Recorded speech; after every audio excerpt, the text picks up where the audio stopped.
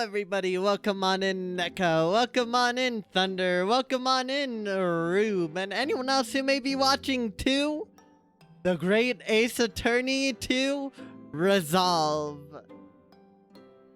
Also welcome on in Mystery, just in time for that.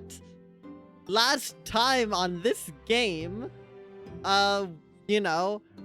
we were taken to Great Britain by our friend Kazuma Asogi before he died in a very, very unfortunate and entirely unintentional death. And then we learned in the last case that somehow his death is still relevant via decoded message that was, or coded message that was super important to the government for some reason that also involves the first case's murder victim who was from Britain on a trip. Oh boy, there's a lot. What money, Neko? What are you talking about? Also, I was tricked, debated even. You can't keep getting away with this. To be fair, I think this was probably a pretty obvious choice, all things considered, to follow up Mass Effect 2 with, because, you know, the first game literally exists to be a setup for the second one, which still kind of annoys me, but let's see if the payoff is worth it. Welcome on in, Reina.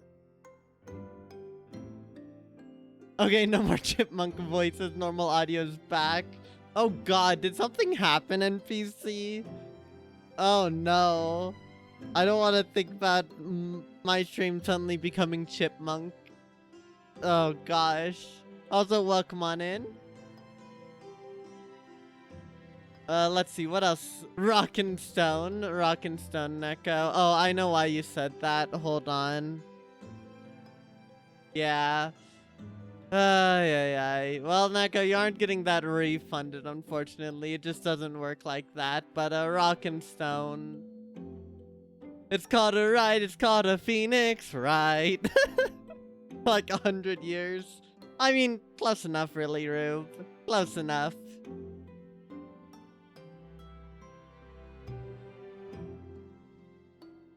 Yeah, Artie, don't worry. Welcome on in, Artie. But don't worry, I understand. You skipped or you missed the spoiler recap of the first game, so you're safe. And have a good day, Artie, and good stream yourself. Rockin' Stone. Yep, that's good. I'm glad everyone's showing their dwarven spirit in chat right now. A little late since that was Saturday's stream, but close enough. Thank you, Artie.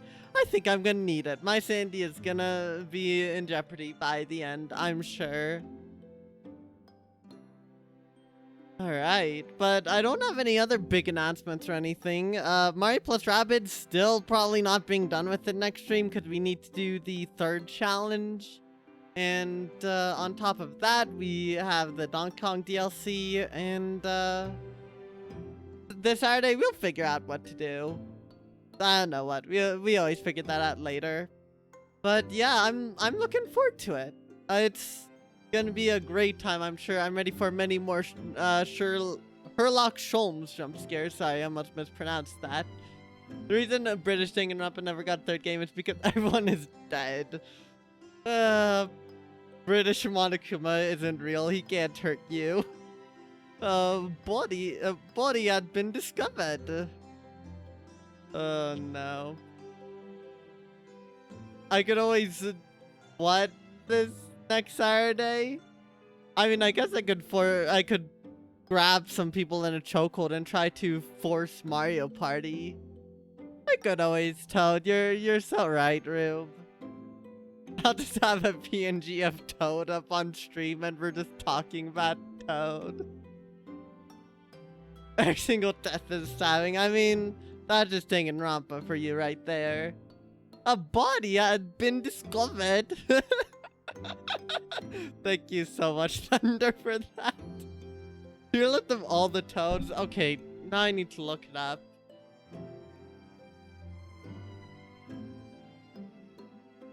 Create a Toads tier list. Oh my god, there is a tier list of a bunch of different Toads.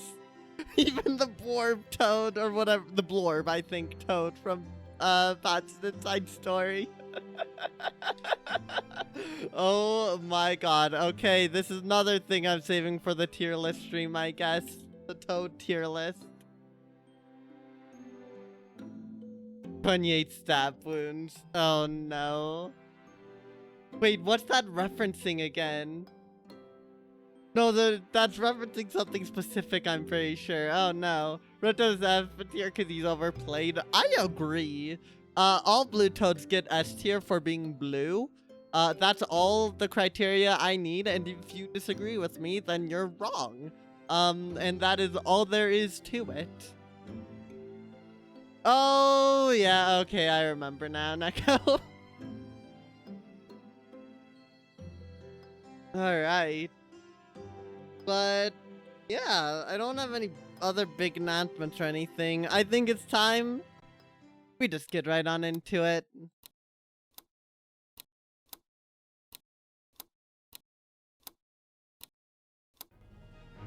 Alright.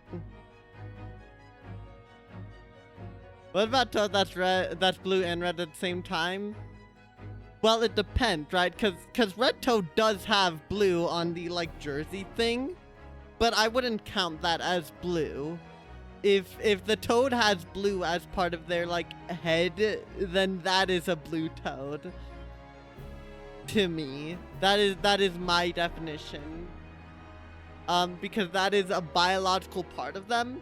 And if you point towards the Mario Bros. Cartoon that has Toad taking it off like a hat, that is non-canon and you can't convince me otherwise.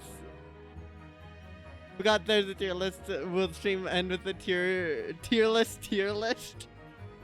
The stream where the legendary stream where I actually do all of these tier lists. I will at the end have a tier list of all of the different tier lists. How fun they were to do. Where would I put Ice Flower Yellow Toad on the tier list? Ice Flower Yellow Toad is a weird combination, right? It's a weird combination of... I mean... It would still be... it would get A. Because it's still Yellow Toad at heart. Had red and blue on its head. I would give it A in that case. The blue takes priority. I keep forgetting about the freaking thing too. Hold on. There.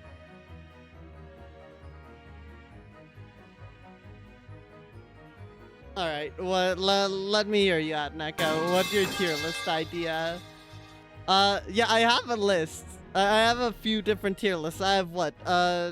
Ranking every lobster in Xenoblade X. Their positions.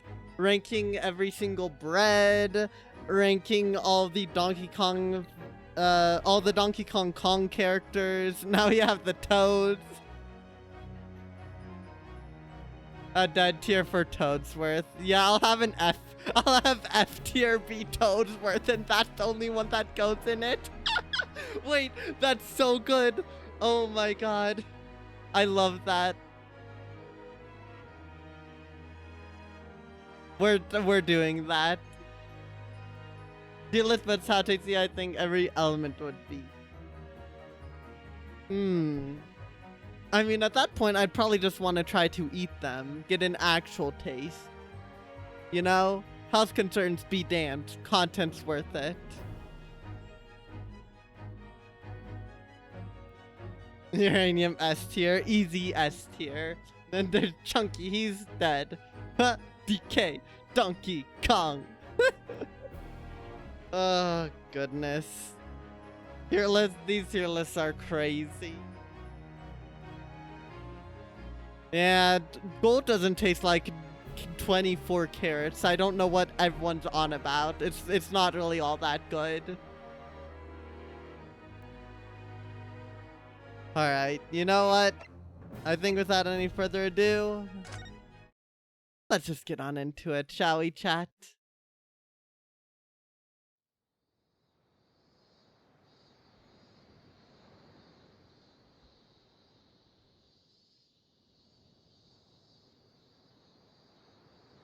Oh. Wait, is Standing here in the bright sunshine, looking out over the vast ocean. that her father? Those days in London seem like a dream. But I do miss my time in England's vast capital. You know, he's flourished into a truly wonderful lawyer. I've no doubt that at this very moment, he's fighting some noble cause in court.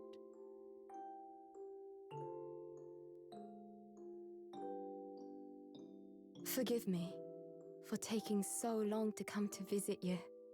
My life has been such a whirlwind since I returned. And no one could have predicted what has happened. Just 2 months after arriving home. Oh no. Not her again! Not again! So I came here today to ask something of you. Tomorrow, I shall be standing in court. For the only time in my life. As a lawyer. What?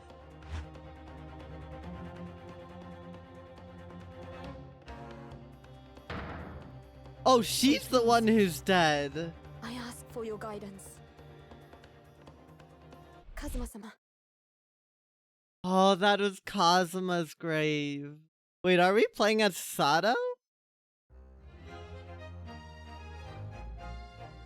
Episode 1, The Adventure of the Blossoming Attorney. Oh, damn.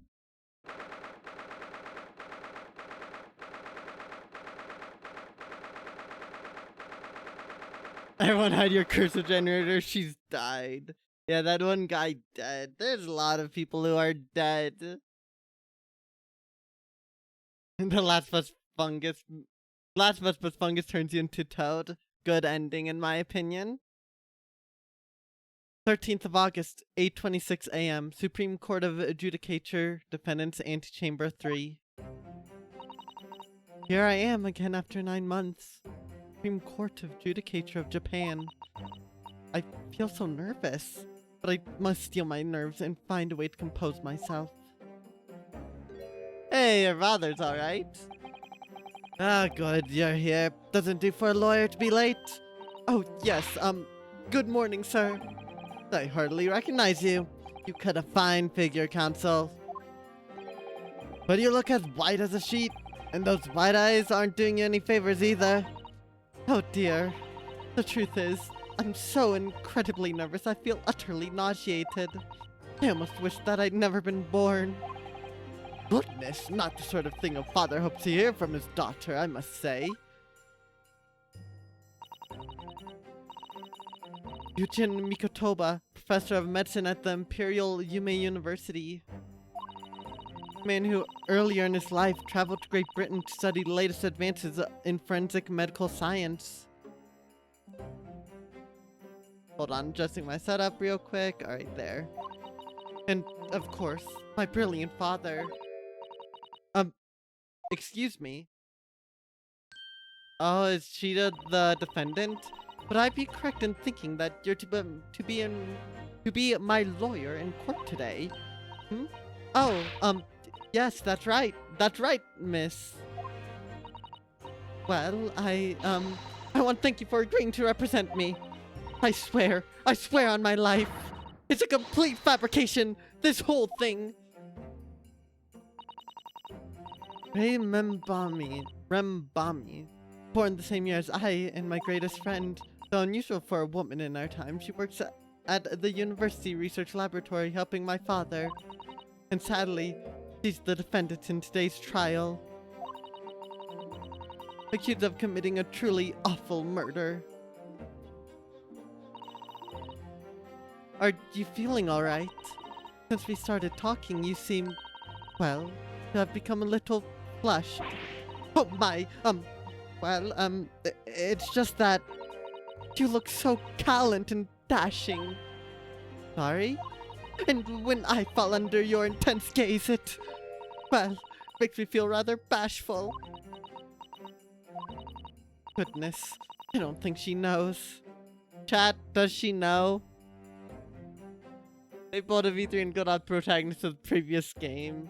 Nah, Naruhodo's fine, I'm sure. Probably, I hope. Invited IKEA Maya Faye to the courtroom. That's basically what she is. Yeah, knock off Maya Faye. She hasn't realized who I am. Oh. Let's see, my love plan for this child is going to work. Oh? What do you mean, Professor Mikotoba?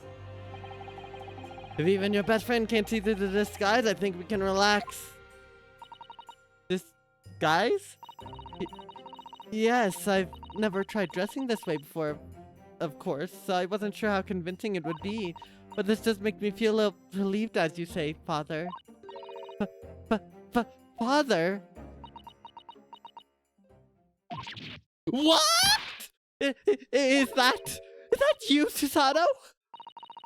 I'm so sorry I didn't say something sooner, Ray. It's just that— No! What are you doing? What's going on? What? That varsity uniform, that varsity cap, that varsity cape, that varsity badge! Look at you! You look for all the world just like a student of the Imperial Yume University, a male student! I'm so glad you think so. It means all my preparations have been worthwhile. I woke at 4 this morning to make a start. But I don't understand. Why are you dressed like that? Well, you see, it was the only way. The only way she'd be permitted into the Supreme Court to take your defense in this trial. Hey, sexism, let's go. My defense? Never before in my life have I felt so frustrated at having been born in this body. Courts in Japan are barred to women. We're not even allowed to set foot inside the courtroom, despite the fact that the laws of the land apply to people, male and female alike. Why, when he puts on a paper mask, Susato just put on the mask of Asogi, and boom, she's now recognized as the Kazuma Asogi back from the dead. And that's probably still even more acceptable than having a woman be the defendant. Or not defendant, the counsel of defense. But women are forbidden. Just for a day, I'll be leaving my true self at the courtroom door, so that I can act as your lawyer. Oh, Susato, you'd go to such lengths for me? Average court in the 1900s moment. Yep, this isn't surprising. In fact, it's probably realistic. Oof. Of course, you're my greatest friend. I just worry that I shan't be the lawyer you'd serve. Oh, no, I have complete faith in you. Ray. It's so strange, though. I mean, you're such an accomplished judicial assistant already. Yet, just because you're a woman, what a wretched reason. I mean, why shouldn't you be allowed in court? You're so gallant and dashing. Ray. Please don't look at me like that, with those flushed cheeks and doting eyes. Oh, I'm sorry. It's just, really do look so dashing. Yes, you mentioned that once or twice.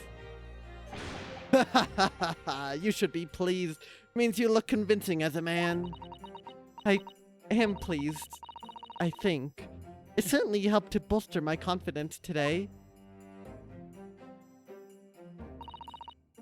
Ray, you're managing to put on a brave face in all this, but I can see through it. I've noticed how your shoulders are slumped and how you're trembling ever so slightly. Yuri and my ace attorney? I mean, it's not really Yuri.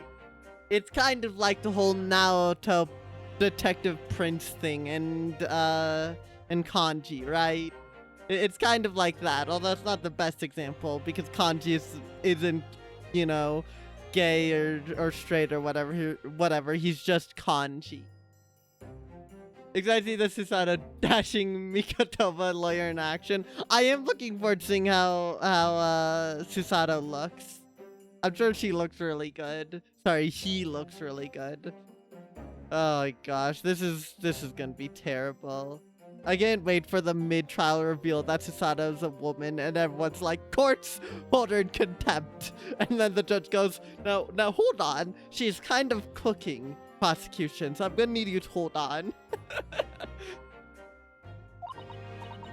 You do believe me, don't you?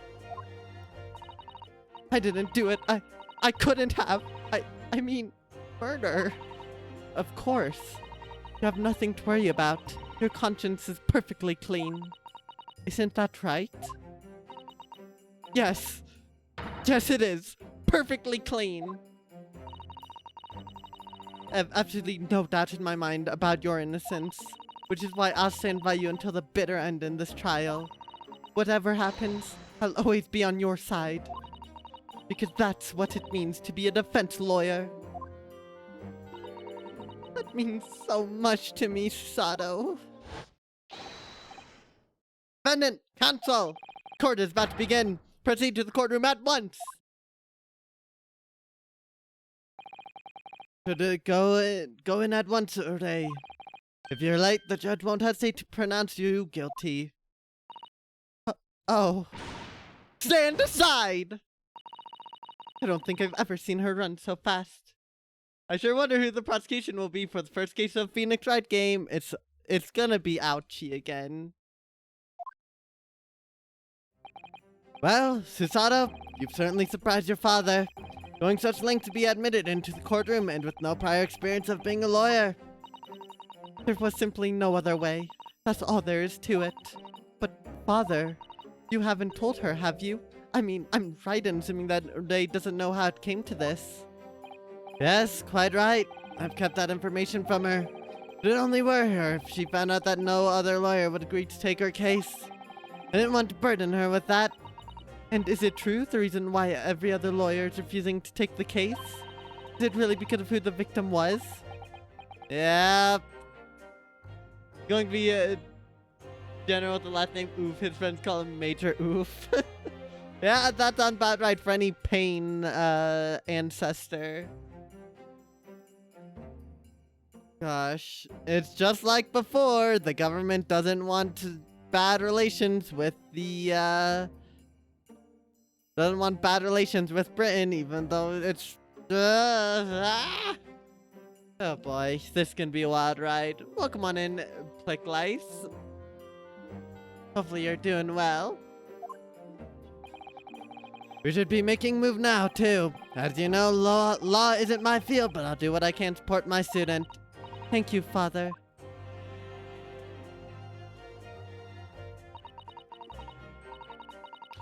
I'm Susato Mikotoba, a judicial assistant. 8 months ago, I accompanied a student of law on a study trip to Great Britain. But 2 months ago, due to unforeseen circumstances, I found myself back in Japan. How many times have I wished that he were here, I wonder. Still, I have no choice now but to steel myself for the trial ahead. Wish me luck, Naruhodo-san.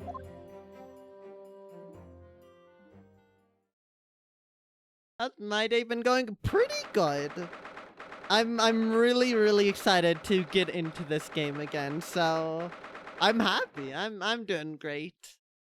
What about you, Plick Lice? Where would I rank this Geese put a tutorial on everything again compared to other Ace Attorney games? Interesting setup. I'm gonna need to see more of the case in order to figure that out, but it's a fun twist having the judicial assistant be the one to make the, be the first case, like what they did in Trials and Tribulations. So I don't know, I like the premise, but I'm gonna have to see how more of the case plays out. At least it's better than doing it through Chikoshi way. Amnesia! Yeah. Yeah, I agree, Rube. He's Naruto's dead. It was Naruto's grave that we visited.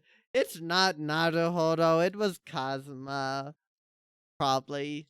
Hopefully. Yeah, Chikoshi catching strays, as he should. Just cleaned a bit and ate food. Ooh. Sounds like a great way to relax after your own stream. All right. 13th of August, 9 a.m., Supreme Court of Judicature, Courtroom 1. His fault for inventing the snail. That damn snail. Yep, there's Ouchie again. Wait, hold on. Susada's looking kinda dashing, chat. This court is now in session to hear the trial of Rei Membami. The prosecution is fully ready to proceed, Your Excellency. Such dashing. The life of a vampire lizard is never easy. Oh, I can imagine. Gosh, yeah, I guess Mikatopa's not a wrong way to say. Susada's looking great. Defense counsel, are you ready? Yes, Your Excellency, we are ready. Ready. Yes, counsel. According to your registration details, your name is, Ryutaru Naruhodo. Is that correct?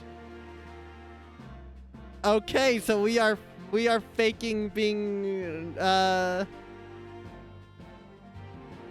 wait, are we acting as, like, his, Naruhodo's brother? Is that what we're pretending to be? Because it was Ryunosuke. Yeah, so we're pretending to be his brother, I guess. Going to modify underline to include more snails and butterflies. Oh no. Identity theft is not a joke. It's not identity theft, it's identity forgery, but not theft. Well, I can't exactly get away Susada Mikatopa since everyone knows who that is. See, Rube, here's the thing. It's less of the Ryutaru part and more of the Naruhodo part, where we are pretending to be related to Naruhodo. That's the thing that throws me off. I'm surprised we didn't just invent some brand new identity from scratch, but, you know, I guess this works. Yeah, something legal in the end. This is definitely legally gray, but you know what? Screw sexism. We ball. This age, you could be anyone without the power of fingerprint reading, who will now certainly not the court. See, that's funny you say that, because Britain has, in fact, in the previous game, fingerprint dusting came up as something Britain could do. They don't use it in the end for any of the cases, but it was something that was being, like, it was new at that point. So who knows, Reina?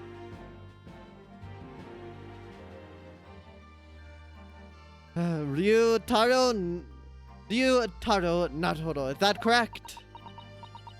I like how the text box has changed. Sorry. Oh yes, that to come up with a suitable male name for you for this little venture. I'm afraid to say I simply put down the first name that sprung to mind. Well, counsel. Yes, that's right. That's me. Yes, I'm Ryutaro, he who has vowed to uphold the pride of the great Naruhodo clan. Seems Ryutaro may need to consider how better to uphold his manly act first and not overdo it.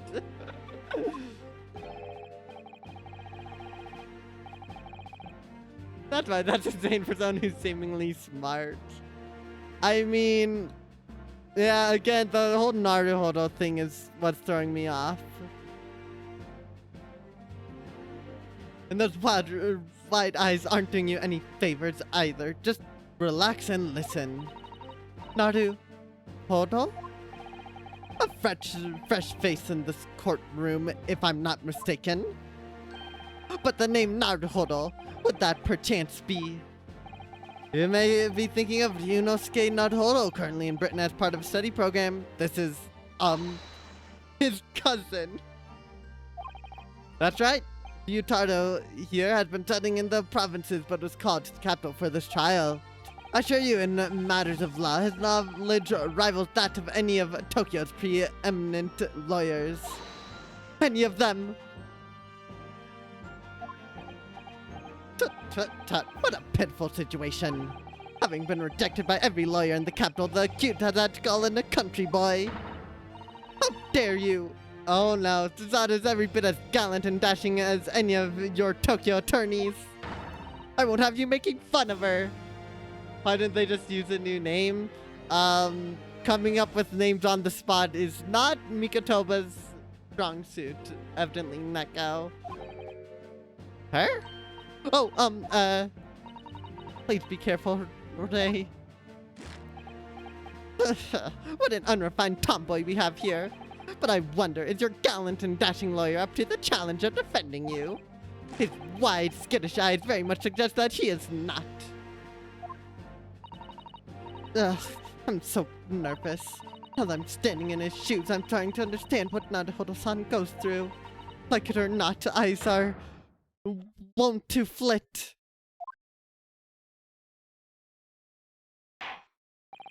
The case to be heard on this day is a matter of great significance to our national interest. In fact, it would be reasonable to assume that the outcome of this trial may very well affect the further future of our empire. You can lurk as you grind in a rhythm war game. Alright, well thank you for the lurk. Like, guys, good luck with that, and have a good rest of your day. Naruto did have past experience around that cursive woman. Assumed they chose Naruto for that reason, or at least to make a connection if it helped their chances of being accepted. Ah, yeah, if we're being completely lore-wise, that checks out. Like, if we're going world-building-wise, I guess, or for people who, need a refresher for the first game, that checks out. I think, I don't know. It could be worse. It's a funny way to reintroduce Naruhodo again. That's probably the real writing reason why they did it. Just put Naruhodo in the forefront since he's probably the protagonist of this game. Probably.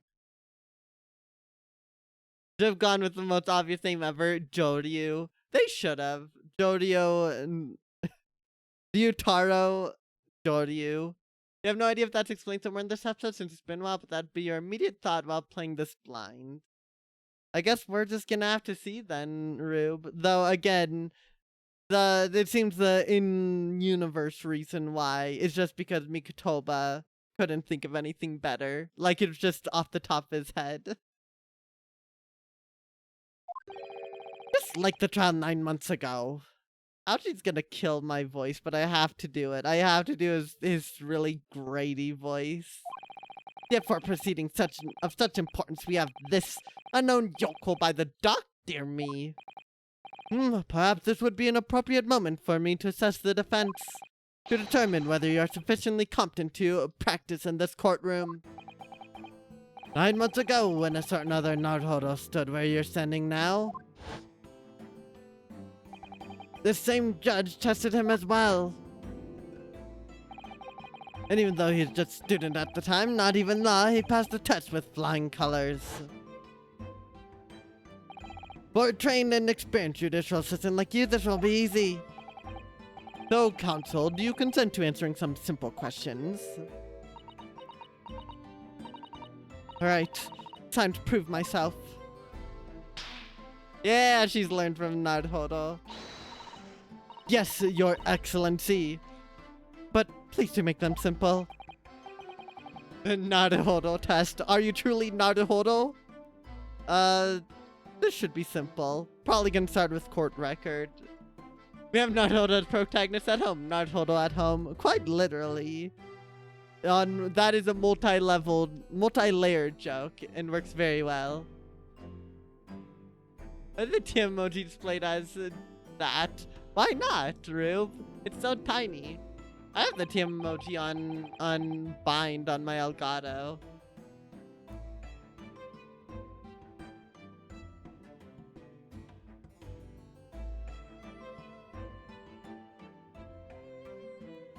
You'll state the name of the victim. Ah, okay. Yeah, her name is Giselle? Brett. Something like that. Something like that. Shoot, that is simple. I couldn't forget that if I tried. Ah. I'm sorry. That's just... I could forget that if I tried. Ah. Absolute peak. The emoji flies on screen. It also has the previous character alongside the TM part. Weird. Okay, I don't know why that happens, but I never noticed that. To be fair, nobody normally uses the TM emoji except for me, and nobody has the emote rain thing. What's the matter? As I'm sitting in his shoes, I'm starting to understand something else Naruto-san goes through. Like her not minds are wont to blank. It's not surprising, really. It's your first time in this position, and that, guys, even a bright spark like you is bound to flicker and falter a little under the circumstances. Oh dear, this is a dismal failure. Don't fret, you need only to use the knowledge you've gained as a judicial assistant to overcome the problem. Of course, the court record. Yes, the answer will be amongst all the key information about the case in the court record. That's right, just use RB to open the court record. Then you need flip to the people section with RB. And don't take too long, over it. His Excellency is watching you closely. Alright, check the court record with RB. That's where the information I need will be. I'm waiting, counsel. What is the name of the victim in this case? Hey, I actually remember Giselle Brett. I actually remembered that. I'm shocked.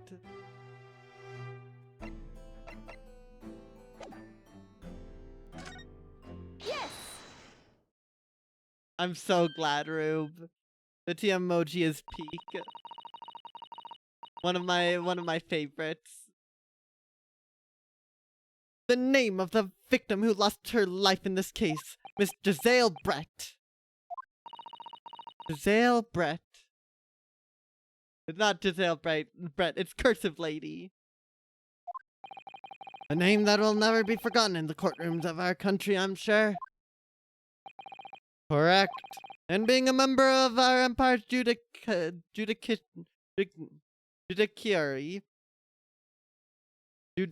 there we go. Sorry, my brain short-circuited for some reason. And being a member of our empire's judiciary, you will be well aware of the significance of that name. It's Giselle Brett. I've been working on one British accent, so when British people start showing up, I can do a slightly less terrible and offensive version of it. So let me pose another simple question. As you know, Miss Brett was a visiting student from the Empire of Great Britain. Why then is her name indelibly associated with our own empire's judicial history?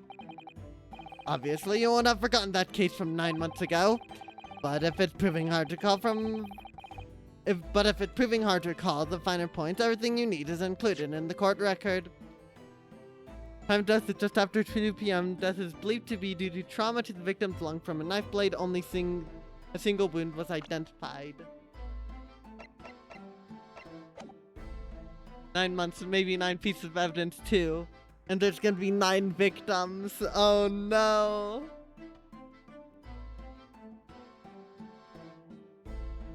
It all comes back to Zero Escape. Obviously, I still remember. That was the start of everything. Giselle Brett, behind the woman student person with the face of... She's the killer, yeah. Yeah. Yes! This will truly be the Zero Escape. 9 months ago, a visiting professor of medicine at the Imperial Yume University was killed, and the culprit was Giselle Brett. Yes, she was a killer. At the time, our country had just signed a new treaty with the Empire of Great Britain, and it was in the midst of this delicate diplomatic situation that the incident occurred. An Englishman, Dr. John H. Wilson, was shot dead. I believe he is an associate of yours, Professor Mikotoba. Oh wait, I see. Oh. Okay, it switched persons there.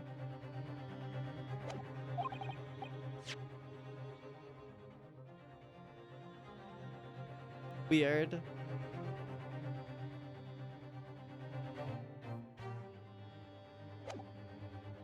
Indeed, it was I who invented him here to Japan as a visiting professor at the university. Naturally, the murder of an Englishman on our soil was a matter the government wished to resolve rapidly. Indeed it was, which is why a secret trial was conducted here at the Supreme Court. A student of the Imperial Yume University was arrested on suspicion of murder. The second-year English language student by the name of Ryunosuke Naruhodo. With the help of his best friend, the student lawyer, the accused conducted his own defense and exposed the despicable crime committed by Miss Giselle Brett.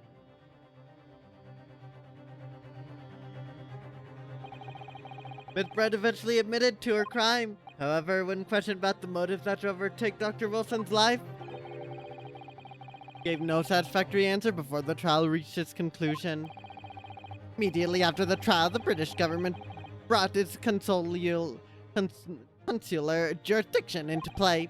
We were unable to sentence Miss Brett according to our empire's laws, and was decided that she'd be removed to Shanghai, China instead. Why Shanghai? There's a British consular court there. Correct. I oversaw the negotiations personally. The date of her transfer to Shanghai was finally settled upon only last week. All that remained of our empire's obligations was to see the woman safely on board a steamship. And yet, the very day before her departure, the Englishwoman was killed. Only the day before.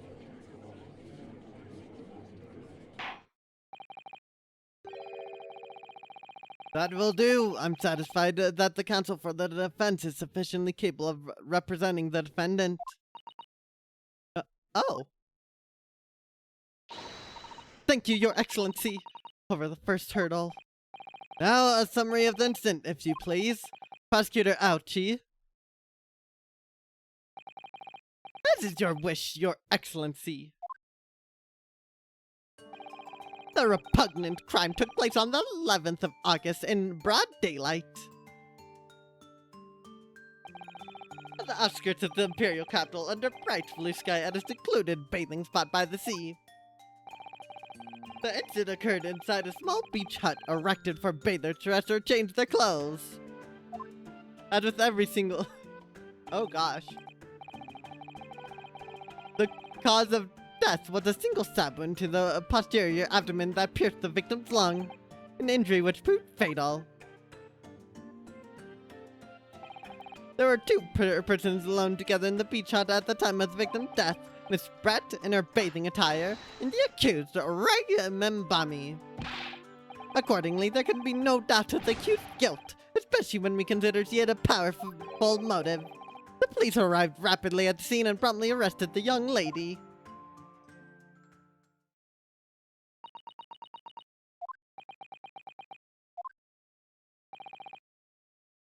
Well, that extraordinary description of events leaves me somewhat lost for words, I must say. That's certainly true. The prosecution summary was full of words that raise an awful lot of questions. As a lawyer, I really ought to pick up the prosecution counsel on what he said about the motive, right? Clearly exaggerating. Powerful motive is a blatant overstatement. Is that the Yoko boy using long words he doesn't fully understand? I beg your pardon.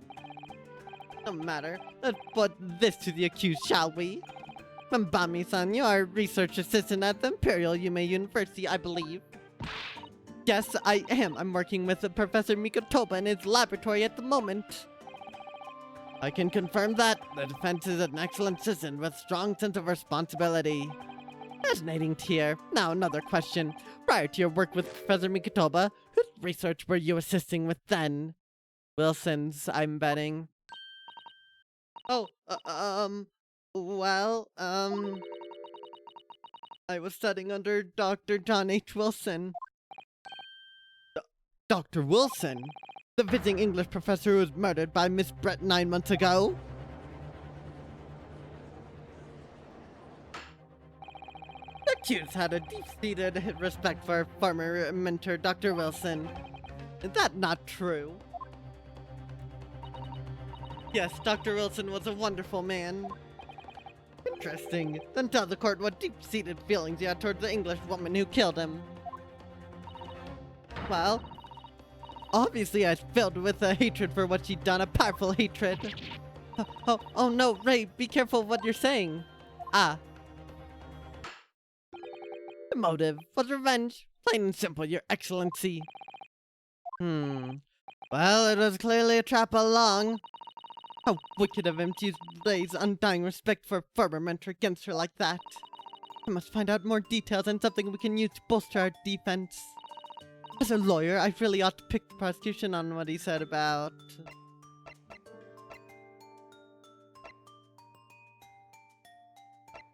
I guess, being alone together. Mbami-san? Yes, what is it, Naruto-san? Really starting to wish we'd made my alias Ryutaro Susato. That would have been way better. Please tell the court why exactly you were present at the bathing spot with the victim in the first place. And why you were alone with her. Oh, well, no, that's not true. It wasn't like that at all. There are no other people present. Detective who was guarding there were other people present. A detective who's guarding Miss Brett for starters.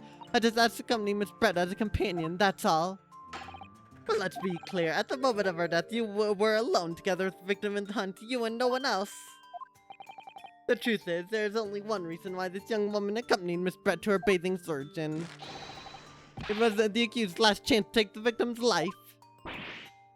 No, because as we know, the following day would see Miss Brett extradited to the British authorities in Shanghai.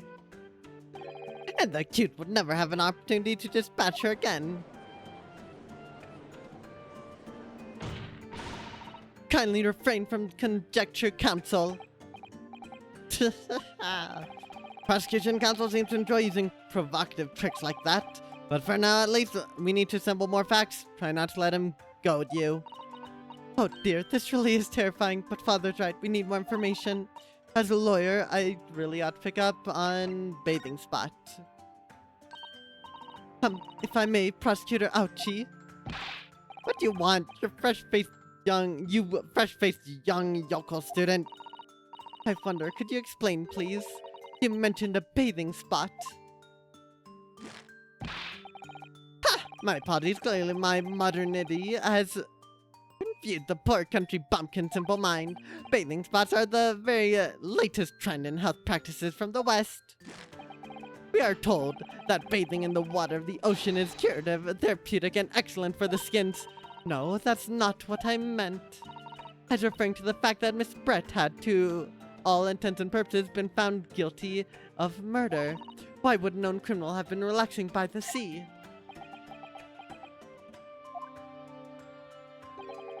For old time's sake, I believe. Sorry? Miss Brett was to depart for Shanghai the following day. Her final wish, as it were, was to enjoy a day at our country's wonderful coast. And the British Embassy put extreme pressure on our government to comply. But on what ground would we agree to such a request? Because, as usual, our government is unable to stand to foreign powers. In matters of diplomacy, it seems we don't even have the courage to decline the whims of a known criminal. Don't look at me, Professor. It was the government who granted permission, not I. In any case, it is decided that with a dedicated detective on duty, nothing could go wrong. But in fact, a murder took place. I said, don't look at me. It was that young student girl who did it, not I. No one has proved that yet. I wouldn't provoke the man if you don't need to. I believe you all have a clear picture of the incident now. Despite her guilt being determined 9 months ago, Miss Brett managed to avoid incarceration, instead continuing her research work at the university. Obviously, over that period, she and O'Day would have encountered each other on a number of occasions. Seeing the murder of the mentor for whom she had such great respect, enjoying such undeserved liberty. Yes, even if it is only temporary until Miss Brett's extradition to Shanghai. We can hardly blame Ray for her feelings of anger and resentment. Poor Ray. No, Your Excellency. if you'd be so kind as to peruse this exhibit. A photographic print that showed the scene of the crime immediately following the grim incident.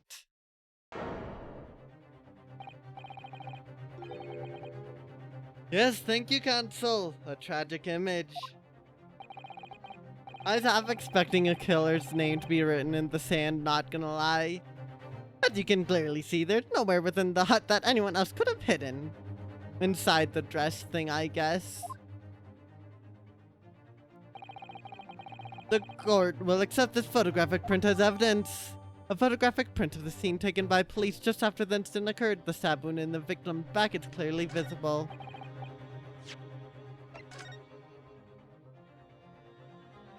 There's a lot of footsteps here. It looks like there's a dark stain here. A pen here. Bird feathers. I don't know if those will be relevant. This was open. The purse from before. Okay. As I understand it, that the victim and the defendant were alone inside the beach hut at the time. This is deeply troubling, I must say. The finger of guilt points firmly at the defendant. Well, Your Excellency, naturally the prosecution has much more to its case. We intend to prove the accused's appalling actions beyond all possible contention. To that end, I can confirm that we have multiple witnesses to the crime and damning evidence. Witnesses? But who? One of whom, I might add, is a highly respected police detective. Gregson? I almost said Gerson. I assure you, the testimony of these witnesses will leave no room for doubt.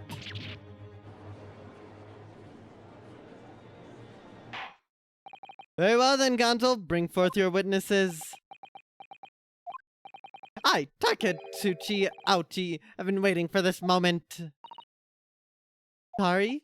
Oh yes, I haven't forgotten that trial 9 months ago, here in this very courthouse, when that irrelevant little student boy utterly humiliated me. Ah! Ryunosuke Naruhodo! What, yes? This insult to the Ouchi family name will never be forgotten. You've become conceited with age, Counsel. But the old have to stand aside and make way for the new. It's the way of the world. May you never forget that.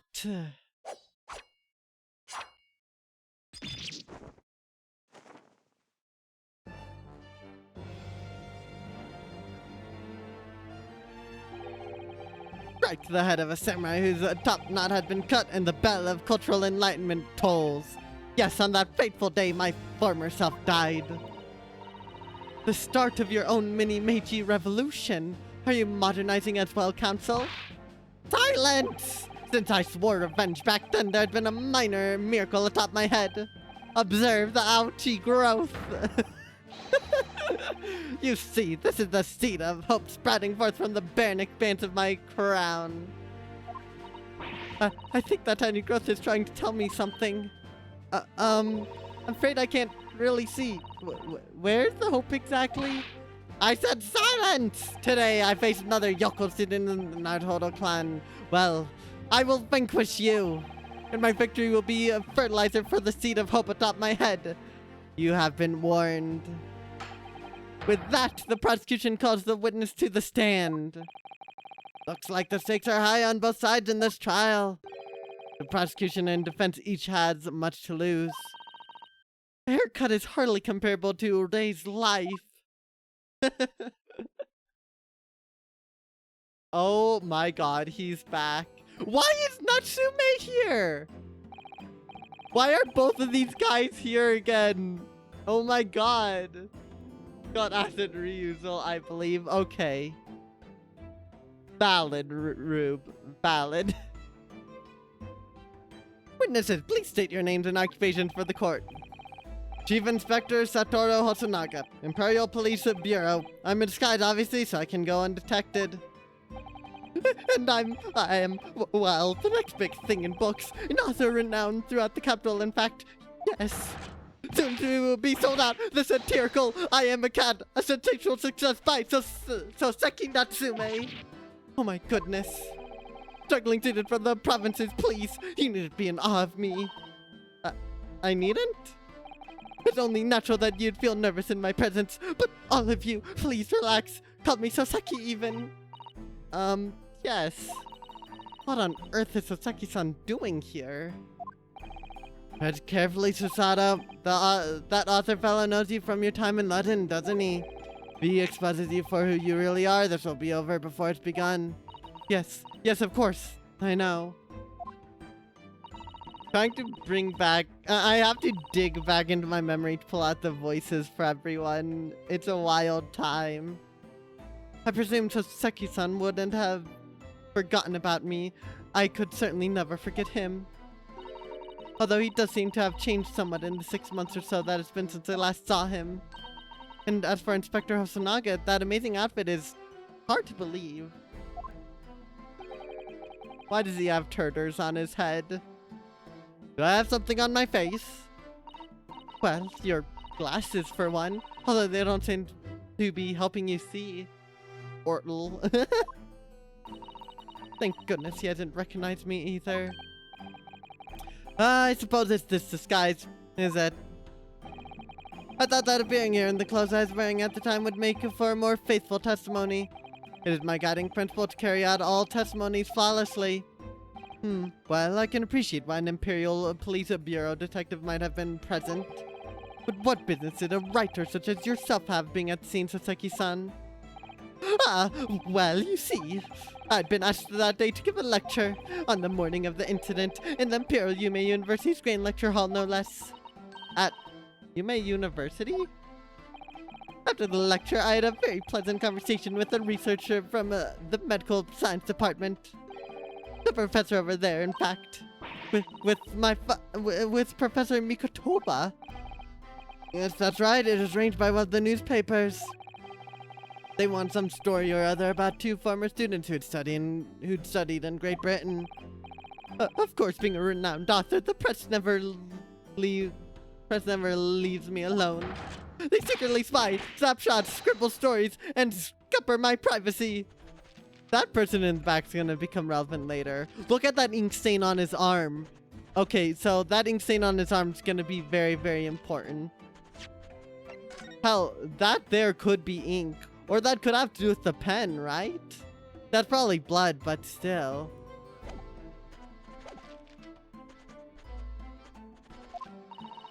As you can see, the conversation was written up in this newspaper here. Read it at your leisure, my provincial struggling student friend. I have plenty of copies. Thank you very much. Practically threw that paper at me.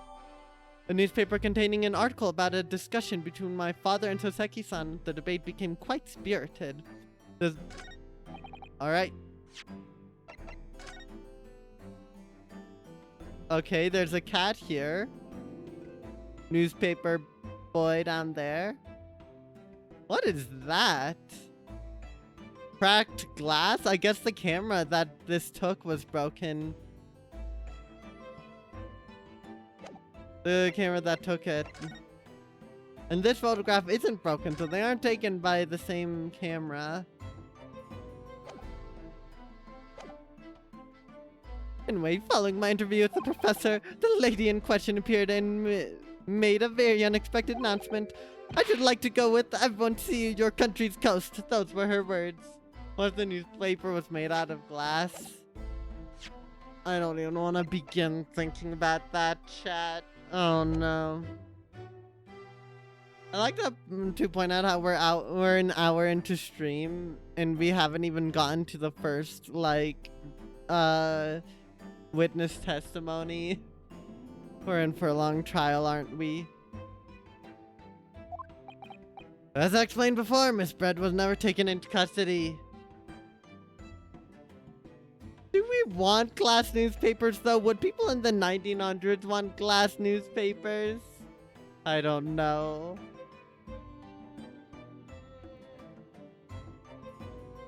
It would be cool, but also very fragile. Newspaper boys would have a very miserable time transporting them. She continued to work in my laboratory under strict surveillance, of course. At which utterance, the university immediately contacted government to seek guidance. And the response was, permit Miss Brett to go as long as a detective accompanies her. That detective, I'm at liberty to divulge, was me, Chief Inspector Satoru Hosonaga. Thereby the entire party departed cordially for the seaside, it seems. It was extremely challenging to clear all other members of the public from vicinity of the beach. But fortunately, I'm at peak physical fitness at the moment, so... Imagine you are reading newspaper, then you see a butterfly image, everyone will know you're a Kirby fan. Imagine you are, and then you see a butterfly, everyone will know you are a Kirby fan. That's all you need shorten it to, Rube. You are blank, and then you see a butterfly. I was able to carry out my duty flawlessly. Oh my, Inspector Hugh. Well, you do have something on your face now.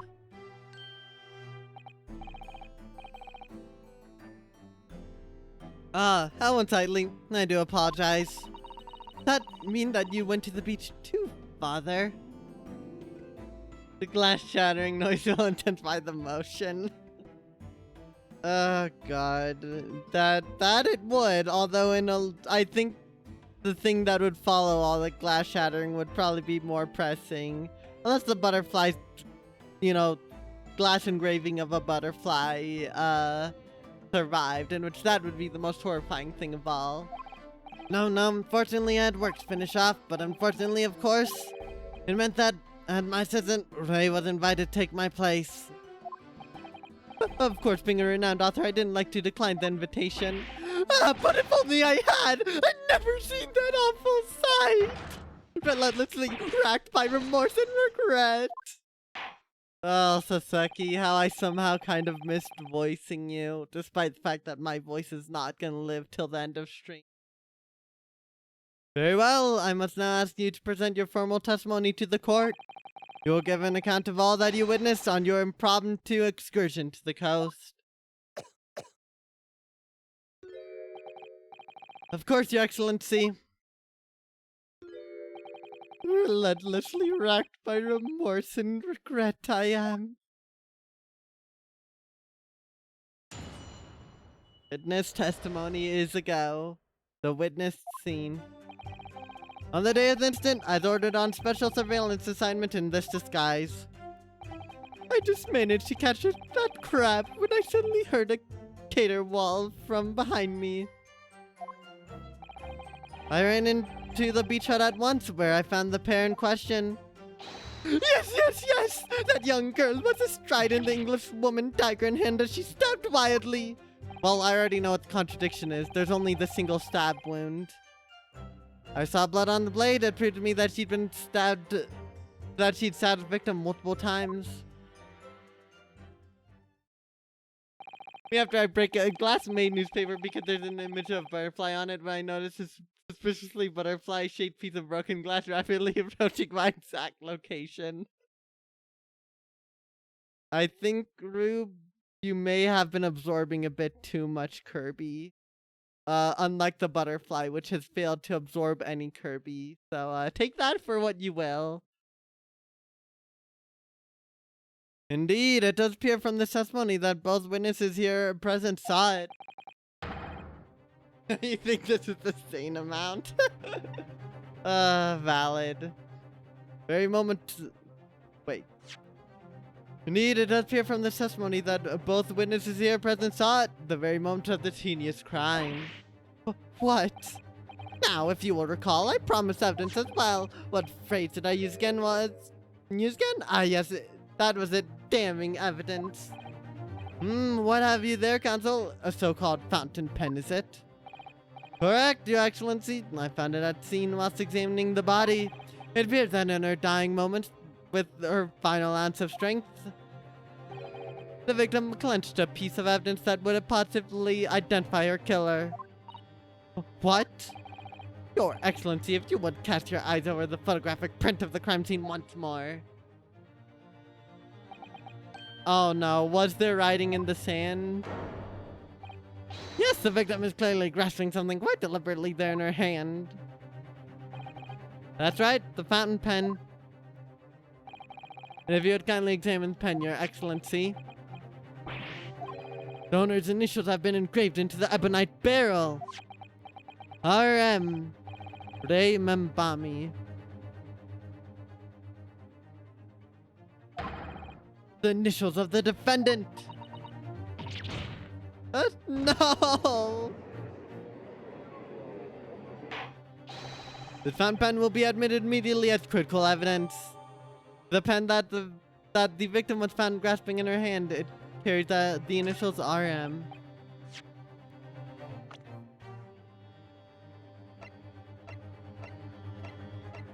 No other RMs currently.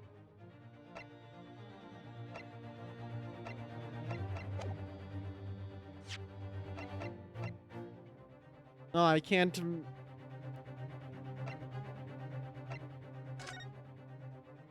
We don't know the murder weapon then.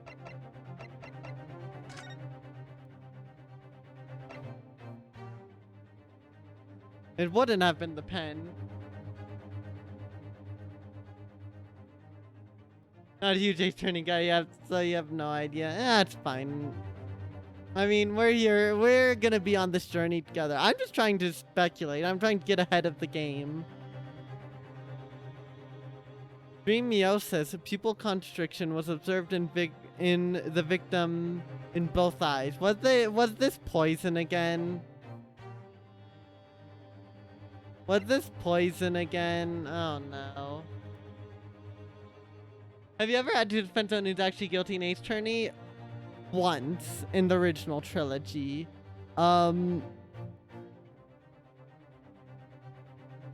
Twice, or once in the original trilogy and then once in the previous game.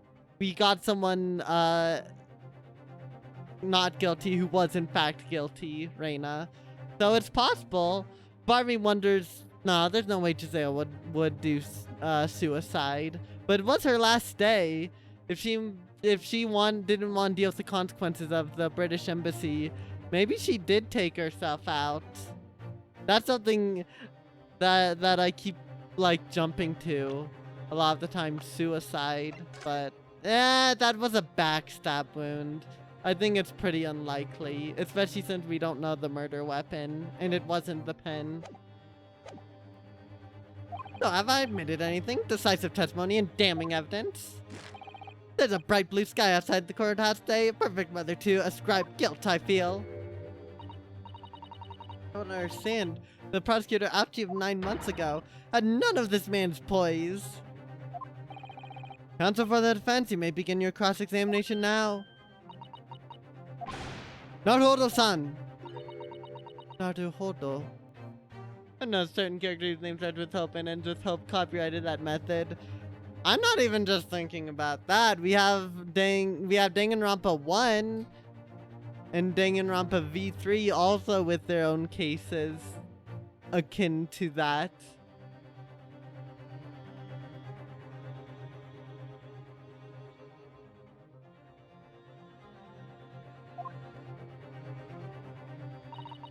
That means, oh yes, me. There's another Naruhodo in my courtroom. Actually, there's not even a single Naruhodo in your courtroom. Oops. Cousin Ryutaro, pull yourself together, please. Alright, I've seen this countless times as judicial assistant, find inconsistencies in the witnesses' testimonies and prove that they're lying somehow. That's all there is to it. That's how a real lawyer would handle a cross-examination. So let's see what I can do.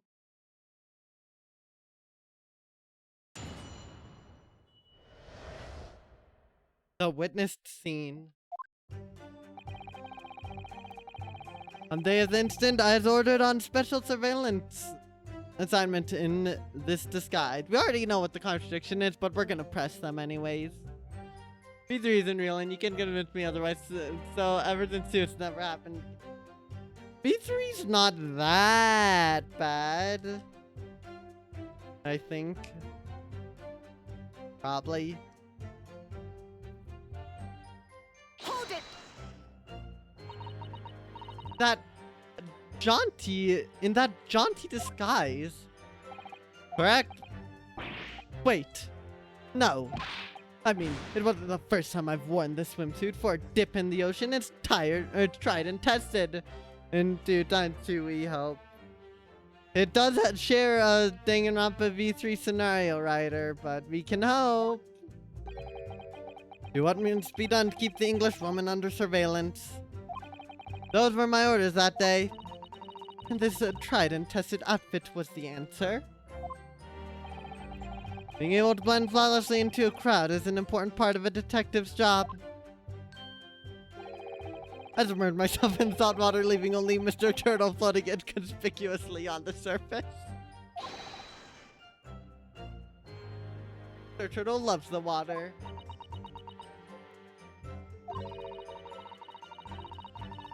But there's no need for you to blend into the background. The assignment really was there. Why? I mean, Mr. Turtle's awesome. Sorry, Turters is his name, and I can't be convinced otherwise. That made you late for arriving on scene. I think perhaps you had your priorities wrong.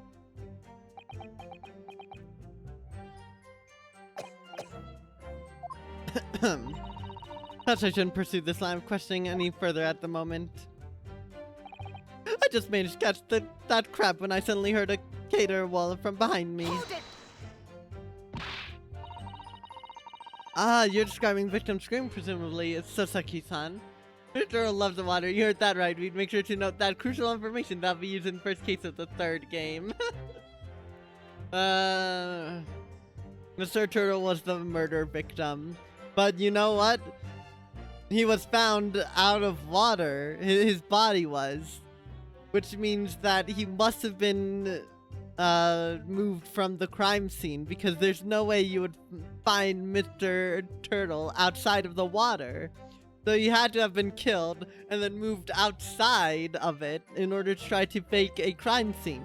But that very fake is how we learned the crime scene was fabricated to begin with, or something like that. I don't know. I don't know if I cooked, chat. You're describing the victim's scream, presumably Sasaki-san. In more literary terms, you might say it was a scream that could have pierced the heavens. Yeah! Or the like. Of course, that's just a metaphor. Renowned authors are wont to describe things so. Nice speedrun skip for when you do start games since we invented it, how we're gonna name it. Turtle skip is too basic.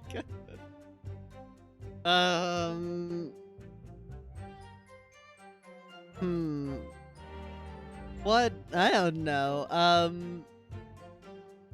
I think hydration skip, because Mr. Turtle was a true hydro homie. And the water was skipped over in order to fabricate the crime scene. Saseki-san wasn't at all like this in England. Anyway, I spun around at noise and the beach hut immediately fell under my gaze. Yes, the beach hut. Idiot, that gives our best hydrate point for people speedrunning the trilogy. So true.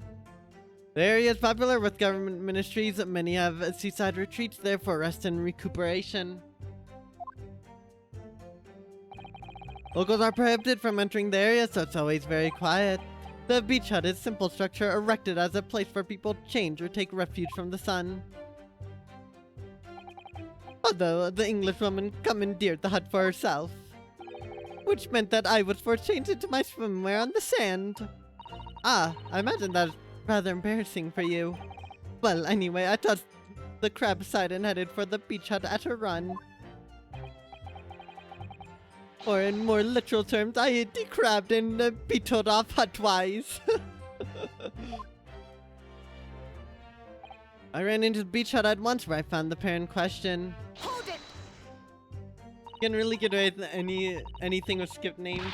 You think there's skip called Chicken Jockey and DK Bonanza. God damn. Of course there is.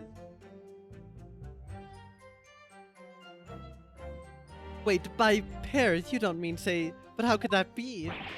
No, you misunderstand.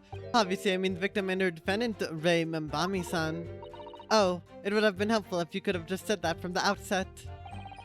If you jump to conclusions, you have to expect to fall flat on your face sometimes. Dear me, pinning your hopes on such an outside chance. Foolish, very foolish. Really was an outside chance. I just wish I'd realized that before I said something silly.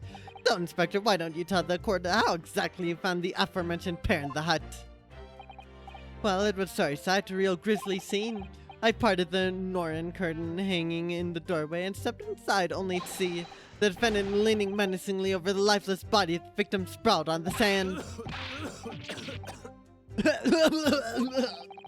My glasses very nearly cracked at the ominous sight that met my eyes. How thoroughly appalling.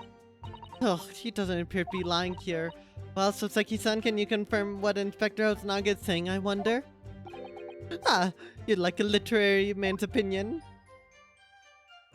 Yes! That young girl was astride by the Englishwoman, dagger in hand, as she stabbed wildly. Hold it! Stabbed wildly? You actually saw her do it? Oh, indeed. The terrible spectre, the terrapin inspector, the bloody torrent, the author's torment. Good weed impression, Hosonaga. Oh my god.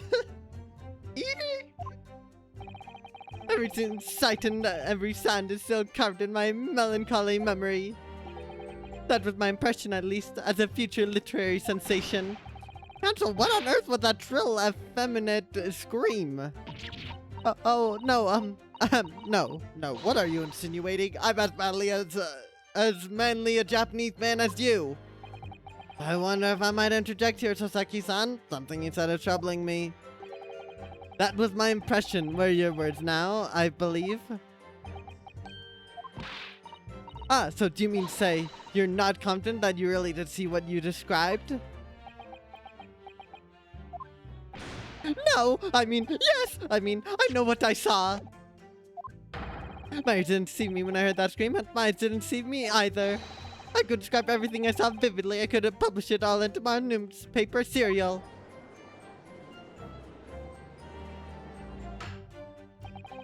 It sounded that the next installment of I Am a Cat may take a macabre turn.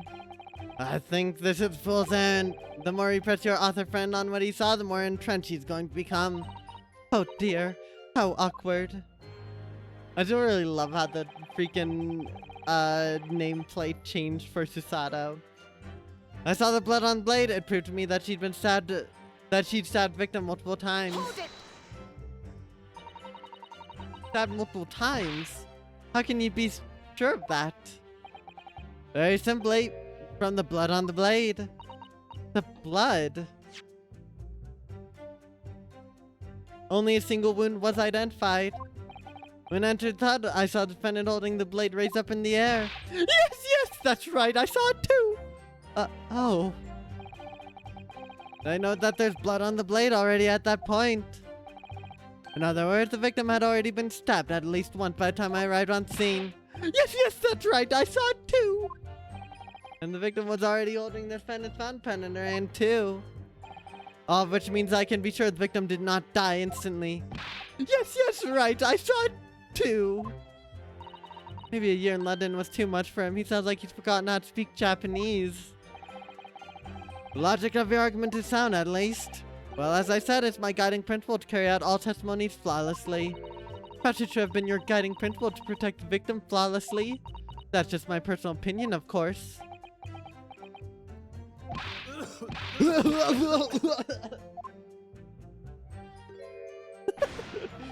That's all you'll refrain from mocking. I'm sorry. Hosonaga retreating just show Mr. Turtle is...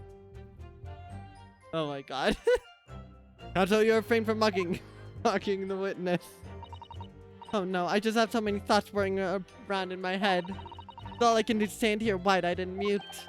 Goodness, my dear, you really must try to calm down.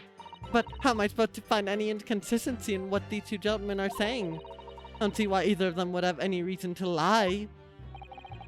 But you must remember, I think, that witnesses may inadvertently lie at times. For various reasons, a misunderstanding, a mistaken observation, a delusion, even. Ah, a delusion.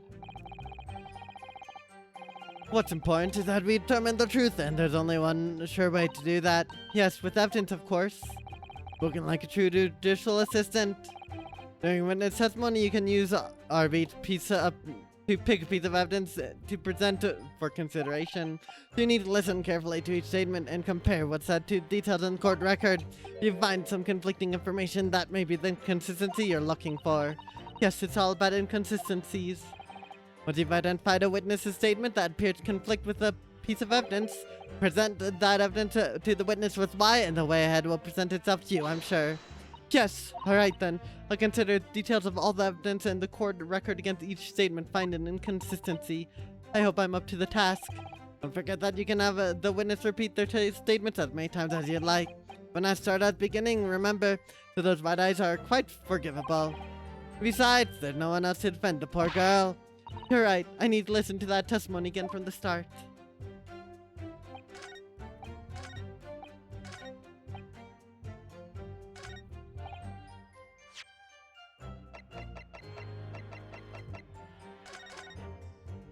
Oh, yep, there's those.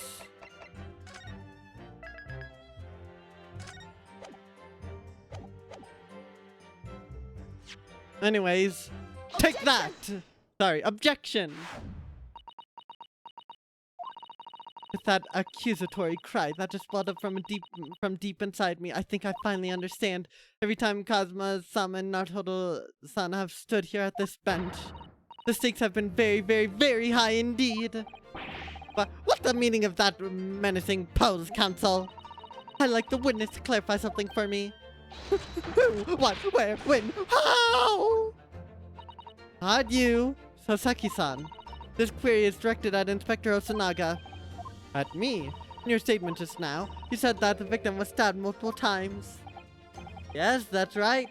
As I said when I entered the hut, the defendant was already standing over the victim, bloody knife in hand like a murderous demon. And yet, that cannot be. What? Get to the point, please, counsel. In the post-mortem report, it clearly states that the victim was stabbed one time only. In other words, Inspector Hosanaga's testimony is clearly flawed. And so Seki-san, me. I like the new objection music. You claim to have seen Membami-san in the throes of stabbing the victim. Yes, I did. Wildly. But both you and the inspector confirmed the same point, that there's already blood on the knife you saw the defendant holding. Yes, and it's quite simple. We know the murder weapon was used to stab the victim only once. Therefore, there's no way there could have been any blood on the knife that if that single stabbing hadn't already occurred. Oh, true. Then what exactly is your contention, counsel? Are you going to tell us? Yes, Your Excellency, there's only one logical conclusion. What Soseki-san in fact saw was not the moment that defendant stabbed the victim at all, but the moment that defendant in fact withdrew the blade from the victim's body. That can't be! Of course, then Ouchie's gonna go objection. He's gonna go objection! You stupid country, y'all. Don't you understand that just because the defendant was removing blade doesn't mean that she didn't put it in. Obviously, she would have to remove the knife in order to, or obviously she had to remove the knife after putting it in. What are you? I don't know. That's what's gonna happen. Excellent work, Susato. You exploded at them without objection and proceeded to pull them apart systematically. Well, this takes me back. Yes, I seem to remember your cousin staged a scene much like this in that trial 9 months ago. Half-witted child with a half-baked objection attempting to steal the show. Alright, there are certain similarities. Is that so-called half-witted child managed to outwit the prosecution? It only have a head of hair. Slender, my head is quite adequately dressed. In any case, all this talk of stabbing and withdrawing and multiple wounds, it makes not a jot of difference. Yep, there we go. What? Why not? Engage your brain, young man. When the accused first plunged the deadly weapon in his victim, that was the fatal blow. And it was at that moment, just as she had withdrawn the blade ready for her next strike, that the witnesses saw. Okay, so here's what happened, I think. So this thing said that she would have bled out over the course of multiple minutes. Someone else must have killed her preemptively, and then the victim went in there, pulled out the knife, and then, or not the victim, the victim and the killer went in there. The killer stabbed Giselle, left her to bleed out and die, or something like that. And then when the defendant came in, she went and removed the knife, and of course then got blamed for the murder. Yeah, death would have occurred within minutes, but it wouldn't have been instantaneous. Maybe, I guess. I don't know. It doesn't say. It says death would have occurred within minutes, but doesn't say death was instantaneous. Yeah, never mind. But I still think what I said was vaguely possible. It was at that moment, just as she had withdrawn the blade ready for her next strike, that the witnesses saw the knife was already tainted with blood because the accused had already stabbed the victim. Oh, you have successfully shown with your little display that the mustache author is prone to moments of extravagance.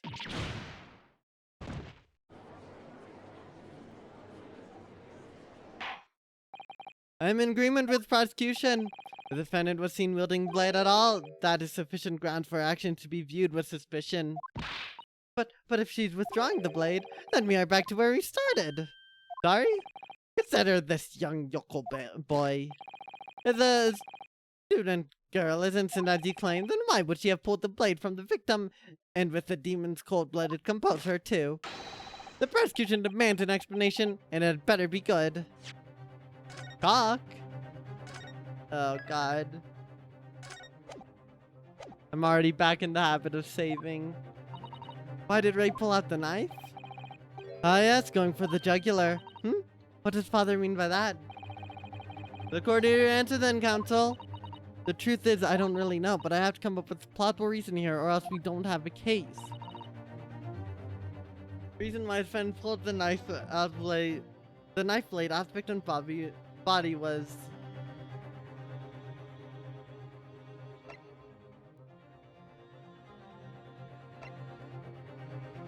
Here's the thing.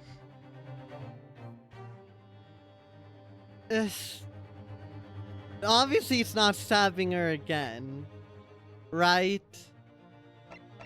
Hiding the knife isn't really a good look, and I doubt, but I guess it's technically plausible if Ray didn't want to be seen as the person do it, but saving her life is the most plausible one if we're trying to make a case, but technically speaking, removing the wound is, or removing the knife isn't from, removing a knife from a wound isn't the best medical practice because it's clogging the, you know, the bleeding.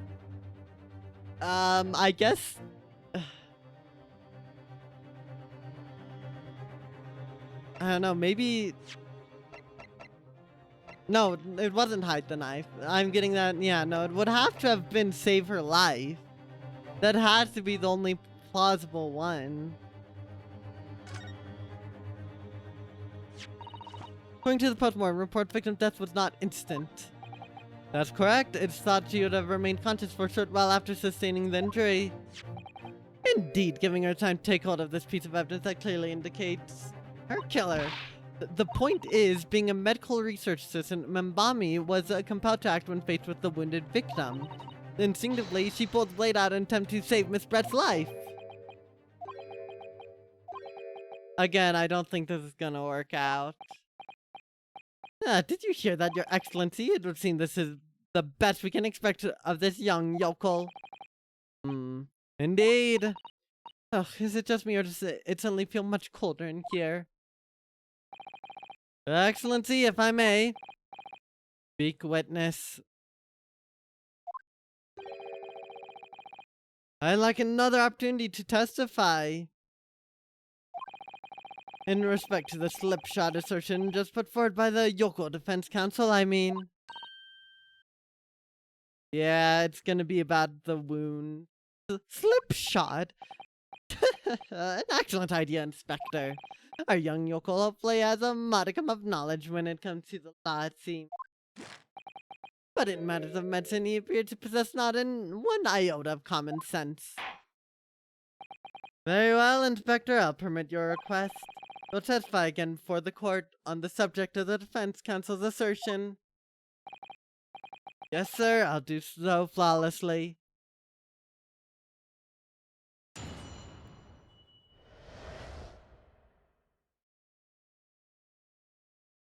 Forensic medicine.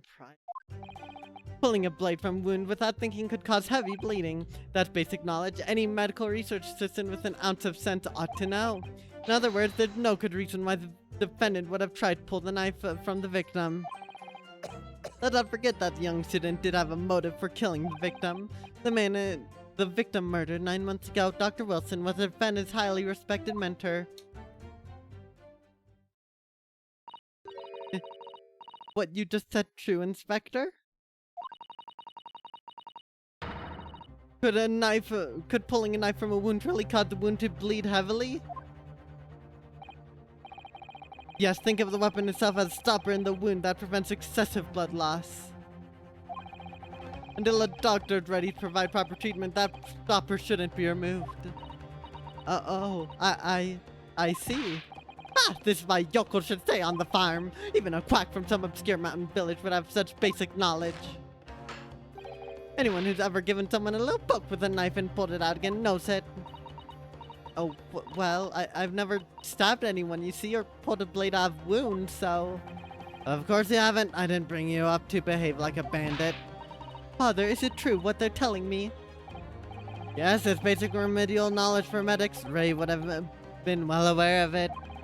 If you were to claim ignorance of such fundamentals, that would prove fatal in many ways. But then, why would Ray have done it? Could he have pulled out that knife in full knowledge that it would be fatal for Miss Brett? I don't know.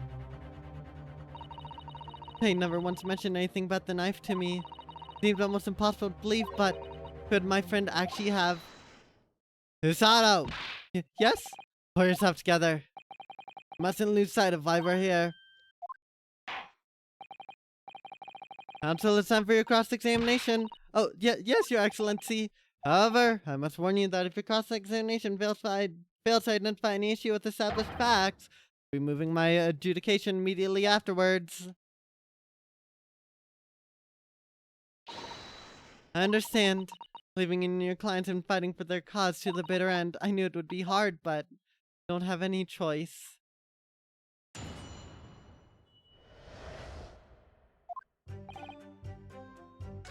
I don't actually know what the contradiction is immediately. You say doing it without thinking could be a problem. Does that mean that if you use due care and attention, it would be alright?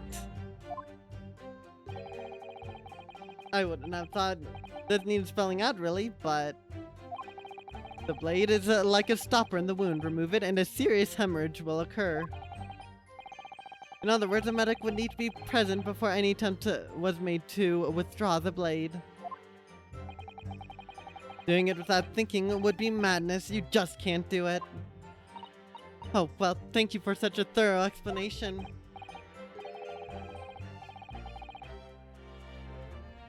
You see, Counsel, when you act without thinking, the result is a bloodbath. Ugh. Back to the witness testimony, please. That's basic knowledge that any medical assistant with an ounce of sense ought to know.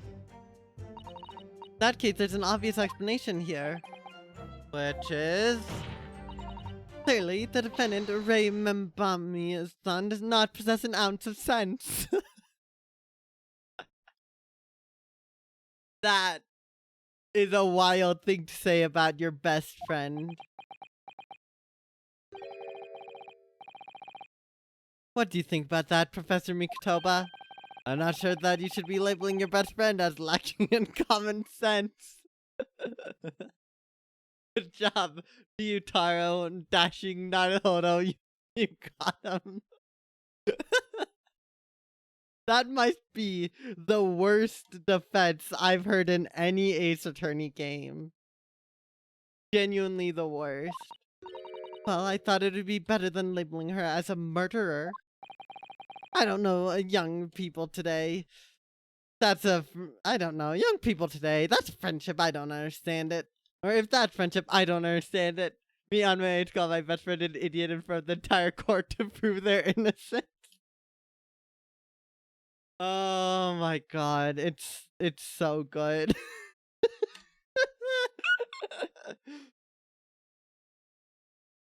I, I come on, Susato.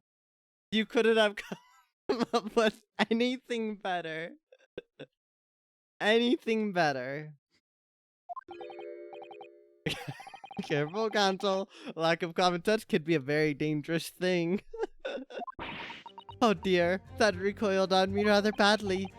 That's life, I'm afraid. A lesson everyone must learn. Hopefully you can see now that this is really basic medical knowledge. Being involved in medical research, and Membami's son would have certainly been aware of it. Can you even blame Sato? What would you even say in this situation? I would have kept my mouth shut. I wouldn't have called her an idiot. Oh my god. In other words, there's no good reason why the defendant would have tried to pull the knife from the victim. Hold it! The defendant had suddenly encountered somebody she knew was lying on the ground, bleeding to death. This act could have shocked her delicate sensibilities, causing her to remove the blade inadvertently. That's a bit more like it. If you don't try, you won't learn the truth type situation. Well, yes. Yes, that works in 99% of cases. Susato was literally calling her best friend an idiot, incapable of doing even the most basic medical knowledge. Like, if Rei genuinely couldn't failed at doing something so basic after months, maybe even years of training in the medical field, then at that point she deserves to be sentenced guilty. Like, she wasn't gonna succeed in life anyways.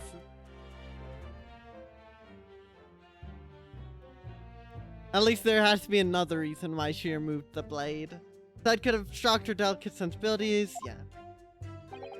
I really don't think inadvertent actions can explain this. The woman was a medical research assistant. I can't imagine she'd have behaved so irrationally.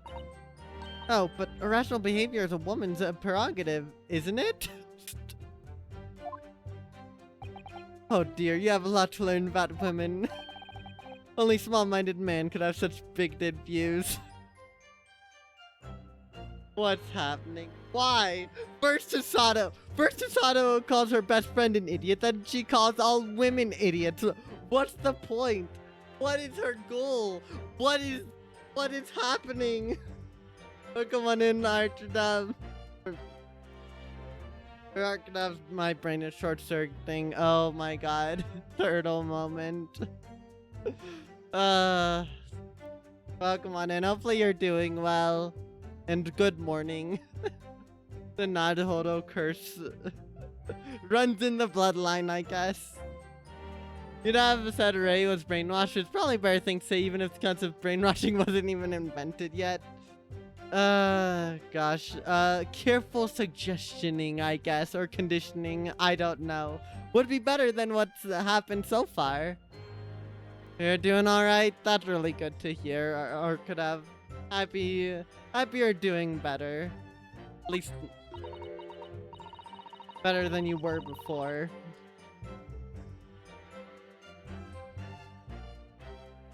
I did not mean to advance that. No. Hold on. Only small-minded man could have such bigoted views. Oh dear, perhaps I'm letting my male persona take hold a little too much. Ay, Susato. Well, have I managed to convey the basics now? That should cover the medical side of the argument. Yeah, we're doing good, I think. This game's humor is still top-notch. Let's not forget that young student did have motive for killing the victim. Whatever the motive, it just isn't in Membami-san's nature to do something so awful. But she had both motive and opportunity. That's very hard to argue against.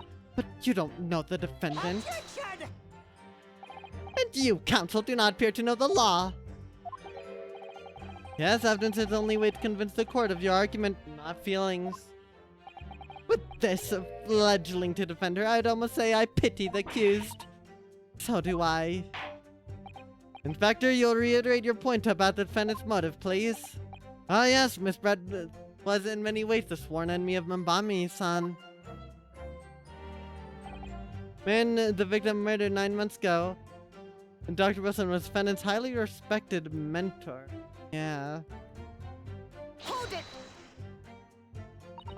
Well, yes, that's true. Dr. Wilson recognized Membami-san's talent and offered her the position of assistant despite being a woman. She was extremely grateful to him. Yes, the Englishman appears to have been a very broad-minded individual. Dr. Wilson had no time for outdated traditions.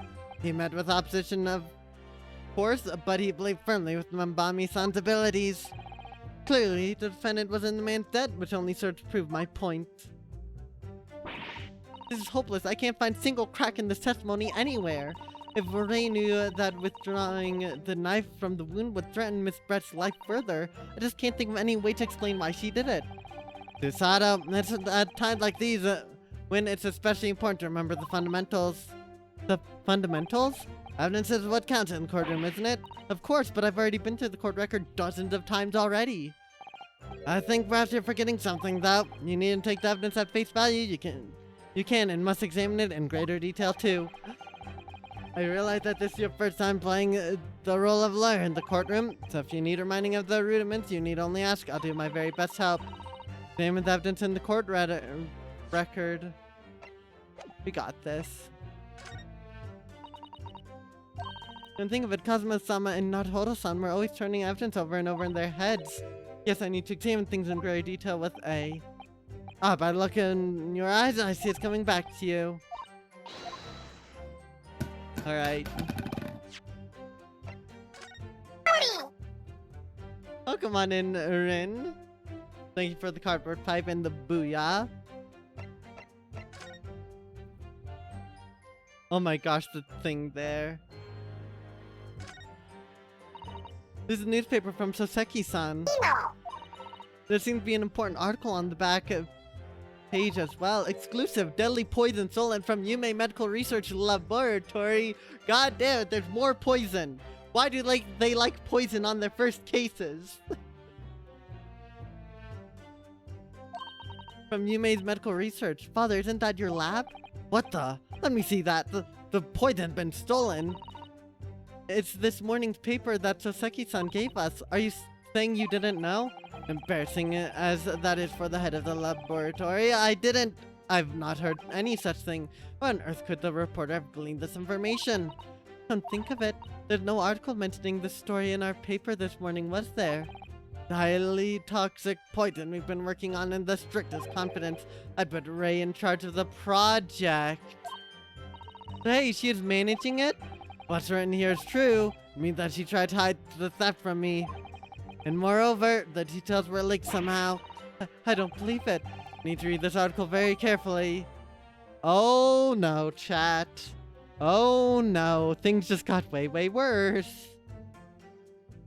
An article about poison that was stolen from the laboratory at Yume University. Even my father, who is responsible for the lab, knew nothing of the incident. Considering how much Susato has been insulting her best friend, I'm sure she's experienced in the toxic department. Yeah, it doesn't sound like they have a really good friendship at this point if Susato is so freely insulting Ray. People these days would call this toxic Yuri. Oh god. Rakos, England returnees tell all. This the interview with you and Sasaki-san, father? Looks as though it was quite an exchange. Yes, he became a little over-animated when he was talking about his time in England. The photographer managed to capture the moment his hand karate chopped me on the neck. I do hope you weren't hurt.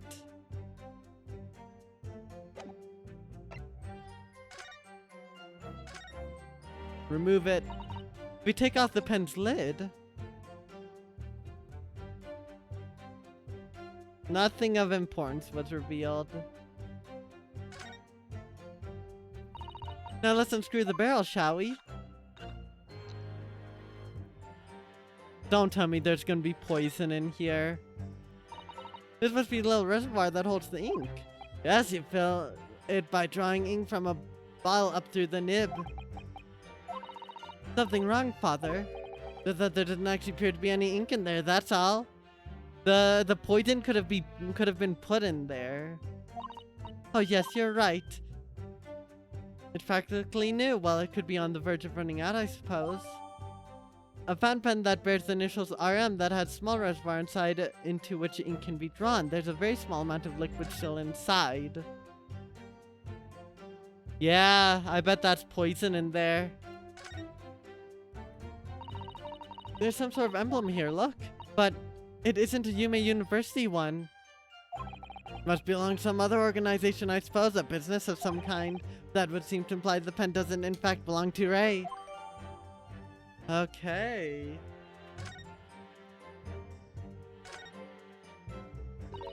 The RM initials are very clearly engraved here. In fact, that Miss Fred was clinging to this pen in her dying moments is very clearly a message too. Identify her killer, you mean?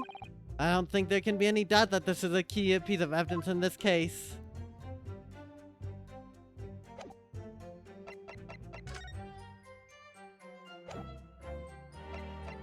So what's relevant here?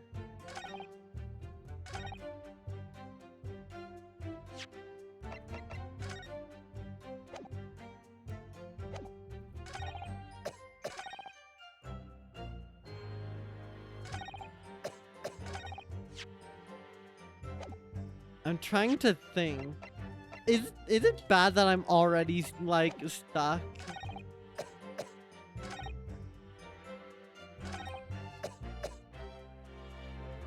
Young student did have a motive for killing victim. I probably have to use one of these, right?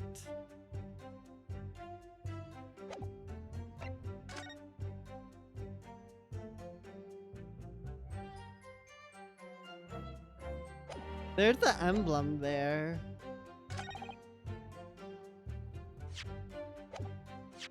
I need a good reason.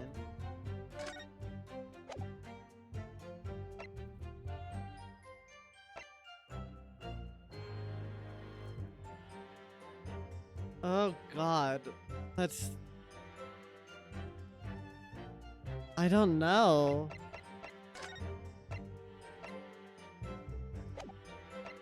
There's no other evidence, it seems.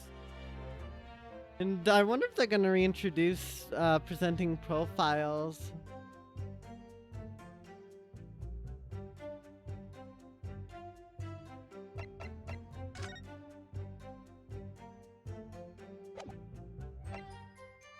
Oh gosh.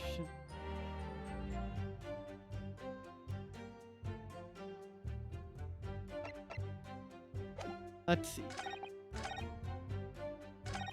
That's basic knowledge that any medical research assistant with an ounce of sense ought to know. In other words, there's no good reason why the defendant would have tried to pull the knife from the victim.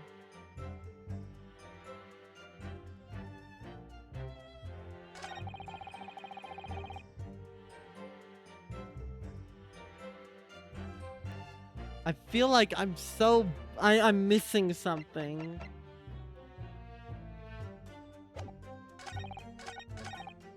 Hold it! Let me re-look at this.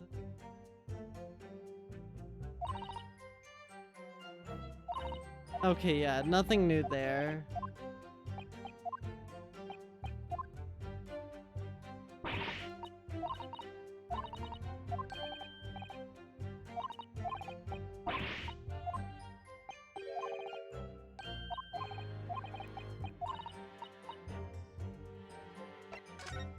I guess.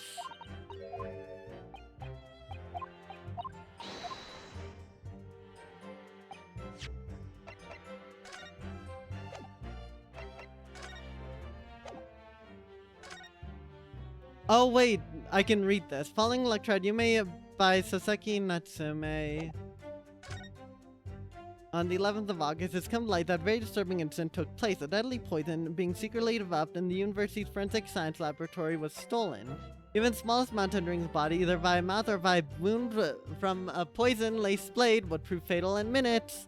Current methods cannot detect newly developed chemical. The university would have to be consulted. Okay, that makes sense.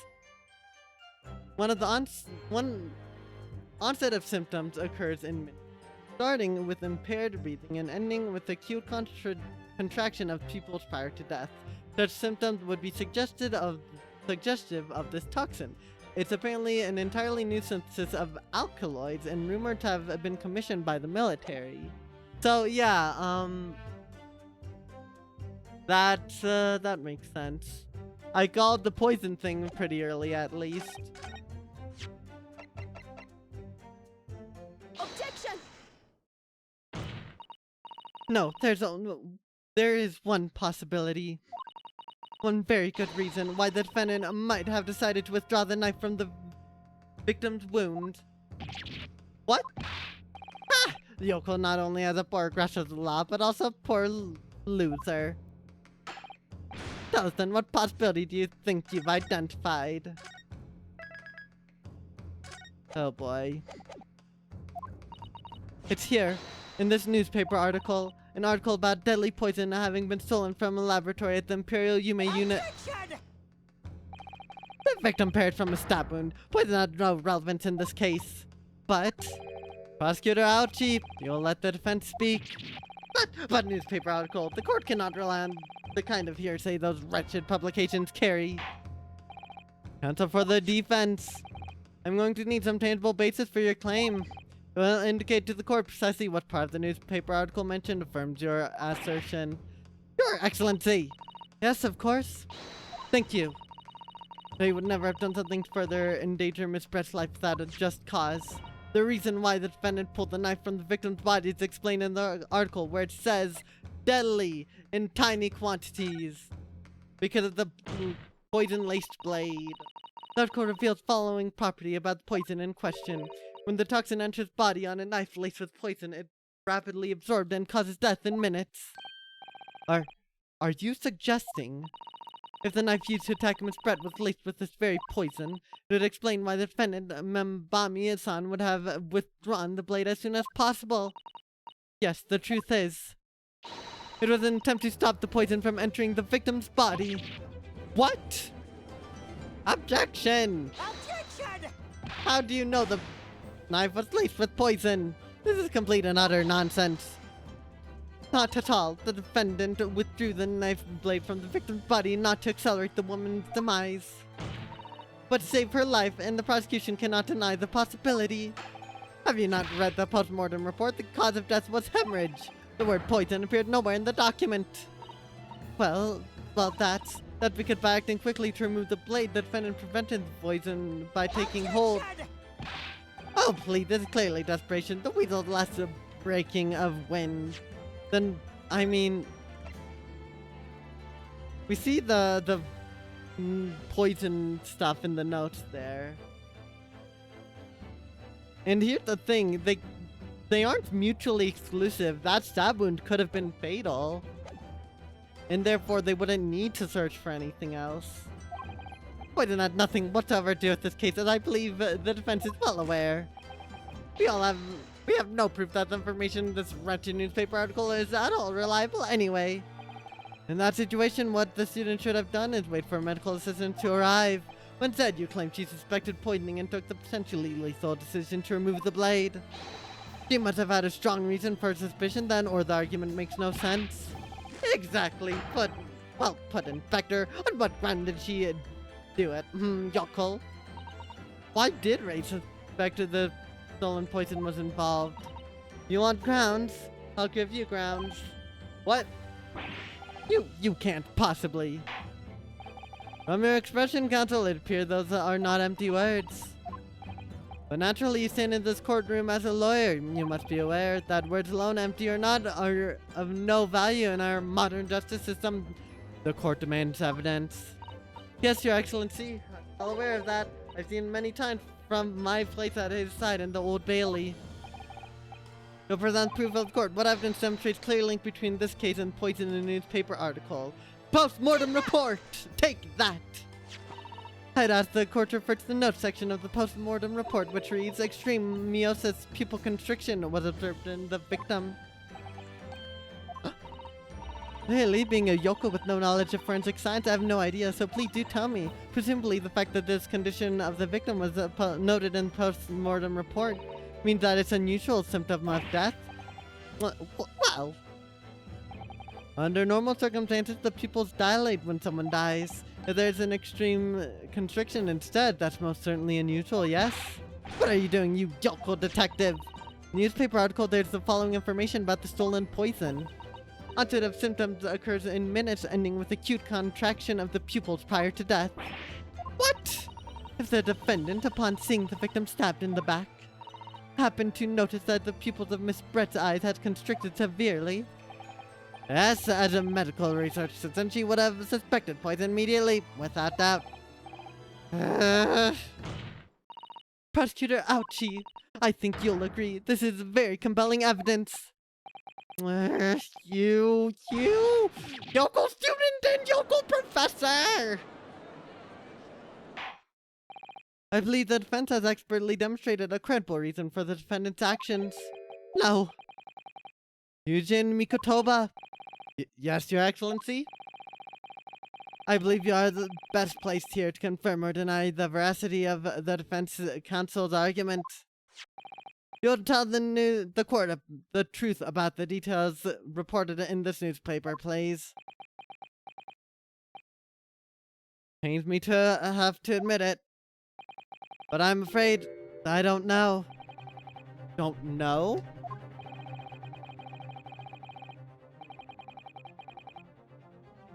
The toxin was kept under lock and key in my laboratory, certainly, but I was unaware of any theft. You mean tell the court that the reports of this theft are unfounded? No, Your Excellency, without returning to the laboratory to investigate myself, I couldn't say. Ha! Listen to the bumbling academic. Unaware of the theft of secret state research from his own workplace until he reads of it in the newspaper. I take full responsibility for the incompetence of my supervision. Father. A pitiful situation for a university professor. You should have more control over your students rather than allowing them off on killing sprees. That's totally unfound.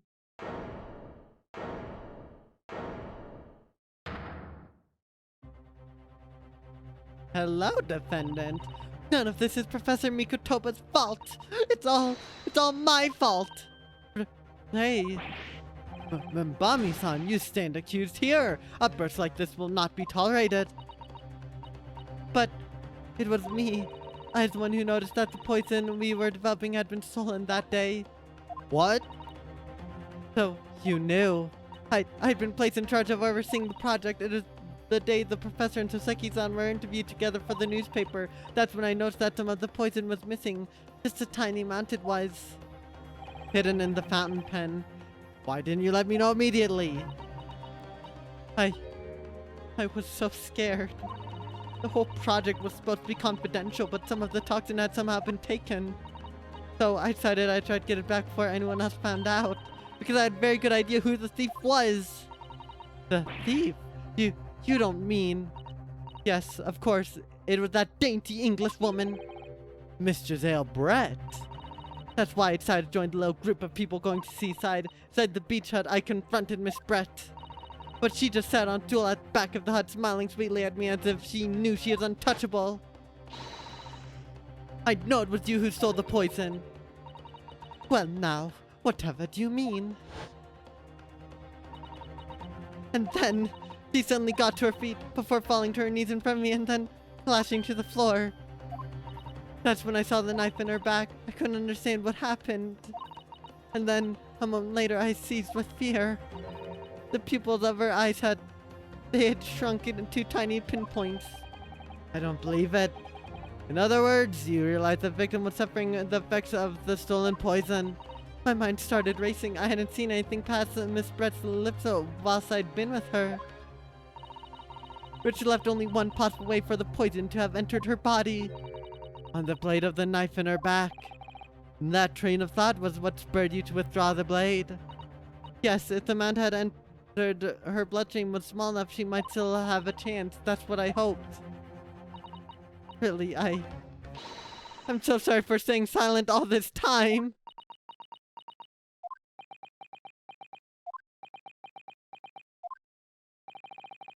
To attempt to hide the truth of what happened is not something that can be overlooked. However, I have duly noted the courage with which you confessed to the end. Thank you, Your Excellency! It's barely perceptible, but I do think the balance has shifted a little here in this courtroom now. Attention! Your Excellency, do not be deceived. The victim just collapsed before your eyes, you say. Well, Mbami-san, if that's the case, perhaps you could explain how Miss Brett came to be stabbed. Well, you have no answer because the simple truth is that you stabbed the victim motivated by revenge. But you have no conclusive evidence to prove that assertion, do you?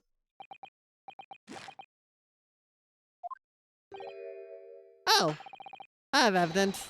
That is very much inconclusive. What's the prosecution counsel up to? It was brief, but he hesitated for a moment there. I'm almost sure of it. You'll produce the aforementioned evidence at once, Prosecutor Ouchie.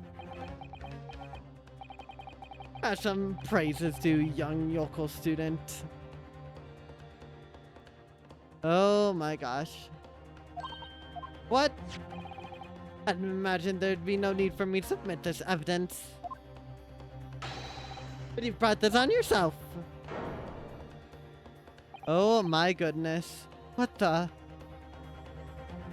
Wait, the photo glass, the glass is cracked. It was the camera. I knew it. That camera reporter's the one who did it. The ink on his arm. He emptied out. He could have emptied out. No, that didn't make sense. Okay, so as you can see here, the glass on there means that the same photograph was taken. The photograph by the person following Soseki, right? So he stabbed Giselle in the back. And in the opening that was made in the hut, he then took that photograph. Could a more damning shot exist? The cruelty in the air on that beach is almost palpable. I mean, doesn't that technically support her claim? This evidence, more than any other, reveals the true extent of the accused's murderous nature. For it shows the precise moment Mbami-san plunged her dagger into the victim's back. No, that's not true. No! I don't believe it. Ah!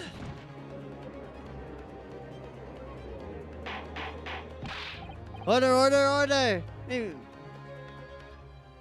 But I find the Great Ace Attorney so far and very familiar with Sherlock before playing. The Great Ace Attorney 1, I have mixed feelings on. Cause this is the second game. The first game was really good. It had some really interesting twists, and it very much told a good narrative from start to end, but also it kind of feels like the first half of a larger story, which I think works against it in some regard, because it kind of just leaves the story feeling like there's a really big chunk, and it doesn't end as satisfyingly as a result. So I have very high expectations of how the sequel is gonna play out. But Sherlock Sholmes, he's great. He's a freaking blast. I love him. I'm not very familiar with Sherlock, but I'm very familiar with Sherlock, and 10 out of 10 character. Maybe making everything be glasses trend during the early 1900s. I don't know. Certainly was not alive during those years, but you'd believe it. Oh gosh. Oops. All glass. But yeah, I would absolutely recommend Great Ace Attorney if you haven't played it yet. I really have enjoyed it. Also, it is one emotional roller coaster with how many twists they tend to throw. Counsel for the defense, it is you who is responsible for that shrill scream that just pierced my courtroom. Perhaps his voice has yet to break. Those yokels are slow of mind and slow to mature. I'll show you who's slow to mature. Careful now. Susada is starting to show her face here. It's often said that pictured worth 1,000 words, and here we have ample proof. The court will accept this extremely cogent photographic print as evidence. A photographic print taken at the moment the victim was attacked. My friend Ray can be seen kneeling over Miss Brett. Can't believe he's had a photograph like this up his sleeve the entire time.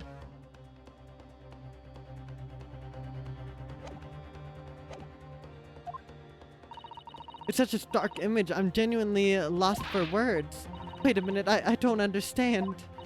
How did you, I mean, who took that photograph? Hey. Objection! That's of no importance here. Stop trying to divert attention. Objection! That's an absurd thing to say. It's crucially important. Whoever took this photograph print was a witness to Miss Brett's death. The court must be allowed to hear this person's testimony. I'll uphold the defense's demand. The prosecution will reveal the identity of the person responsible for taking this photograph at once. Well, I'm afraid I can't do that. Pardon? You see, this print arrived at the Imperial Office Bureau headquarters by express post yesterday. There's nothing to indicate the sender's name or address. The province of the print is unknown. Goodness. Are we to understand then, Counsel, that in full knowledge of the fact that this photograph had the murkiest origins, you nevertheless believe it fit for submission as evidence in the Supreme Court? You first produced that print before I noticed that you had saved it for a brief moment because you knew that it wasn't completely reliable evidence, didn't you? Silence, you yokel student and blabbering professor. What matters is the blatant truth that this print so eloquently expresses. But the defendant has already admitted to pulling the blade from the wound. Clearly, this isn't the moment that knife was plunged in the victim's back, but the moment it was withdrawn. Don't waste this court time with your ramblings. Indeed, without knowledge of who procured this print, we have no means of verifying the claim, and seeing it captures is without doubt the most compelling evidence presented to the court. The defense is unable to shed any further light on the matter. I believe the conclusion is clear. Oh no. Susato, it's time for you to fight. If what you've established so far is true, then there can be no doubt that this photograph showed the moment that Ray withdrew the blade from the victim. Yes, we just need proof that somehow. You'll have plenty of time to rue your defeat on Slow Train back to the provinces. And to rue the day you came up against Taketsuchi Aochi in a court of law. If I can't determine who took this photograph, then the trial is going to come to an end. There must be a clue somewhere. There must be a way of working out who did it. Counsel?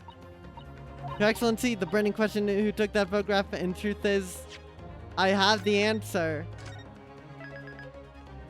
We can prove it.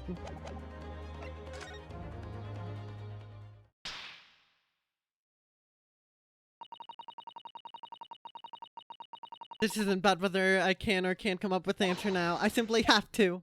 The identity of the person who took this dramatic photo print is, I assure you, something defense and can and will reveal. But no, you can't possibly.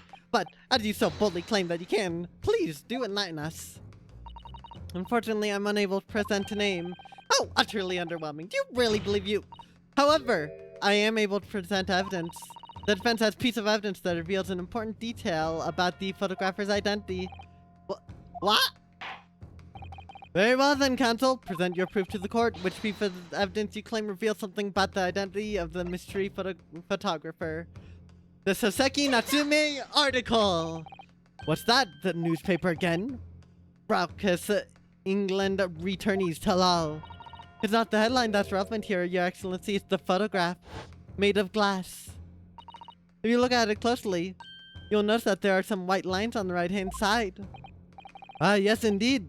They had already caught my eye, as it happens. Ah, what of it? A shadow of some kind, presumably from the branches of a tree or the like. There are no trees growing inside my laboratory at the university, I can assure you. Now, if you look closely at this photograph. Good gracious! Yes, exactly the same pattern of lines present on this photograph too. Well, that tells us nothing. Ah, yes, it's shot of some kind, definitely from the branches of a tree. There wouldn't be any trees growing inside a hut at the beach council. Ugh. What's quite remarkable at it is that two patterns are absolutely identical. How could such an extraordinary similarity have transpired? The curious matching pattern that appears on both photographic prints is a result of a camera defect. Obviously, it must be due to a problem with the camera used to take the photographs. With the photographic evidence. Yes, we can confidently say that the camera's lens must be scratched, and that the scratched lens causes unwanted line to appear on every print taken with the device. In short, the two photographs under consideration here were taken with the same camera. But there must be some hundreds of camera devices here in the capital. It would be utterly impossible to identify the owner of this particular one, except we have the entourage following Natsume. I think you're forgetting, Professor Ouchi, that one of the photographs featured in a newspaper article. A newspaper? Ah! That's right. The author of that article is the mystery witness to this crime. What? Oh my gosh. I see why you were called a raucous England returnee. Hold on, what did he say? Mini memo! What are you yelling about? You've already testified. It's many memo, I tell you! Many memo! Many memo! Soseki-san, what was that? Did you say many memo? Ever since I returned to Japan, a reporter from the Shoyu News had been hounding me, following my every move. A reporter by the name of Raiten Many Memo. Chat, RM. Raiten Many Memo. Dana Soseki moment. Oh my god. Yes, hounding me from dawn till dusk. Now that he mentions it. They secretly spy, snapshot, scribble stories, and scupper my privacy. And he has that ink mark on his hand. Could that same reporter be? A camera to the left of him, a notebook to the right. There I am, stuck in the middle with the right and many memo. You're saying that this picture was taken by many memo, yes! My lord, your excellency, Esquire. Officer, find this newspaper reporter at once and bring him to my courtroom. We will adjourn for a short recess in the meantime. Oh, yes, your excellency. As you say, your excellency. And one more thing. I want this knife, the murder weapon, examined for traces of poison. You will solicit the assistance of the Imperial University's medical department for the task. Understood? Writing many memos. Don't you forget that many memo will write every single damn memo he pleases of every single one. Welcome on in, Astro Dude, in 1987. I can't believe the one new random seemingly guy character they didn't reuse assets for is actually important to the case. Yeah, it made him kind of obvious, huh?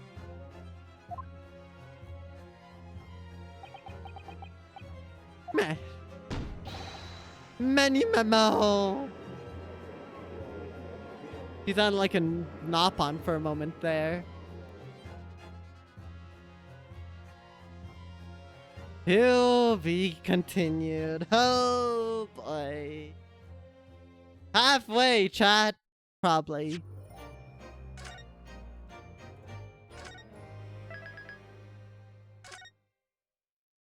Alright. Without any further ado, I do need to be going on break. We've been going for 2 hours. I need to give my voice a bit of a rest and just go do a couple other things to rejuvenate myself. So thank you all so much for watching. I'll be gone for 10-15ish minutes. That's usually how long it is. While I'm away, some ads will play, but those are just to get rid of pre-rolls, and you won't be missing any action. So I appreciate the understanding. And when we come back, we'll be picking up right where we left off. Can't wait for me to stay halfway again in hour 8 of stream. Oh God, please no. Enjoy your lurk group. I sure hope we're halfway. I sure hope. Oh God.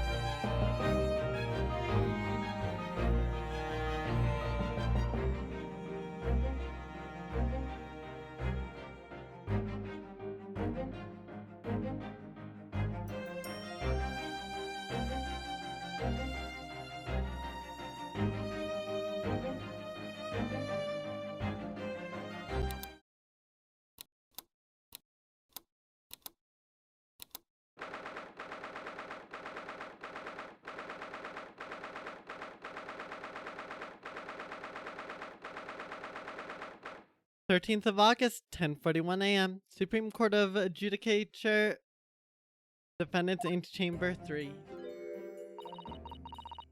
I'm so sorry, Suzuto. I should have told you about the toxin. Hey.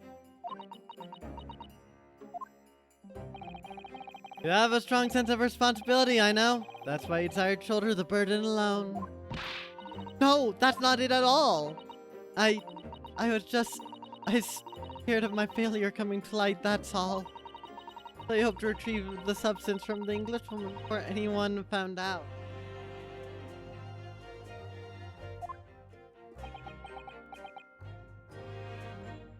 This does make me wonder. I wonder if the reporter and the Englishwoman were in cahoots. Otherwise, how would the reporter have the knife, the poison-laced knife? Maybe the reporter betrayed the Englishwoman. Maybe the Englishwoman wanted to kill Ray because she was associated with Wilson and wanted to get one last victory lap, but then was betrayed and stabbed in the back, quite literally. That's my guess.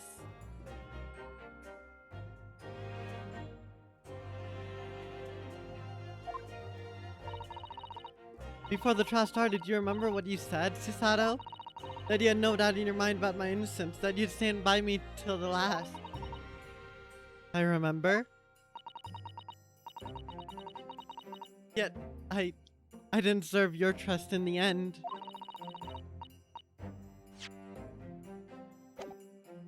I had important details from you, Susato. I completely betrayed your faith in me. Hit me, Susato. I deserve it. No, in fact, throw me to the floor. Do the Susato takedown, please. No, that's good. Too good for me as well. Drag me through the city streets. No better, you know. Oh. Even though in my heart I knew that you'd pulled the knife blade from Miss Brett's back, there was a brief moment when in my mind, I doubted you. Susato! Sorry, after I stood here and promised you that I'd stand by you and always be on your side. I betrayed your faith in me too. And as such, I failed you as a lawyer. Oh, no. I think this situation has taught both of you a valuable lesson. Placing your unbridled faith in another is no easy task. Yes, Father, that fact has certainly struck home. Which is why I can see more clearly now. So, hey. Yes? Can you find it in your heart to forgive me?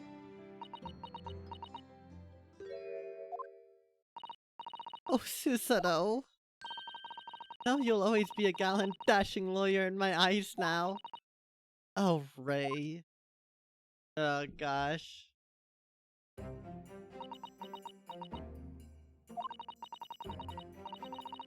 was so scared, you know, when it happened. I didn't know what was going on. The Englishwoman was sitting at the back of the hut, listening to what I was saying. I know it was you who stole the poison! Well now, whatever do you mean? And then a moment later, she suddenly got to her feet. Before collapsing on the floor in front of me, the knife in her back.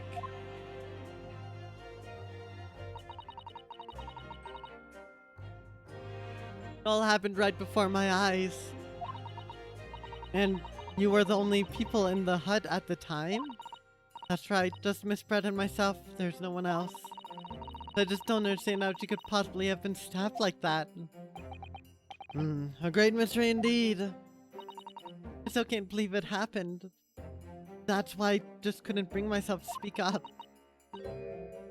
It'll be alright. However it happened, whatever really went on by the sea that day, I promise you that I'm going to prove everything you've said you saw is true. Spoken like a true Mikotoba. Now, I think we should discuss what's coming up in the trial, don't you? We don't have much time, we must make sure we have our facts in order. Yes, I expect the poison is going to come up under close scrutiny in the coming proceedings.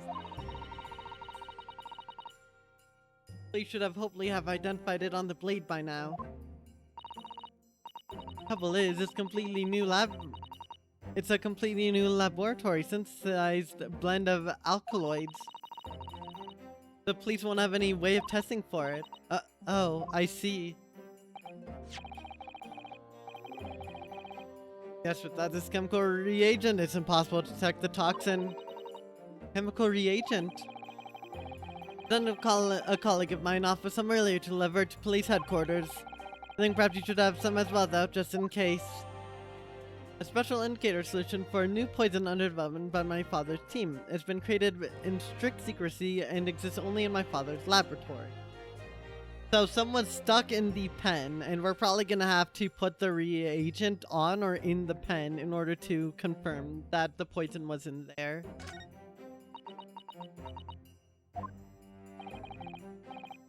What's the matter, Suzuto? You're suddenly very quiet. This newspaper article.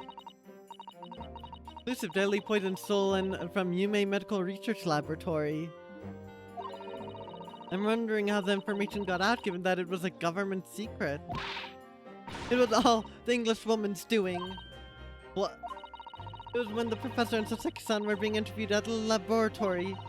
The so-called English lady swaned in and without any compunction said to Professor Mikotoba, "Oh, Professor, surely your guest would love to hear about your work on that substance there."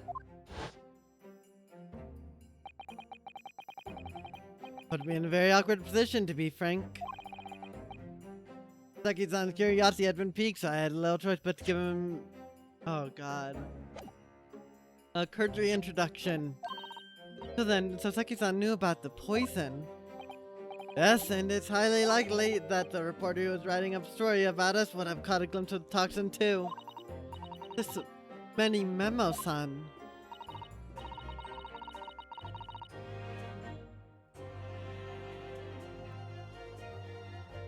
By the way, did that reporter join you all when you went to the beach? I just realized. I'm so goddamn slow. I just realized Many Memo is literally just, yeah, it's Many Memos. That's the name pun. There's the name puns we know and love. By the way, did that reporter join you all when you went to the beach? Oh, no, I don't remember the reporter being there. Indeed, he shouldn't have been. I very much doubt anyone would have wanted him there. Oh? A known criminal had been given permission by the authorities by the seaside. Sasaki-san pointed out that inviting a reporter might be problematic, so the man was sent back to his office. Yet he obviously didn't go back. He secretly followed the party to the beach and took this very candid photograph. He then presumably he posted it anonymously to the police. Yes, that must be what happened. Counsel! You just heard that the new witness is now ready to testify. The trial is about to resume. Please proceed to the courtroom at once. Time to seal ourselves once again, then. Defense attorney Ryutaro Naruhodo. Yes. She has put her faith in me now and told me everything, so I can't let her down. I have to prove that what she's telling the court is true. I have to prove what really happened that day.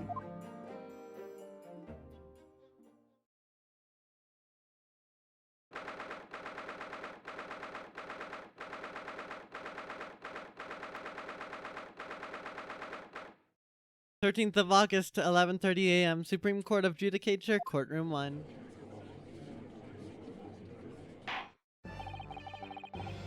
I hereby call this court to order as we reconvene to continue the trial of Ray Mambami. Prosecutor Aochi, have you summoned the new witness? Before I address that question, Your Excellency, I have some very important news to share. Oh? What news? Why does he look so happy about it? During the research with the collaboration of Professor Mikotoba's laboratory at Yume University, the police re-examined the knife that is used to end Mistress Albrecht's life. Lent, I admire your rapid handling of the matter. Oh, too kind, Your Excellency, too kind. I'd merely carrying out your instructions, of course. The reagent delivered to police headquarters by rickshaw, so it would be there in good time.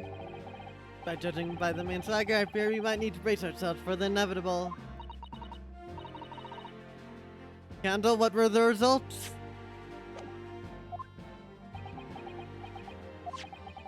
Dagger, which was so cruelly used to end the life of the victim. No trace of poison anywhere along its blade. What? Are you sure about that? I'd take the reputation of the police on it. And with the reagent, the test is extremely simple. They couldn't have made a mistake. No trace of poison was found on the blade. What about... I don't know. Again, the pen has some in it. In short, the accused people excused earlier has been utterly destroyed. Not necessarily. There's still poison in the body. That's a confirmed fact.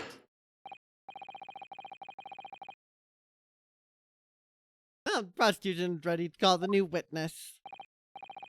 The newspaper reporter managed to capture a photograph of the crucial moment. Good. Very well, officer, bring in the witness. Trace of poison on a knife, but if that really is the case, how could the toxin not have entered the victim's body?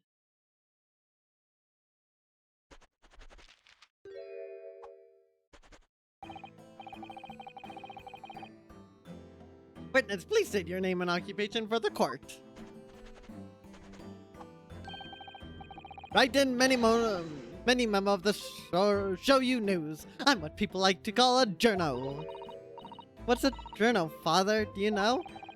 Simply a contraction of journalist. I'm there where the news breaks, putting pen to paper to catch those scoops so they're in print the next morning. They don't call me the hero of the Herald for nothing, the nice guy of news. Also, it was you who took this photograph, was it?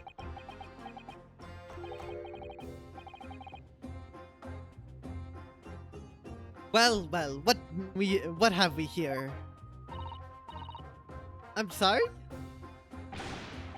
Oh, brace yourselves, people! Many memo senses a scoop in the offing. Female student up to foul play, defended by curiously handsome young lawyer in Supreme Court. The readers will lap this up. We'll set it above the fold at 72 point in a 5-leg format for the morning edition. Huh? Right then. Let's start off with your name. It's Ryutaru Naruhodo. Next, what made you want to become a lawyer? I wanted to reform our country's legal system, I suppose. Ryutaro has suddenly become very ambitious. Ambitious, I see. I just borrowed Kazuma-sama's dream for a while. By the way, my name is Taketsuchi Aochi. That is Taketsuchi Aochi. The so-called dark horse of the Supreme Court. My objections strike fear into every defense lawyer's heart.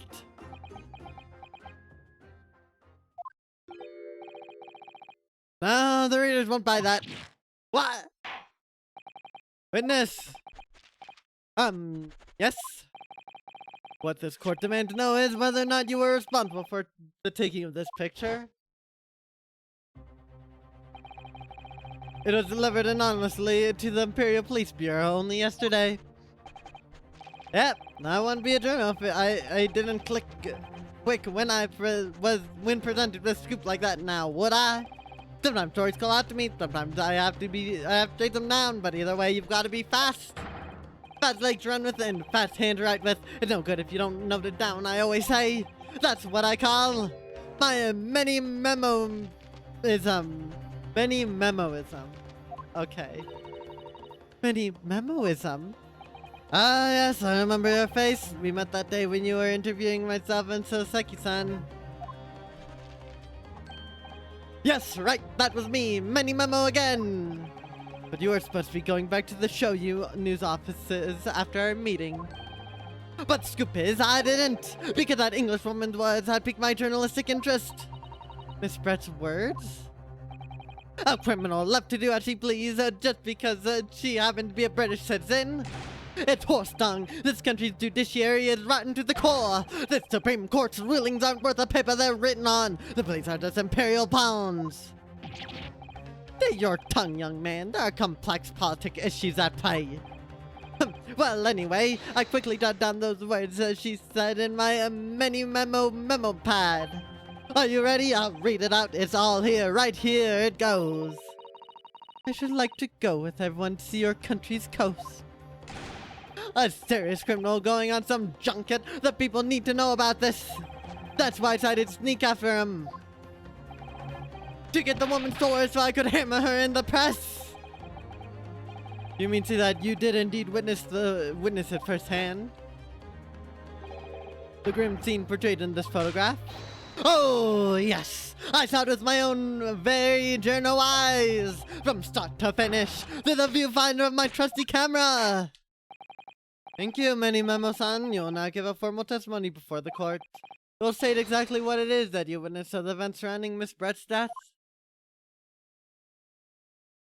I'm channeling my inner Tenna for this. I think it's working out pretty well. The camera never lies. Beach hut was made of shoddy old reed screen, so there were plenty of gaps I could see inside through. The English woman was sitting on a stool when the student girl came in and started arguing with her. Second later, the girl pulled out a knife, throwing the English woman to the floor as she stabbed her in the back. My smoldering journal spirit burst in flames. Quick as flash, I whipped out my camera, ready to click. I pulled apart the rough weave of one of the screens and poked the lens through for the perfect shot. Reed screens, you say? Alright, you can see them clearly enough in that great shot I snapped. That walls were just screens made of coarsely woven reeds. Yes, it allowed the breeze to pass through and bring some relief to the summer heat. And it was brief for me to poke my camera through and see the whole thing hotting up. Ignoring for the time being the appalling invasion of privacy involved, did you witness everything that happened from the moment the defendant entered the hut?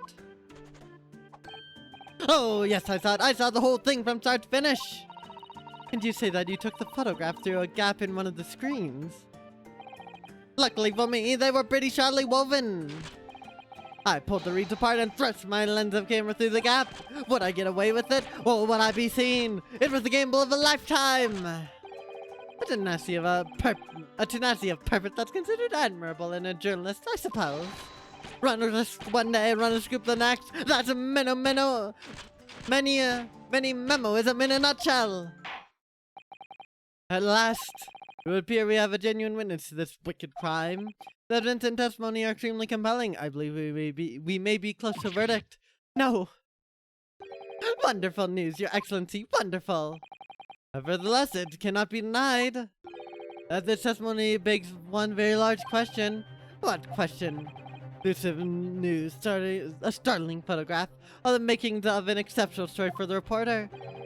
Why then was story never published? That's right.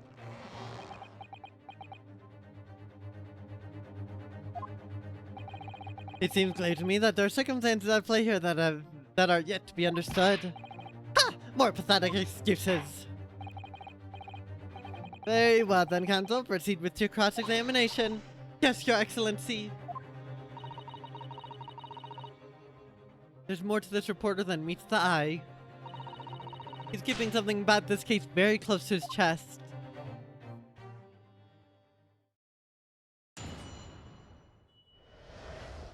The camera never lies.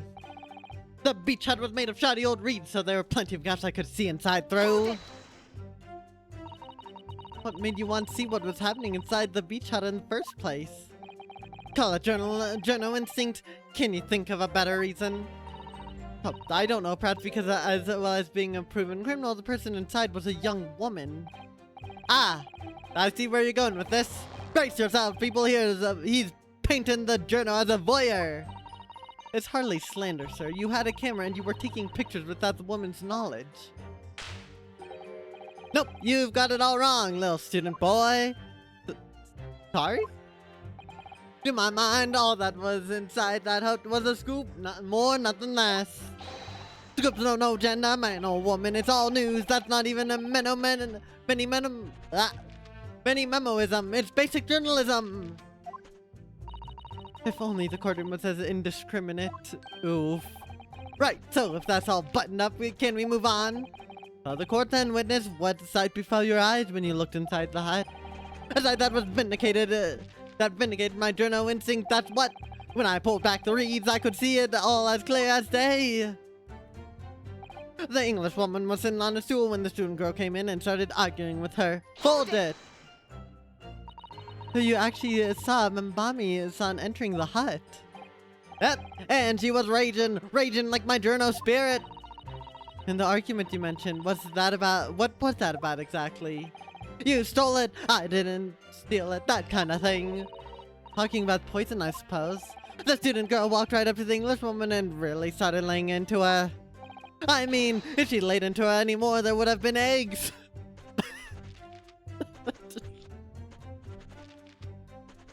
You can't get this from an egg. I'm sorry, reading that with the tenor voice is just too perfect. Man should have been an author. His descriptive talents are wasted on journalism. But the student's ranting fell on deaf ears, like a Japanese person listening to English for the first time. He really ought to work on his similes first, though, to be honest. Anyway, the point is that woman in the dock was mightily angry. And her temper finally gets the better of her, it seems, dear me. Which was the climactic moment that I caught on film. Second later, the girl pulled out a knife, throwing the English woman on the floor as she stabbed her in the back. Hold it! Did you swear before this court that you actually saw the precise moment when the stabbing took place? Ha! The precise moment? I didn't see just that. I saw the whole hellish scene play out from start to finish. I have here a simple plan of the beach hut.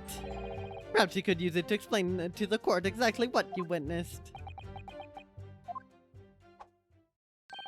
Right, you are! It's all here in my mini memo pad.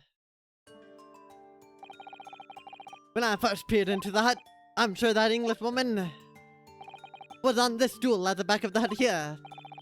As the accused's own testimony confirmed that. She just sat at the back of the hut, smiling sweetly. Is what I have noted down? It's my turn to testify now. Try not to interrupt.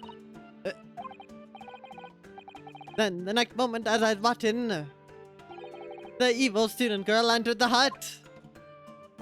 After a while, the pair ended up in the middle of the hut, arguing furiously. The English woman went for the student, but the girl dodged out of the way. And in a flash, plunged the knife into her adversary's back as the two passed each other. Okay, so a new theory that I came up with that has nothing to do with this testimony. What if, Giselle it was actually suicide on Giselle's part. She had the pen and she, actually, no. Well, yeah, no. She consumed it herself. Maybe, I don't know. I don't know why she'd go to all that length, but I'm just spitting out ideas at this.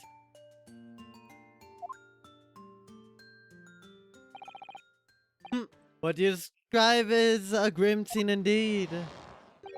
Never sugarcoat the truth. That's what a mini memoism says. Plan of the layout of the small beach hut where the victim was found.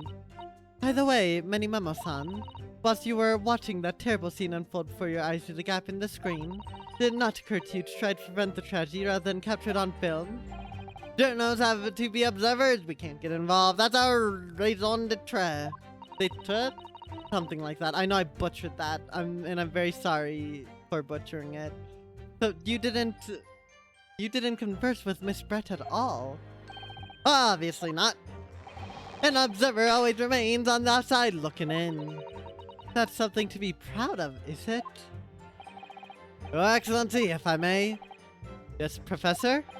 I think the witness's last expertly phrased statement should perhaps be added to his formal testimony.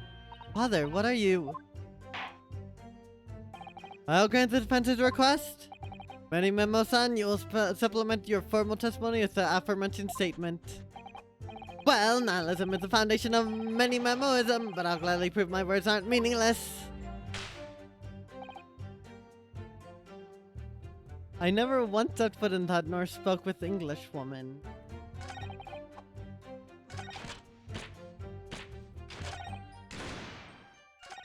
What did I press? I think it's that one. Hold it! The court is fully aware of your desire to capture the incident on film, I'm sure, but why then did you choose to post the photograph anonymously to the police?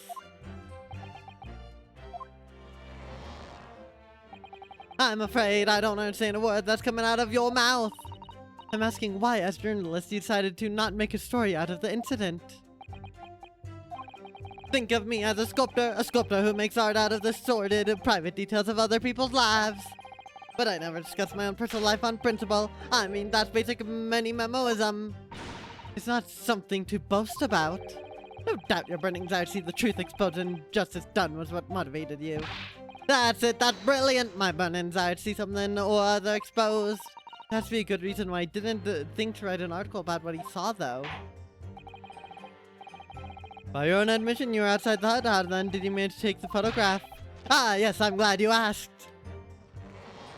I pulled apart the rough weave of one of the screens and poked the lens through for the perfect shot. But the two women inside didn't notice? Ha! Obviously not. If they had, where would I be right now? In jail, that's where. Which you'd think would make you reflect on what you were doing. No, a journal's job is to collect little snippets of life as unobtrusively as possible. Leave nothing but footprints. Take nothing but photos. Yes, that's spot on. Did he just make that up? The point is, the witness risked life and limb to obtain this photograph. And this photograph reveals the whole truth. There's nothing more to be said. I never once set foot in the hut nor spoke with the Englishwoman. I was there only as an observer. Really, you didn't set foot inside the hut at all? Are you quite sure about that? I think you may have the wrong impression of me. We're talking about a murder scene here. My nerves were stretched to breaking point already. Oh, I see. You were scared? Maybe I did have the wrong impression of you, yes. It was all I could do to stifle a scream and hold my hand steady enough to snap the shot. You really should have summoned help before thinking of your camera. Many-memoism and humanism don't always agree, and most of the time those instances, many-memoism comes out on top. As a sculptor of stories, sometimes I have to be cruel for my art. Yes, that's spot on. Surely he's making all this up. He claimed to have spied the whole affair from start to finish. If true, his testimony is devastating. But it does seem as though he's holding something back, doesn't it? If that's how you feel, I suggest that you trust your instinct and press him on everything he said. As you've no doubt seen many times before in your role as judicial assistant. Yes, I have.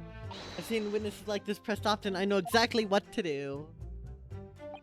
So it's probably the last statement.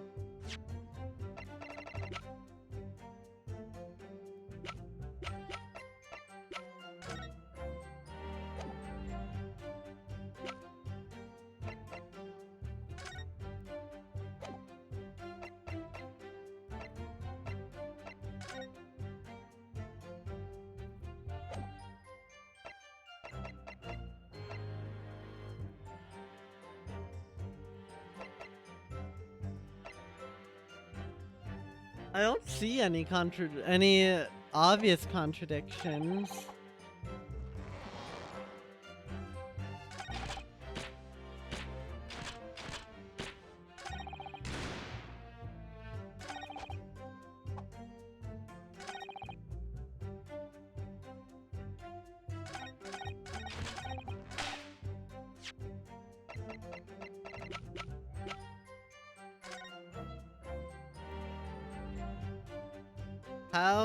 How was he holding back? Hmm.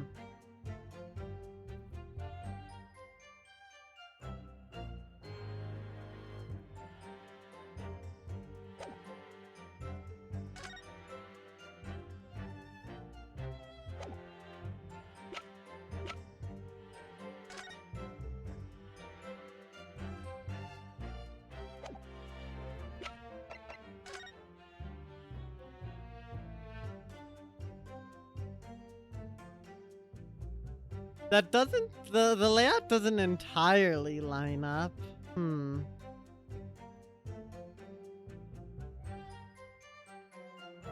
Hold on a second, chat.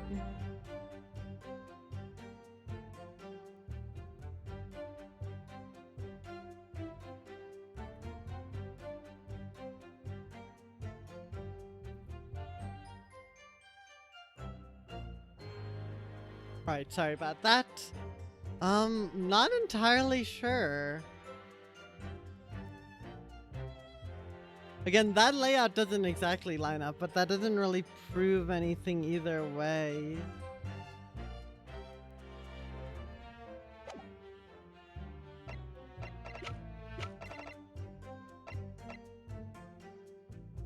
Wait, the fountain pen. RM. Hold on. I have to do it.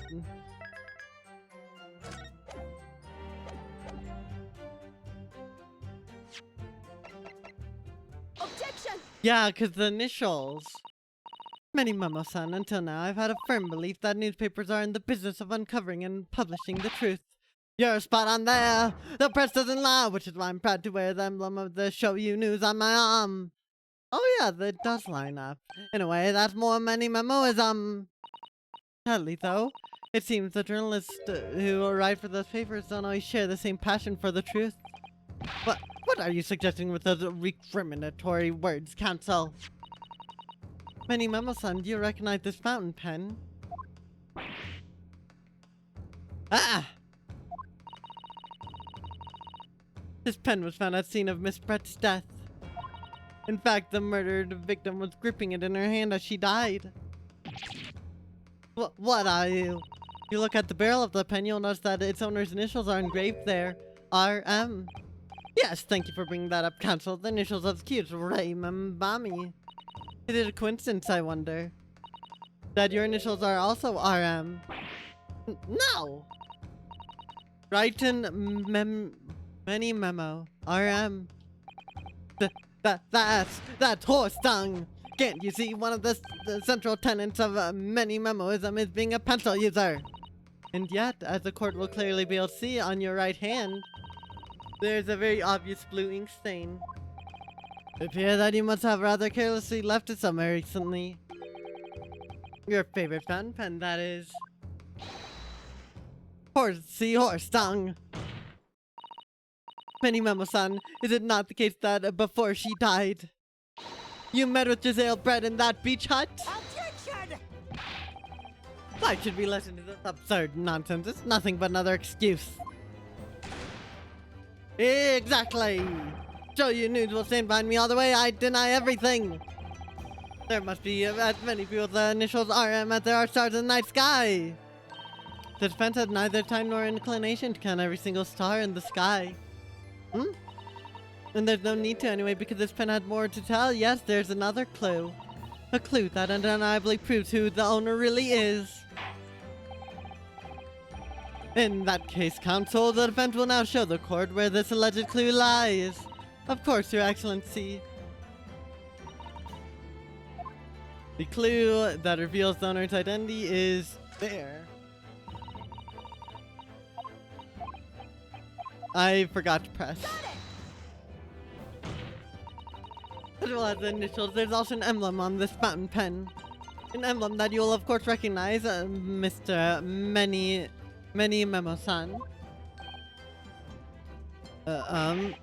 Goodness me, it's the emblem of the Show You News. In other words, the owner of this pen is an employee of the Show You News whose initials are RM. Suddenly the stars in the night sky don't seem so numerous, do they?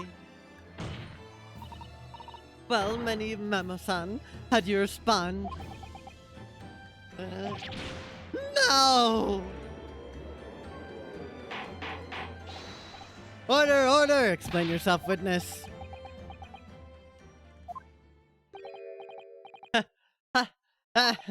So, this is how the mighty Supreme Court works, is it? Using coercive tactics to have a well-meaning citizen reveal harmless secrets. I've used nothing but honest tactics. Alright then, fine. I won't try to hide it anymore. Yes, not long before that grim tragedy unfolded, I assure you, news reporter, on behalf of the public, conducted an interview with the English woman. An interview? You never mentioned this before. When exactly was this? As I said, it was before that evil little student girl showed her face in the hut. It couldn't have lasted more than 2 or 3 minutes, that's all. It was just a brief exchange. But it came to nothing, and as many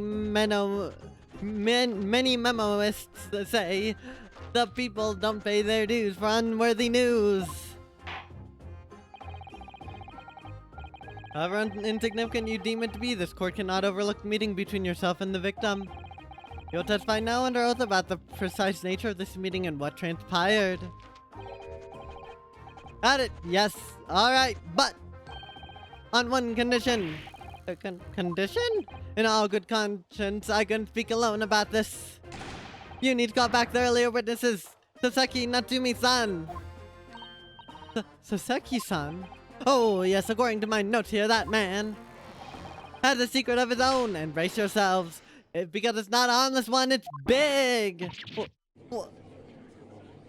Oh boy. Many memoism states that one man's secret is every other man's front page story. Very well, I'll grant the witness's request in this instance.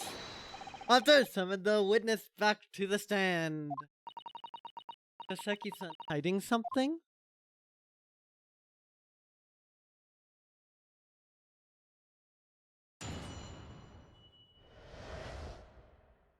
The witness's secrets.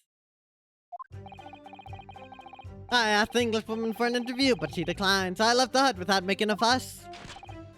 Then, watching secret from outside, I saw the woman being stabbed and the other witnesses come running. The detective realized that victim still had a pulse, so he ran off to fetch help.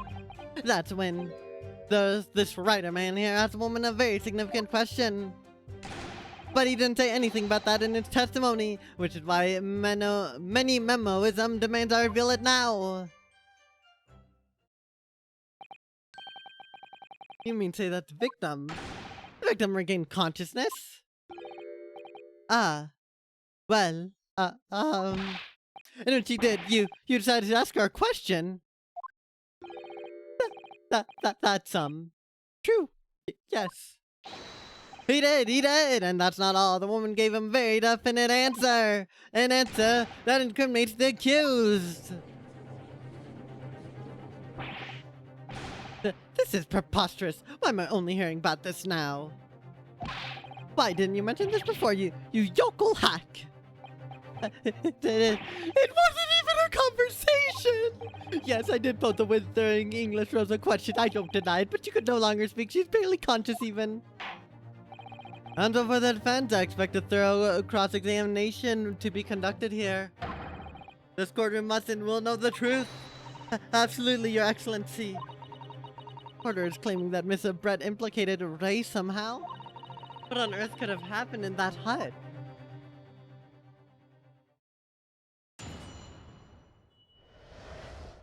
The witness's secrets. I asked the English woman for an interview, but she declined, so I left the hut without making a fuss. You asked her for an interview, you say? Well, of course I did. I wanted to ask her about the incident she was involved in at the end of the last year. About the case in which Dr. John H. Wilson lost his life. That's not the way I phrased it. Many memoism calls for straight talking. Why did you murder Dr. Wilson? Is how I put it to her. Yes, that sort of talking is as straight as a ruler. Ask every question as if you're asking for a menu in a restaurant. I say, it's the best way. A veteran at the paper taught me that. And how did Miss Brett answer? With one simple phrase. Mystery is a woman's charm. Oh. Phew! That told me, so I walked right out of there. Really? Something about that doesn't quite seem to fit together. Leave every room as if you're watching in a dance hall, I say. It's the best way. A veteran at the paper taught me that. Then, watching secretly from outside, I saw the woman being stabbed and the other witnesses come running. Hold it. That is very persistent of you, considering that Miss Brett had just turned you away. Persistence wins the prize! Any money memoist will tell you that. Let them think you've left, then just when they lower their guard, that's when you swoop in for the scoop! And the fruits of your labor are all too apparent in this telling photograph. I'm sure the young yokel student would rather not be reminded of this damning evidence. Actually, it's thanks to that photograph that we managed to identify this witness. Oh boy. And now that you found me, I'll tell you whatever you want to know. I've got nothing to hide. I'm sure. Please do go ahead, witness. We're eager to hear your story. Right, stop me. There's story to tell here, and I'm going to tell it. The detective realized that the victim still had a bolt, so she ran off to fetch help. Or he ran off to fetch help. The Seki-san remained behind in the hut. That's right, yep, our friend here. What a blabbering wreck, shaking all over from his head to his toes, mustache twitching, eyes bulging. What do you expect? You don't know the terrifying couple that hunted me whilst traveling abroad, back behind baleful bars. They'll be coming for me, surely. That's all I could think as I felt as though I were grasping for air, drowning in a sea of cold sweat. Poor Soseki-san, his experiences in London have scarred him deeply. As the world seemed to close in around me, I quietly recited a prayer to Amida Buddha. Eternal emptiness, empty eternity! The end is coming for me, surely. All sutras are to resound in my courtroom, please. And now we come to the crucial part. That's when it happened. That's when this writer man here asked the woman a very significant question. What question? What exactly did he say? Ah, well, you should hear that from the horse's mouth, I think. Don't you, Mr. Writer Man? Out with it, you yokel hack. What did you say, sir? What did you say to the dying Englishwoman?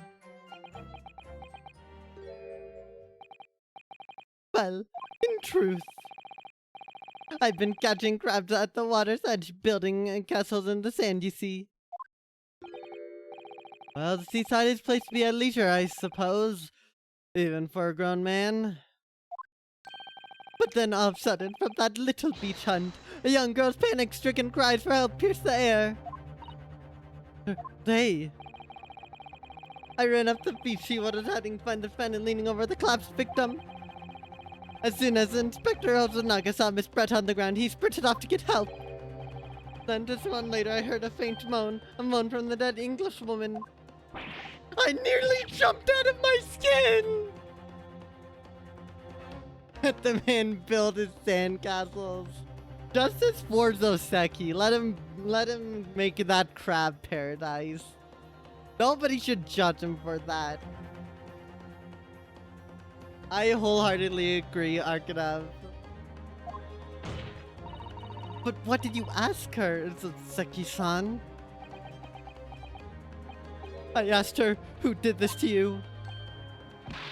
Don't protract this any longer. How did the woman respond? She didn't! She said nothing in response! But...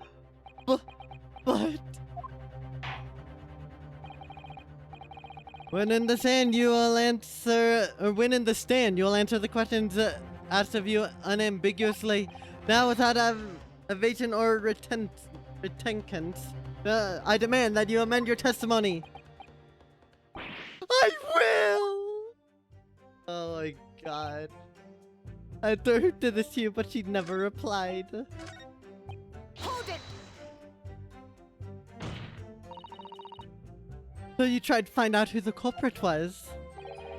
He who asked the question is a fool for a minute. He who does not remains a fool forever. And having been labeled a criminal twice during my time in Great Britain, I was quick to make up my mind. Better to be a fool for a minute than remain a fool in prison forever. However, you indicate that the victim failed to respond. Is that correct? I know why. I know why the Englishwoman said nothing. She was ignoring me because of my stupid mustache, because I'm Japanese. Oh dear. Soseki-san has really developed a dislike for the English, it seems. Having read the report on his time in Great Britain, I can't say I'm surprised at his xenophobia. But the English woman didn't ignore you at all! Did she, Mr. Riderman?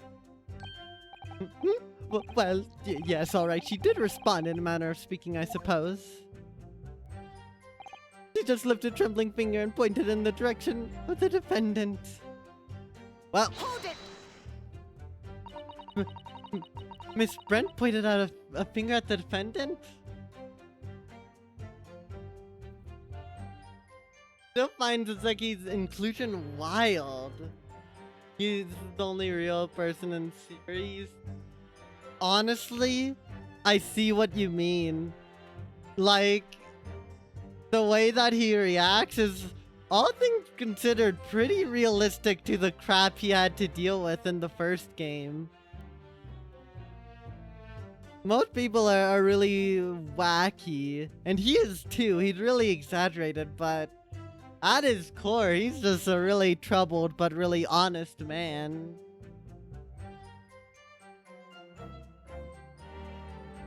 Miss Brett pointed a finger at the defendant. So Seki-san, is that really true? It's not easy to stand here and say this, but when we first entered the beach hut,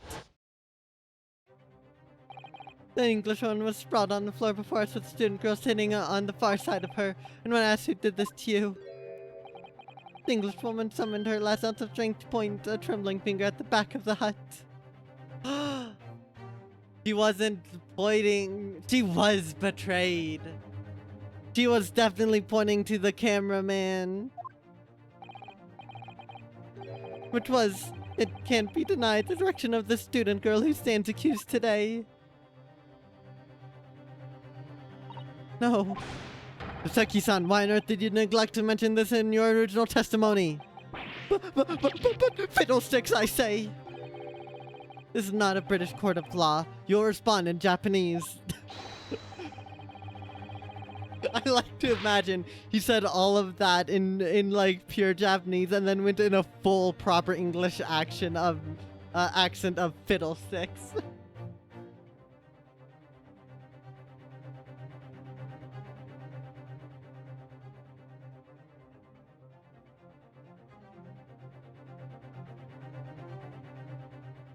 Yes, of course, the Englishwoman did point her finger toward the back of the hut, but I was trembling and she was trembling and everything was a blur. And I'm thinking about it, I feel as though perhaps she was pointing a slightly different direction. Yeah, toward the back of the hut. Okay, wait, so I just realized, Arcta, what you meant by that. I didn't realize that Soseki Natsume was a real person. Oh my god, I had no idea. But the way you worded that made me look it up, which is... gosh.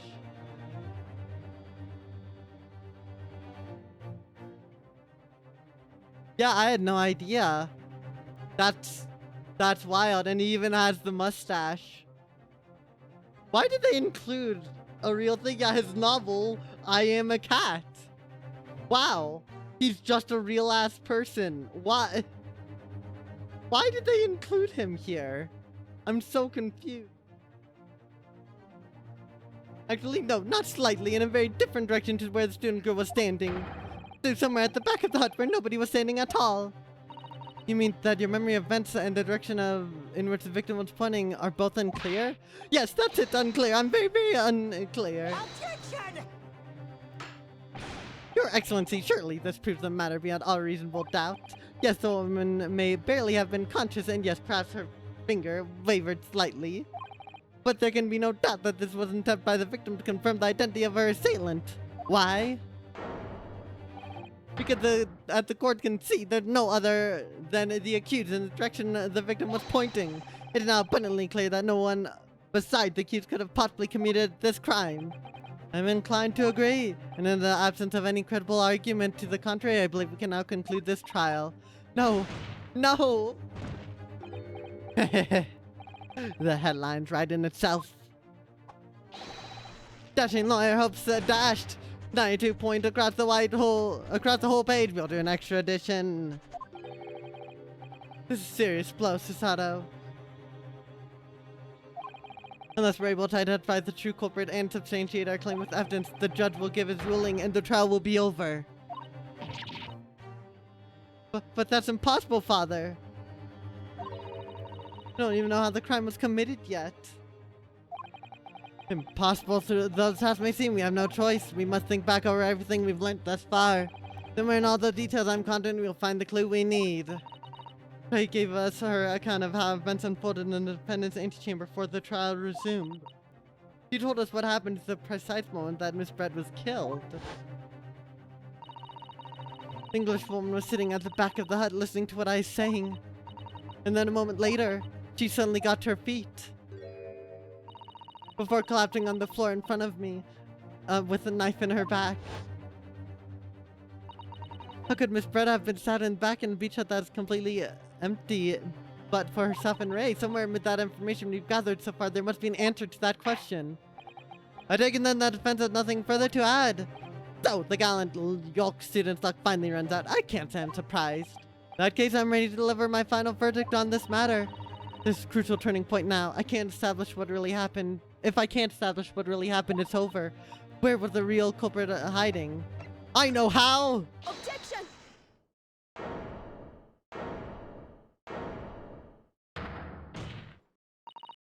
Your Excellency, I respectfully ask you to postpone your education for the time being. Oh? To what end, counsel? The defense would like to present the court with an alternative theory. An alternative theory that can explain who the victim was actually trying to implicate with her dying gesture. Objection! An alternative theory? Ha! None exists. There was someone else present at the scene who could have committed this crime.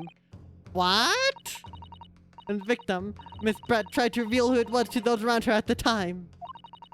By mustering all her remaining strength and pointing a trembling finger in the killer's direction.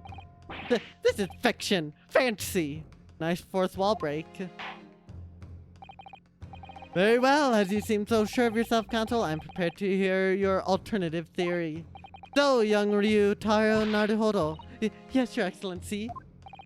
You will present your latest theory to the court by means of this plan. The moment the victim was stabbed, where exactly are you proposing the culprit was concealed? Surely over here. Take that! Naruhodo-san would never give up.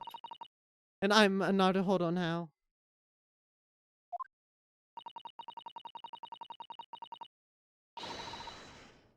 The true culprit who fatally stabbed Miss Brett was concealed in this location here. Are you mad, counsel? You're suggesting the culprit was outside the hut. What? Order! Order! Order! But you delay not hold us on Esquire, that makes no sense at all! You've just pointed out the exact spot where I was hiding to get my scoop snap. But I didn't see any suspicious individuals loitering about, I can swear to that. Obviously, if the culprit had been outside the hut, there's no way he or she could have stabbed the victim who was inside the hut. Actually, Prosecutor Ouchie, there is a way. And in point of fact, the defense can provide evidence strongly suggesting that is precisely the way Miss Brett was killed. You're bluffing! You're bluffing, you yokel! The defense's assertion is clearly too fantastical for the court to comprehend. Oh boy. I feel in danger. You'll need to give us more guidance, counsel. What piece of evidence corroborates your theory that the victim was stabbed from outside the hut?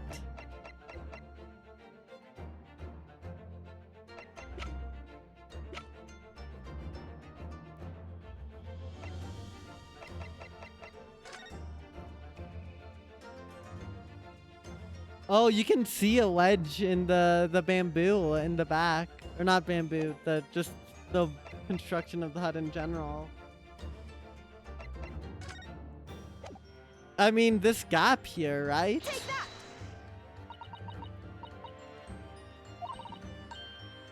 that! I thought that was referring to the gap. So it's not the gap that I'm doing.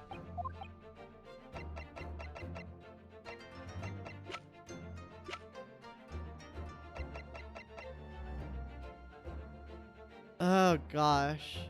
Could anything here be useful?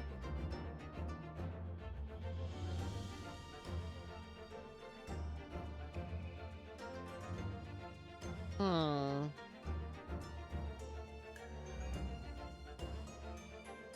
I guess we can try the gap from here. Take that! Okay, so I had the right idea. The original photographic print of the crime scene. Yes, is clearly visible in this print. The trace of the fatal thrust that was delivered from outside the hut. Do you take us for fools? There's no hint of any such thing. I'm not sure that everyone present would agree. Someone at least appears to have noticed what it is that I'm referring to. Counsel, once again I must call on you to be explicit to the court, where on this photograph is trace of stabbing which you claim took place from outside the hut. Take that! There we go. Look closely, just here.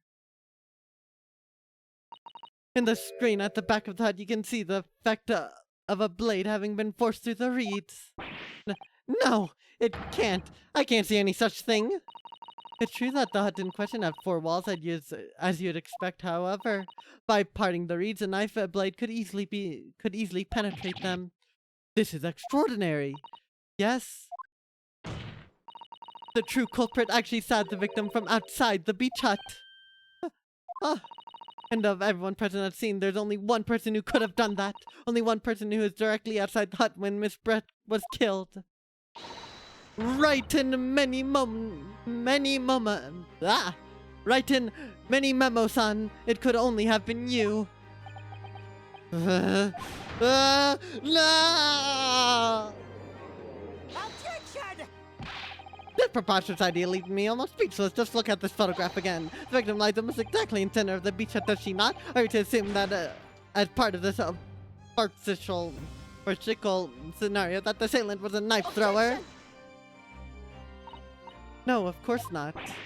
We're not? If you recall the testimony of the defendant about the events just before the victim's death. Inside the beach hut, I confronted Miss Brett. But she just sat on a stool at the back of the hut, smiling sweetly at me as if she knew she is untouchable. A stool? Have another look at the photograph.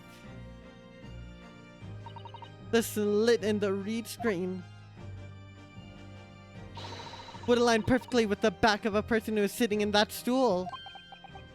My word, so, in fact, the victim was killed while sitting on that stool by a stab wound to her back delivered through the reed screen. Having been attacked, Miss Brett rose to her feet instinctively, but then, unable to speak, she collapsed on the floor in the middle of the hut before the defendant Membami-san's appalled eyes. And that, Your Excellency, is the truth of what happened on the beach that day.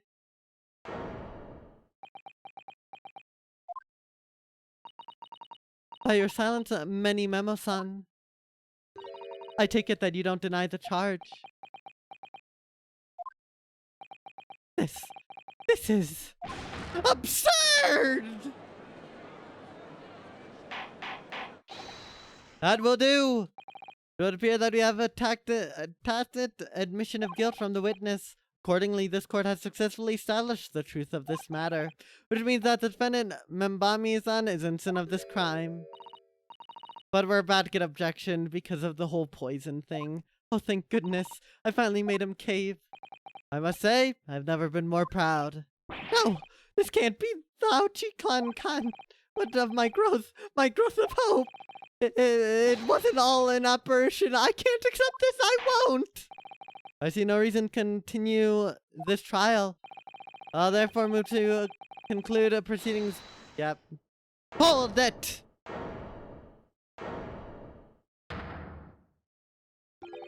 Ha! Ha! Ha!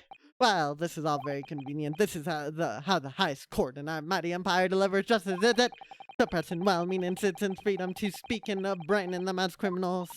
But we've established that the victim was stabbed from the outside the hut through those reed screen walls. No one but you was in place at that time to have this hand on the hilt of the blade. It's a perfectly logical deduction. So, your assignment hinges on the location of whoever stabbed the Englishwoman, does it? Does it? Well, it seemed a little irrelevant. Well, it seemed a little irrelevant now. Irrelevant? Where she was stabbed, how she was stabbed, it doesn't matter. I mean, whether she is stabbed at all makes no difference if you think about it. After all, the trial's already shown the whole thing hinges on something else. The poison. What are you talking about? Brace yourself, little man. I'm talking about the fact that everything's changed. How's the memo going? Tenna's about to lose his mind and I'm about to lose my voice. So it's great, Rube. Because of the dirt you dug up. What? Enough obscurity. Explain yourself, witness. What's to explain? I'm talking about the poison, of course. The poison? Let's ask the professor for a comment on the situation, shall we? I understand that a deadly poison you were developing was stolen from your laboratory, correct? And it's been shown that this poison was administered to the victim, Miss Brett, is that right? That is correct. The unusual constriction of the victim's pupils are a sure sign that this particular poison was used. I see. So presumably that means that the victim has already had the poison in her body before she was stabbed. Given that her pupils were clearly constricted, it seems highly likely, yes. Why do you hate Memo, Rube? If she had been dead already, poison could not have circulated in her body.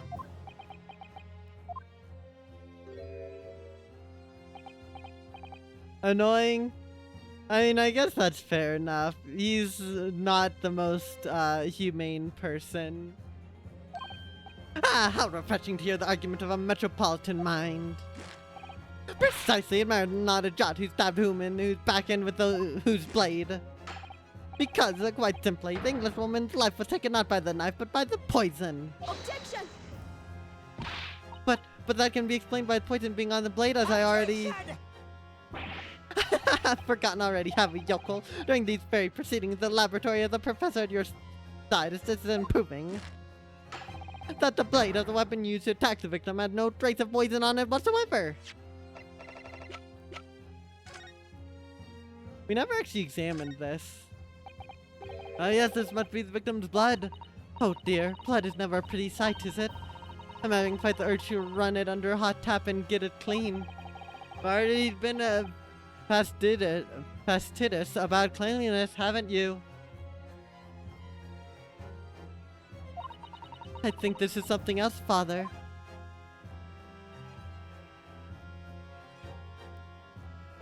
And then this is his first case after all. His character's a nothing burger. Yeah. And also it was pretty obvious he was gonna have some major involvement, if not straight up be the murderer, just because he's the only new character. The label appeared to be written in a foreign language that I don't know. It's German, so your knowledge of English is going to be of little help here, I'm afraid. Could you just have written medicine on it in Japanese, then we'd all be able to read it. German is an international language of medicine, my dear. But yes, I can certainly see the merit in labeling the bottle in Japanese. Though I'm not sure medicine would be entirely appropriate.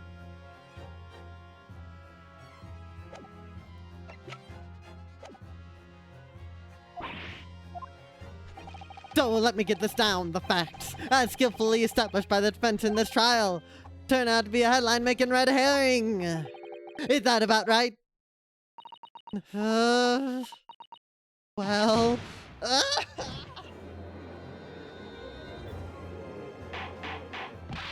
Order! But where does this leave us? How, in that case, did poison enter the victim's body? There's an undeniably obvious answer to that. The lady most likely imbibed it. You mean she drank it? Have another look at the photograph here. A bottle of carbonated water and glass had been knocked over onto the sandy floor of the beach hut. The poison could have been slipped into either. So somebody made Miss Brett drink it. Well, what do you know? Look at those dashing eyes. This will make a great front page shot. Hey, why the bewitching stare? So yeah, it wasn't Brett who had it. It was the journalist. After all, I'm the last person you should be looking at. It would make no sense at all that I poisoned a woman, would it? I mean, that's been established already. established. What are you talking about? Don't tell me you've forgotten. That's a little hard to believe, given that the person who established it was you.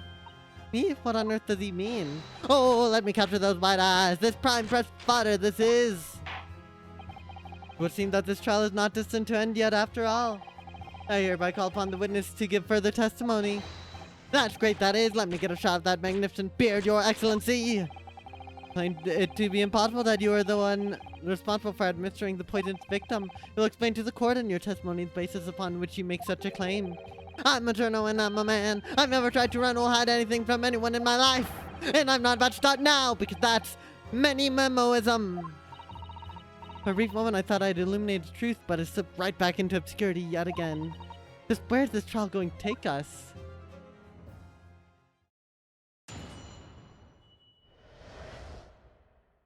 Complete innocence. Oh yes, I stopped the Englishwoman, and it's that very fact that proves I'm innocent. Because why would I have bothered to stop the woman if I'd already poisoned her? When I heard the student girl and that pompous English murderer arguing, it got my goat. If the courts weren't going to punish Brett for what she did, someone else would have to see justice done. So, you admitted then that everything happened as I described? That you are the one who stabbed Miss Brett in the back through the reed screen? You can blame this miserable country of ours.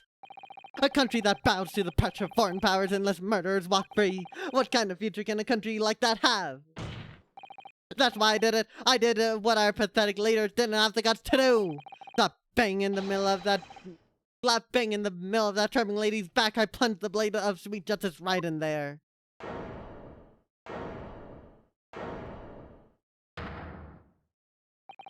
As someone who spends his life saying that the truth is told, I feel really awful about giving false information in my testimony before. But as it turns out, there was somebody else who had it in for the victim and got to her before me. There we go again. That's right, you guessed it! That pretty little student girl. Now there's a woman after my own heart. You're implicating Ray again. She's the one who gave the poison to the Englishwoman and ended her pitiful existence. And suddenly, snap! This journal here is off the hook. The argument is sound, certainly. If the witness had administered the poison himself, he need only have waited for it to take effect. Subsequent stabbing the victim, in fact, would have been entirely nonsensical. And therefore, this report had nothing to do with the poisoning. Yes, it's all quite logical. That's right, it is logical and true. I'm glad you've all seen the light. Justice at last! This is unbelievable. And after I'd made so much progress in proving his guilt, is he going to get away with it now?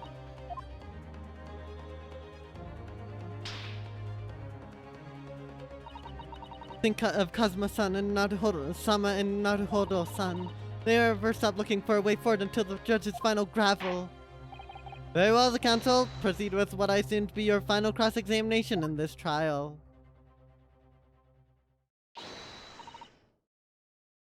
Did you want to be millionaire music? God, I hate how true that is. And honestly, with the attitude and voice that I've been giving many memo, honestly, I feel like he could have been a host for Who Wants to Be a Millionaire. So it all checks out. Yes, Your Excellency. Yeah, so he got into the poison. And he took it into his pen, and then he probably drugged or dipped it into, you know, Gisele's drink. Complete innocence. That's how I'm using the tenor voice. Basically, I had to channel all the game show into here. I know, I just think it fits Many Memo pretty well with his reporter vibe.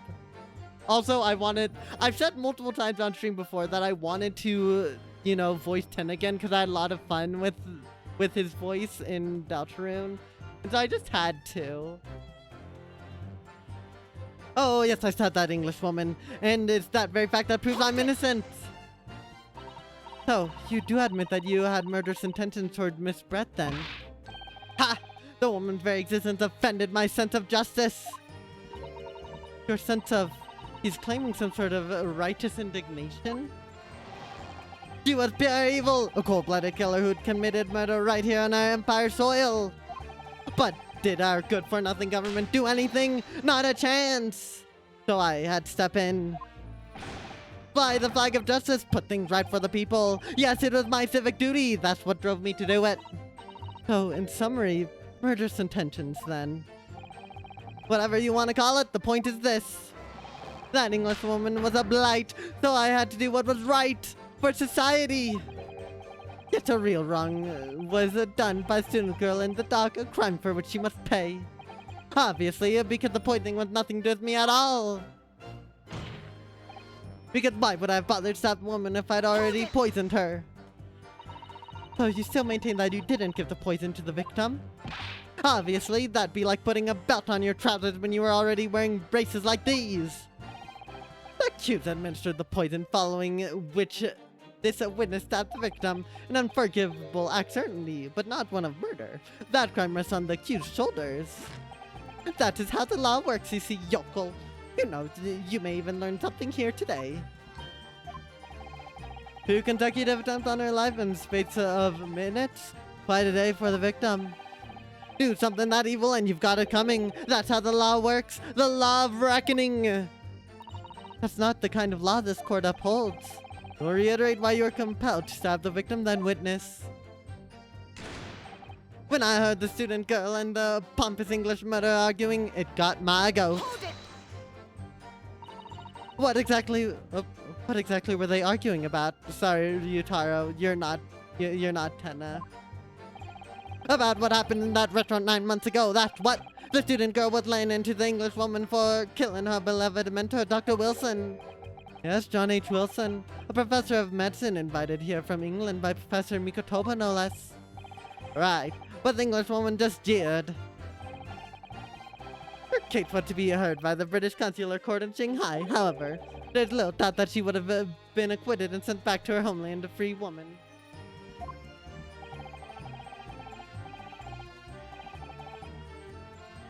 It was Eden, that student girl up inside. You could see it. I really felt for her.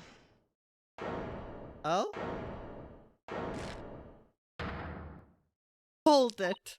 I can't. I can't stand here and listen to this tripe. Hey, young girl, you stand accused here. You can't just blurt out whenever you feel like it. No, you can't. But I'm in the middle of some very important testimony here. Just keep quiet and listen. But this awful man is making all this up. Chisato, please, you have to make them listen. Return to the dock at once, Membami-san. We are in the middle of cross-examination. Also, who the hell is Susato? Your Excellency, please, I implore you out. That journalist is clearly not a trustworthy witness. Exactly, he's a filthy, rotten, black-hearted, bigoted, dirty, grade peeping Tom. Whoa, take it easy there. Please, I really think the court should hear what the defendant has to say. Your Excellency, I see no need whatsoever to entertain the accused remarks.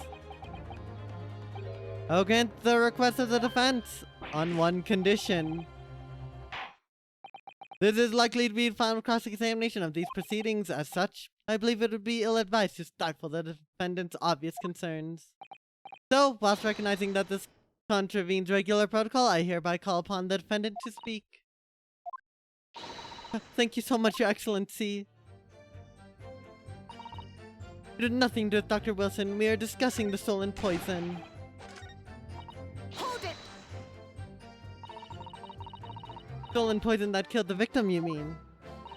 I suspected her of being the one to steal it. I mean, just think about how she killed Dr. Wilson. That's true. Additionally, Miss Brett certainly had knowledge of the new poison. But surely it would be no easy task to steal a highly secret toxin being developed for the government. Indeed, all visitors to the laboratory are thoroughly searched when they leave. Even if a thief managed to avoid being seen by myself or a colleague getting poisoned out would be very difficult. That's true. I pestered Professor Mikotoba until he agreed to show me the poison when I visited his laboratory. But as I left, I searched from top to tail. Miss Bread rather bluntly revealed the existence of the toxin we'd been developing, you see. And since Sasaki-san expressed such an interest in it, I felt unable to refuse. Obviously, I gave nothing away other than the fact that it was an extremely potent substance. I'm very ashamed of myself. It's just that I've had a singularly terrible experience with a deadly poison. I wanted to look my old enemy in the eye. Surely you can understand that. Find out if my suspicions were true, I confronted Miss Pratt about the poison. I told her that if there were to be an incident involving it somehow, it wouldn't just be the university. The military would be dragged into it, the whole government even. It would be a complete disaster. And how did Miss Pratt respond to your concerns? She just curled the beautiful lips of hers and said she didn't know the first thing about it. In English, actually. Yes. Many Menmo, son. One small question, if you don't mind. I do mind. Can't you see I'm busy? Well, you were outside the beach hut listening in whilst the defendant and Miss Brett were conversing. Presumably, then, it was you who wrote this article about what you'd heard. Oh. Exclusive deadly poison stolen from Yume Medical Research Laboratory. Story was published this morning in this morning's edition of Shoyu News. The details are too accurate for it to have been written by anyone else. Sorry, don't know what you're talking about. Yes, look at this, the entire article. It's almost what I said to Brett word for word. Ah! Well, many Memo-san. As a journal and as a citizen of a free country, I don't have to reveal my sources. That's the founding principle of many Memoism. Father's clearly right about this. That reporter did write that article, and he based it on what he overheard from outside the hut. The reporter, Many Memo-san, based it on information he gleaned by eavesdropping. So that's what it was all about. You were trying to cover up the fact that you were listening in. That's why you came up with all that thinking story about me arguing with her. Shut up. My stories never stink. Look, whatever you say, little girl, it doesn't alter the facts. Your Excellency, there's something I want to say and I want it to go on record. Very well, you may amend your formal testimony. The point is, if you'd poisoned someone, there'd be no reason to then go and stab that person as well. Perhaps you doubted the efficacy of the poison and sought to make sure the victim would die. That's horse-dung. What? That would be like pouring pepper on your Chinese ramen before you'd even tasted it. Completely reckless. Although, it might surprise you to learn that I am a bit of an impetuous pepper pourer as it happens. Once the victim had taken the poison, she would have been only minutes away from death. And yet this man then proceeded to stab her in the back as well. Did he need to silence her? That would have been a good reason for that. But if it was the reporter who gave the poison to Miss Brett, then clearly he must have done it prior to Ray entering the hut. Yes, that's undeniable. But between him leaving the hut and the victim being stabbed, there was one very crucial change in the situation. Sorry? What change? The reporter overheard the conversation between Ray and the English woman. Yes, that's it. That's when Many Memo-san first found out the exact nature of the poison he'd used. That could be the key here. If the victim had unwittingly taken poison already, the reporter would have had no reason to stab her. On the face of it, that logic sounds entirely reasonable. But there's no question that this man was responsible for Miss Brett's murder. If we could think of a plausible explanation as to why he might have stabbed her even after the poisoning, I feel that's everything would drop into place. That's what we should be looking for. Yes, I agree. In order to do that, I must try to glean more information.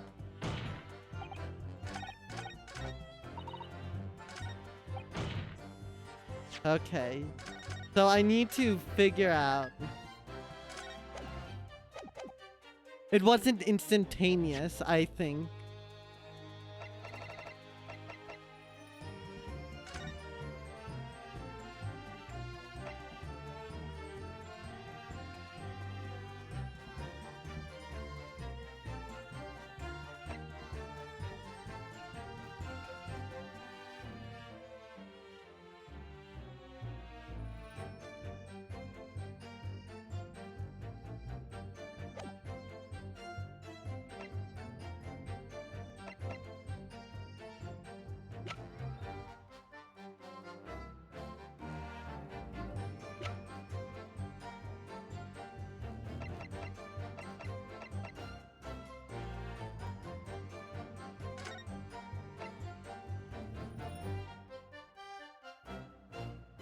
I think it was the fact that death would have occurred in minutes. It wasn't instantaneous.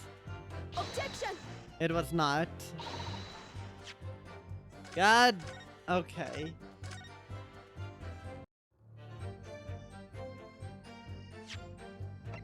It wasn't that.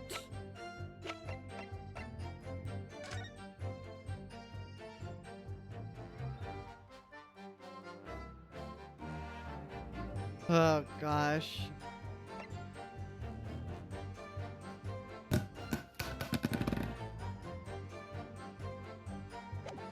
Let's try. Okay, again, the right idea, just slightly wrong evidence. Okay. Well, I can think of one reason. What? But before I explain, I'd like you to confirm something to the court. Did you glean all the information for this newspaper article from what you overheard outside the hut? What if the poison was made out of glass? I don't think Dale would have been able to, because the glass would have cut up her throat when she drank it. And I think she would have died much sooner than she did. That's what I'd have to say. Of course he did. There can be no question of that. After all, when we were all in the laboratory together, all we were told is that it was a terrible toxin. And there's one more important fact to consider. According to the witness, Mbami's son's verbal attack against victim began as soon as she entered the hut. Well, this would have been avoided then. See, glass is the future, or past in this case. It's the future of the past, but not the present. Such a poetic way to live life. In other words, it would have been impossible for her to have slipped the poison into Miss Brett's drink. Objection! Where are you going with this, counsel? Many Memo-san has made it quite clear that he observed every single thing that happened in the beach hut. If the defendant had somehow found an opportunity, this man would have seen it. Which means that Miss Brett couldn't have imbibed the poison whilst the defendant was present. In fact, it must have been administered to her before Mbami-san entered the hut. Yes, very articulately put. When I walked into the hut, I immediately started to press Miss Brett about the poison. At which point, many Memo-san overheard some worrying information. Worrying information? What worrying information? Information which he subsequently included in this newspaper article, namely, that the poison was being developed in strict secrecy, that it couldn't be readily obtained. Absolutely. In fact, that's quite an understatement. The only possible place it could come from is my lab. And furthermore, anyone inflicted by poison would exhibit telltale signs and death. The extreme constriction of the pupils. Yes, it's quite stark when you see it. There are other poisons that show similar symptoms, but not among new substances that are undetectable. In other words, it would be clear that the victim's life had been ended by the use of this particular poison, which would reduce the number of suspects to only a handful of people. Everyone in my laboratory is aware of the unique properties of the toxin we've been developing. None of them would be foolish enough to attempt to use it for some nefarious deed. Okay, so it wasn't how long it would take for the poison to act. It was the government secrecy about it. By the way, damn, this game really loves its government conspiracies. Mbami-san being no exception. Therefore, we can conclude that whoever administered the unique poison to the victim was a layperson unaware of its telltale properties. In other words, someone like you, write in many memo.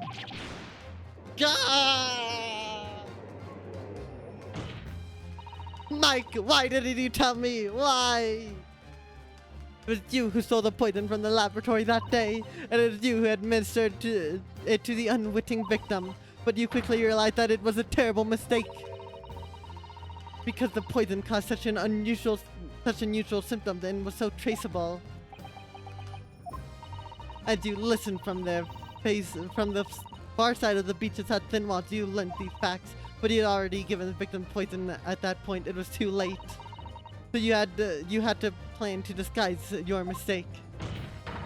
A plan that involves stabbing the victim in the back through the reed screen. But what good could that possibly do?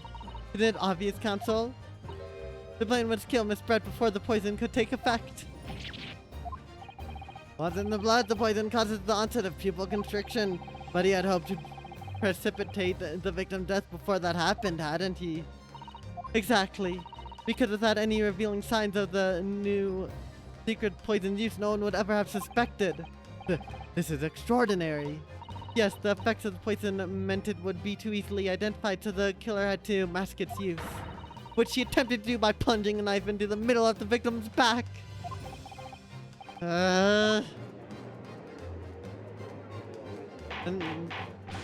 Order. The argument presented is sound. The court is satisfied that it warrants consideration. Does the prosecution have a counter-argument it wishes put forward? Well, there are a number of... yes, I counter completely. The prosecution's evasive response clearly shows that in much the same way as he nurtures the remnants of his top knot, he's clinging to lost hope. Oh, damn, that is actually a sick burn. Oh my god, Susato. Lost hope?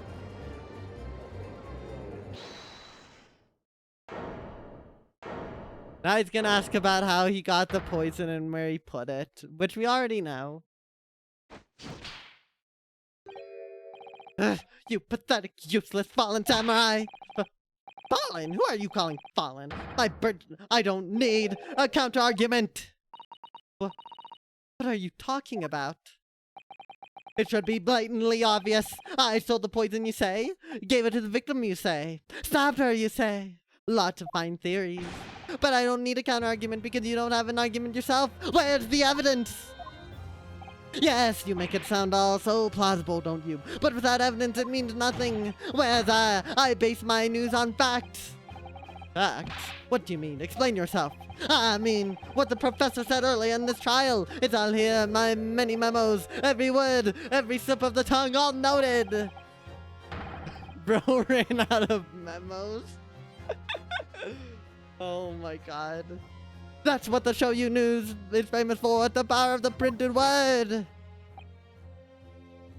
But surely it would be no easy task to steal a highly secret toxin being developed for the government.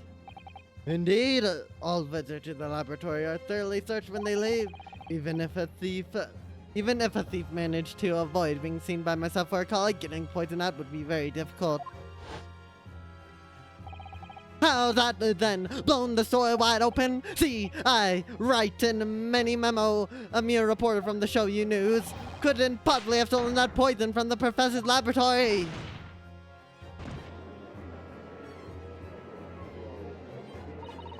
But there can't be any question of it. He must have stolen poison that day. He stole it and used it to kill. If that's the case. As you've identified, the poison itself is the definitive evidence we need, because whoever stole it from the laboratory that day is the true culprit here. What's your point, you annoyingly handsome country bumpkin? I'm really getting Detective Prince vibes from this whole situation. My point is this. There's only one way that you, Many Memo-san, could have stolen the poison that day. I've heard enough verbal conjecture now, thank you. What the court must be shown is the evidence. What proof do you have that the witness stole the poison on the day in question? The fountain pen! I don't even need to save. The proof, Your Excellency, is this fountain pen. A fountain pen? How could that possibly be relevant? These magical pens somehow seem to have enough ink to write many thousands of kanji characters. I believe they arrived in our country for the first time some 15 years ago now. Bah! I swear weasel-haired calligraphy brush and nothing else. These newfangled pens are merely a fad. Well, as a forward-thinking man of words, I obviously love my fountain pen. Stuck up a Dukon of sumptuous ink, and one's work is awash with words in the blink of an eye. That's right. Fountain pens have a small reservoir in the barrel, into which ink is sucked up through the nib of the pen in order to write with later. What does this talking of sucking up ink have? Ah! And just as it's possible to suck up ink into the reservoir, it's also possible to eject it through the nib again, of course. My word. Can this really be? Well, many memo-san. Ah, when you saw the deadly poison for your eyes in the laboratory that day, you used your fountain pen, your very lifeblood, to steal some of it, didn't you? By siphoning the poison up through the nib and into the pen's reservoir. Ah, no! Objection! Absurdity! That never happened. True, we've heard that there were procedures in place to prevent thefts like this from laboratory, but would anyone have thought to look inside a fountain pen of all places? No, I'm a little ashamed to say that for fear of offending our guests, such a detailed search would not have been conducted. Well, this is quite startling, I must say. I remind the court that this pen was found in the clutches of the victim when she died. In other words, it was dropped at scene by Mini Memo-san. So the crucial question is, when exactly was the pen dropped? Are you suggesting? The natural conclusion is that in your haste to act whilst the victim was distracted for a moment, you dropped the pen after you emptied the poison from it into her glass. Hi, Spider She. Welcome on in. Nice to see ya. Hopefully you're doing well. Yeah, we're at the big revelations of this case. You joined at right the perfect time. Objection! There could be any number of alternative explanations. For example, the witness could have been using his pen to write down details of his conversation with the victim. And when shocked by one of her outrageous answers, the pen fell from his quivering hand. Objection! No, that can't be. If it was, how do you explain why the pen was devoid of ink? What? As you can see for yourself, if you examine the evidence, there would appear to be no ink present in the reservoir. What newspaper reporter goes to interview someone with nothing in his pen? No, the pen was dropped after the poison that filled its reservoir had been emptied into the victim's glass. Witness, what do you have to say in your defense?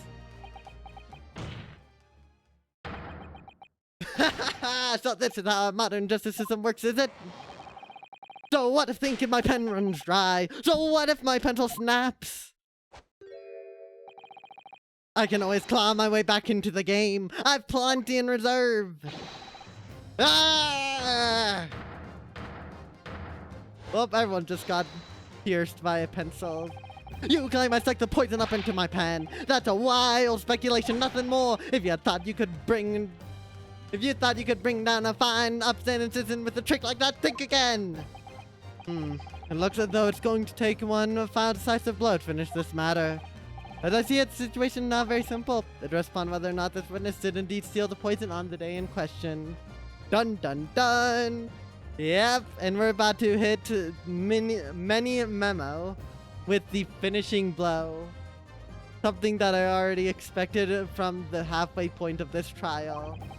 Therefore, it all depends on whether or not the defense can prove he did it with evidence. Ha! No such evidence could possibly exist! Many memo-san, this is how our modern justice system works. What? In the courtroom, evidence is everything. Something you would do well to remember. Because we are well past the point of speculation at this stage, I assure you. Very well then, I call upon the defense to present the aforementioned evidence. This is it then. This will be the final piece of the puzzle. The defense can prove by means of this item that it was the witness's pen that was used to steal the poison. The chemical reagent! Pencil, what is that bottle? This bottle contains the unique chemical reagent that can identify the poison in question. Yes, that poison is an entirely new synthesis of alkaloids developed by my colleagues and I. It would be impossible to detect traces of it by any other method. Or, from another perspective, simply with this chemical reagent, anybody at all could check for traces of the poison. A reagent? What? One drop of the contents of this bottle on the tip of your fountain pen, Many Memo-san, is all it will take to solve this case beyond all reasonable doubt. No, you can't. I won't. Your crimes are bad enough, but at least know when to admit defeat. Your Excellency, the defense requests permission to carry out the test on the fountain pen at once.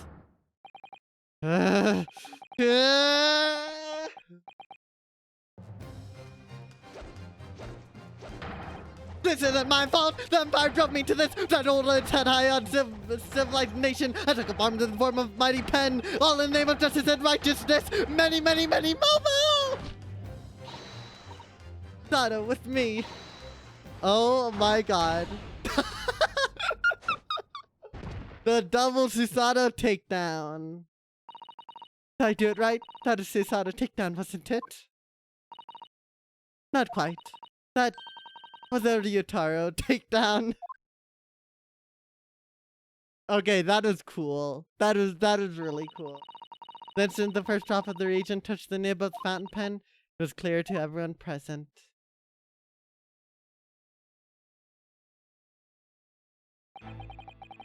When I saw it there in the lab, the poison, the devil got hold of me and I decided to do it on a whim. I excused myself and emptied all the ink down the sink in the bathroom, washing the reservoir out carefully.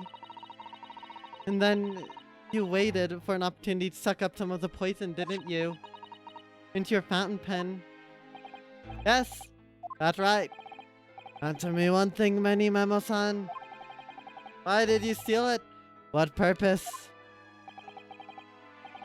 Isn't it obvious? Find out what it was made of and expose it in an article. I mean, it was a secret project after all. Too juicy for a journal like me to pass up. Then why did the English woman end up dead?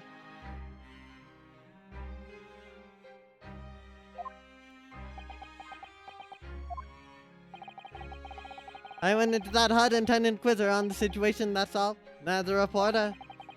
A known killer enjoying full freedom, evading justice by leaving the country. I told her what I thought about it.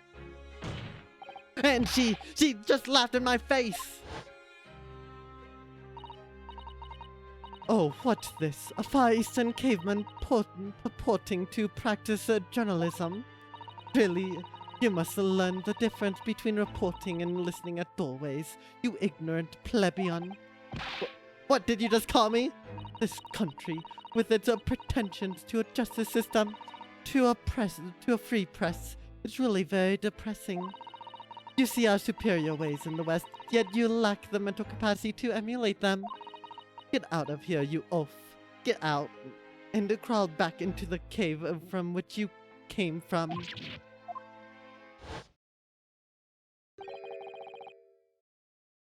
That's when I remembered about the deadly poison I happened to have in my pen at the time. Yeah, the Memo enjoyed the trip to Ultra Australia. Gosh, I wish we could have seen a taste of that ourselves, if only for the power of it. But probably for the best we didn't get launched halfway across the courtroom. What a terrible tale. In my head, I knew I should just get out of there as quickly as possible, but I couldn't. I couldn't let her get away with what she'd done when she clearly had no remorse at all. I suppose it was my journal spirit, getting all fired up.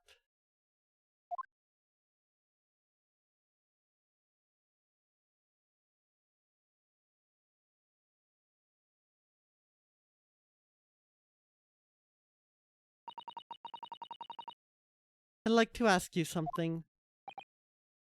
Yes? You often talk about justice. But surely, as journalist, you could have used other means to deliver the justice you sought. There's no justice in the press. Sorry? After that trial 9 months ago, I kept digging and digging to find out what had happened in that courtroom. And finally, I discovered the truth. It was a cover-up, that's what it was. A cover-up? What do you mean? I'd remind you of your position, witness. Be careful what you say. Oh, come on. Doesn't it strike you as strange? We're certainly not allowed to convict a foreign national. Consular jurisdiction should never have come into it. And yet that puffed-up English woman was going to sail away into the sunset a free woman. The only possible explanation is that behind the scenes, some deal had gone down between Britain and Japan. What sort of deal? I had done my research, dug up all the dirt. It was already be published. But you know what happened? The editor just tore the article up. You came under pressure from government, you mean? If our government is going to let criminals walk free, if they're going to crush the free press, Then what choice do I have but see that justice is done myself? Let's not forget, Many Memo-san, that you committed murder yourself, and you tried to lay blame at the defendant's door. I'm sorry, but you're no better than Giselle Brett. What? What? The truth is, you have no right to talk about justice at all. I suppose.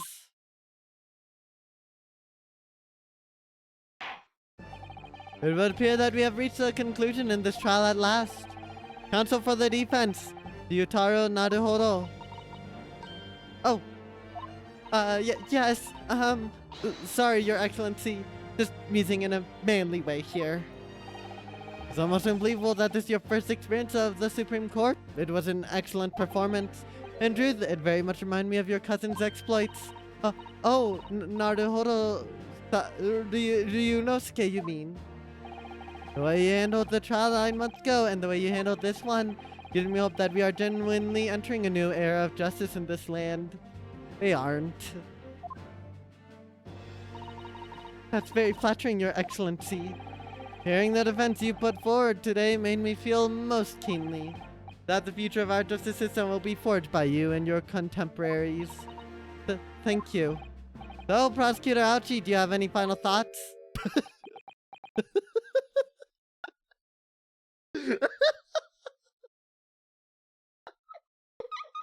I'm sorry, I wasn't prepared to this. He's gonna cut off his thing, isn't he? He's gonna cut off the little bit of hair on his head. Oh my god. Oh my god. He's gonna lose something worse than a pinky. His hair. He is ready. I think deep down he knew what was gonna happen. Prosecutor Ouchie. I, Takatsuchi of the Ouchie clan, have been bested by a callow youth not once now, but twice. If there was any shred of my former self left, it had withered away and died here today. Gosh, your journey into to cultural enlightenment sure took a while, didn't it? Silence! Rather than living on in shame, I will end it all now with this blade. For that is the true path to Ouchieism. Ouchieism? One hopes that's only a way in which he'll be modeling himself after the witness.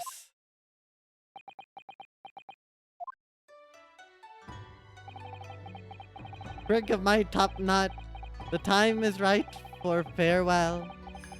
Hope is lost forever. Takatsuchi. That was a break.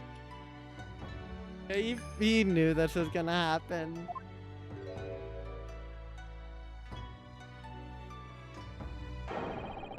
Ah!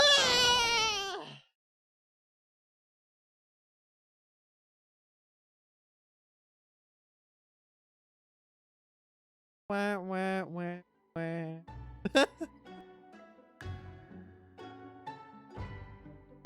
The prayers. Oh my god. Even Natsume. Everyone here. That's great.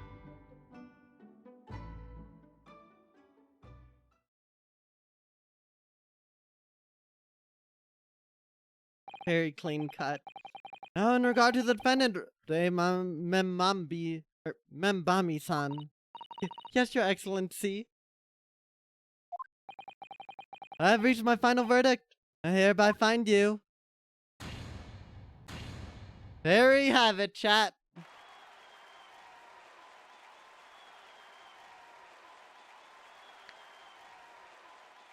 There it is.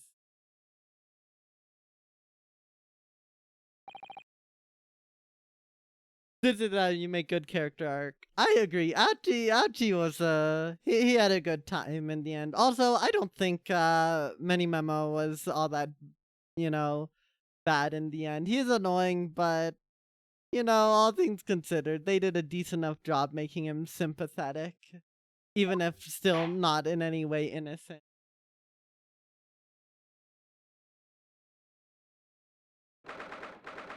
13th of August, 2:38 p.m.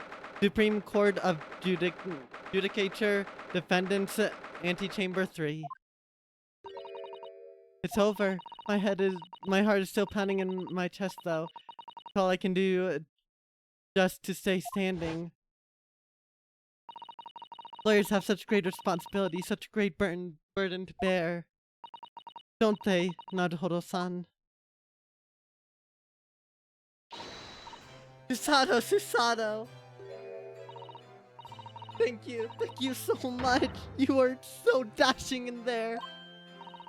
Ray and Father. Honestly, I'm so touched by everything you've...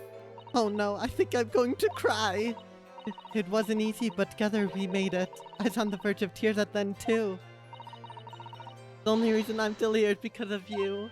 Oh no, I can't take all the credit. It took courage to tell the truth in there. You did wonderfully, Ray. So I would have to say that the congratulations belong to you. Sato, don't be so standoffish. Sorry? We're friends, equals, and the trial's over, so no more of this formal super humility nonsense. It's time to celebrate with swagger, to throw caution to the wind. Caution to the... What?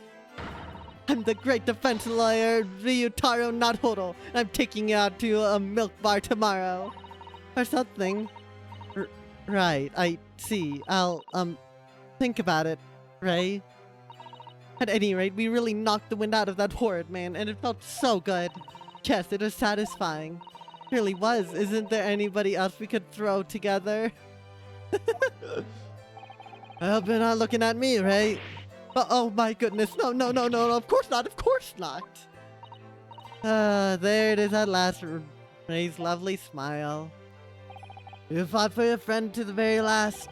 As your father, I'm extremely proud of you. Defense attorney Ryutaro Naruhodo. Thank you, but I couldn't have done it without your help. Anyway, it's time to bid farewell to Ryutaro, I think. I shall miss him in a way, but back to Susato Mikoto. So I'll never see him again then? What a terrible shame. What? There we go. What is happening? Soseki-san and Inspector Osanaga, I do hope you've been keeping well. Is that really you? Yes, I changed my appearance for, well, obvious reasons, I hope, but it's me. Susato Mikotoba.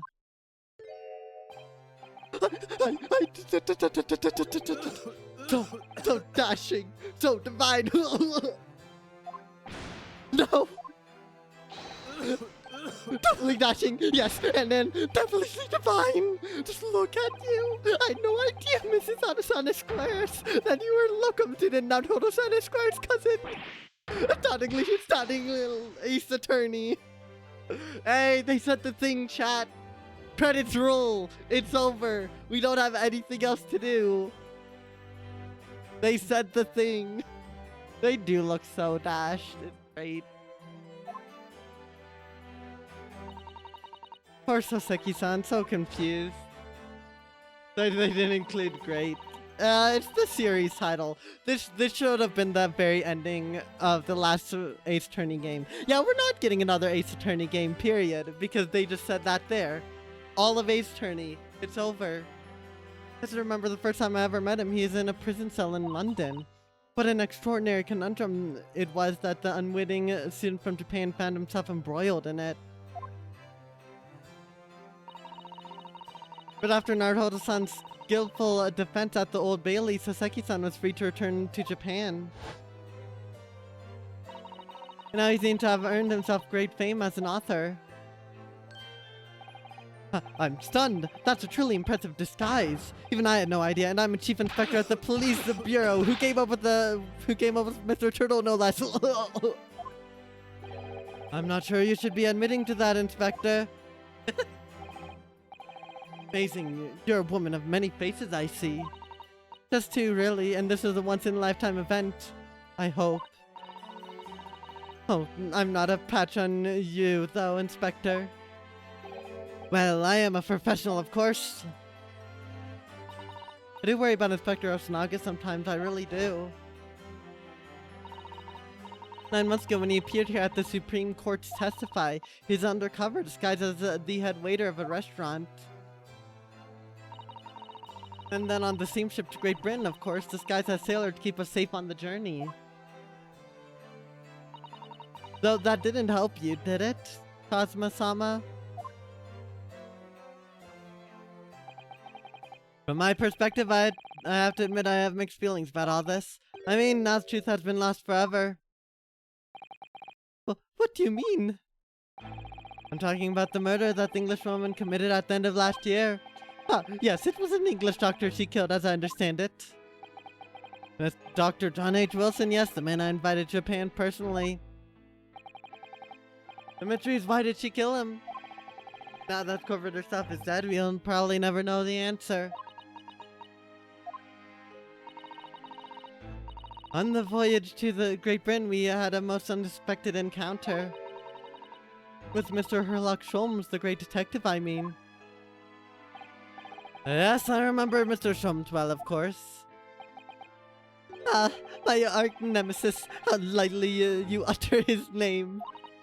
Well, according to the stories published about him in The Adventures of Sherlock Holmes, the detective once had a partner who helped him solve crimes, a best friend. That man was an exceptional doctor of medicine by the name of John H. Wilson. We still haven't learned why freaking Susato knew the story. That one story. Oh god. What? Dr. Wilson? I just can't believe that it's a coincidence. I think that the English doctor of medicine killed here in Japan 9 months ago must have been a friend and partner of Mr. Sholmes. And if that's really true, then the poor girl won't ever see her beloved father again. Plot twist, it was Dr. John H. Wilson's twin brother, who is also inconveniently named Dr. John H. Wilson. But the doctor part is like actually, you know, the legal name. As you know, I traveled to Great Britain once myself to study. It was around the time you were born. Yes, grandmother told me about it. On returning to Japan, I took up my professorship at the Imperial Yume University. But I also serve another role as an advisor to the government on diplomatic affairs.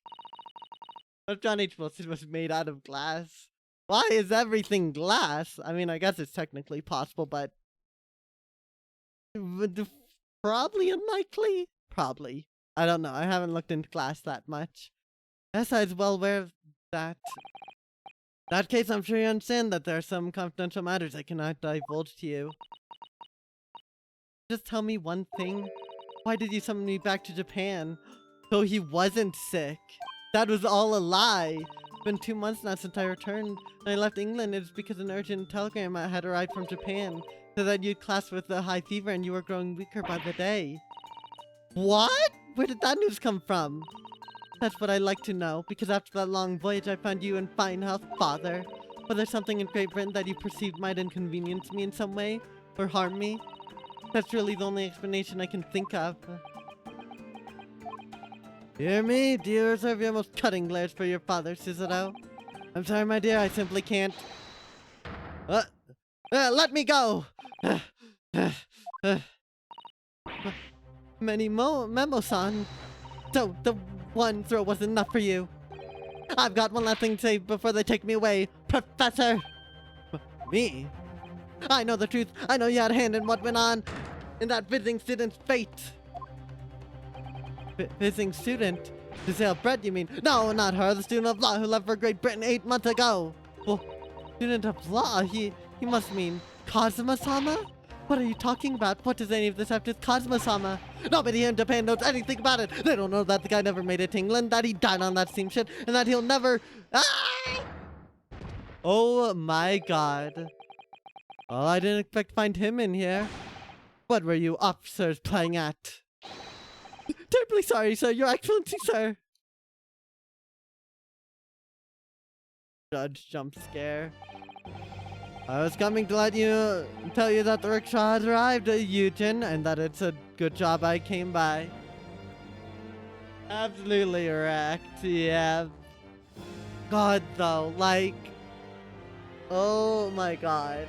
So I pointed it out at start of stream. I thought the grave might have been Mikotoba, right? I thought that's what was gonna happen. But no, it was Kazuma, and she's fine. So that whole thing was a lie. Yes, thank you for dealing with him, and I'll be there shortly.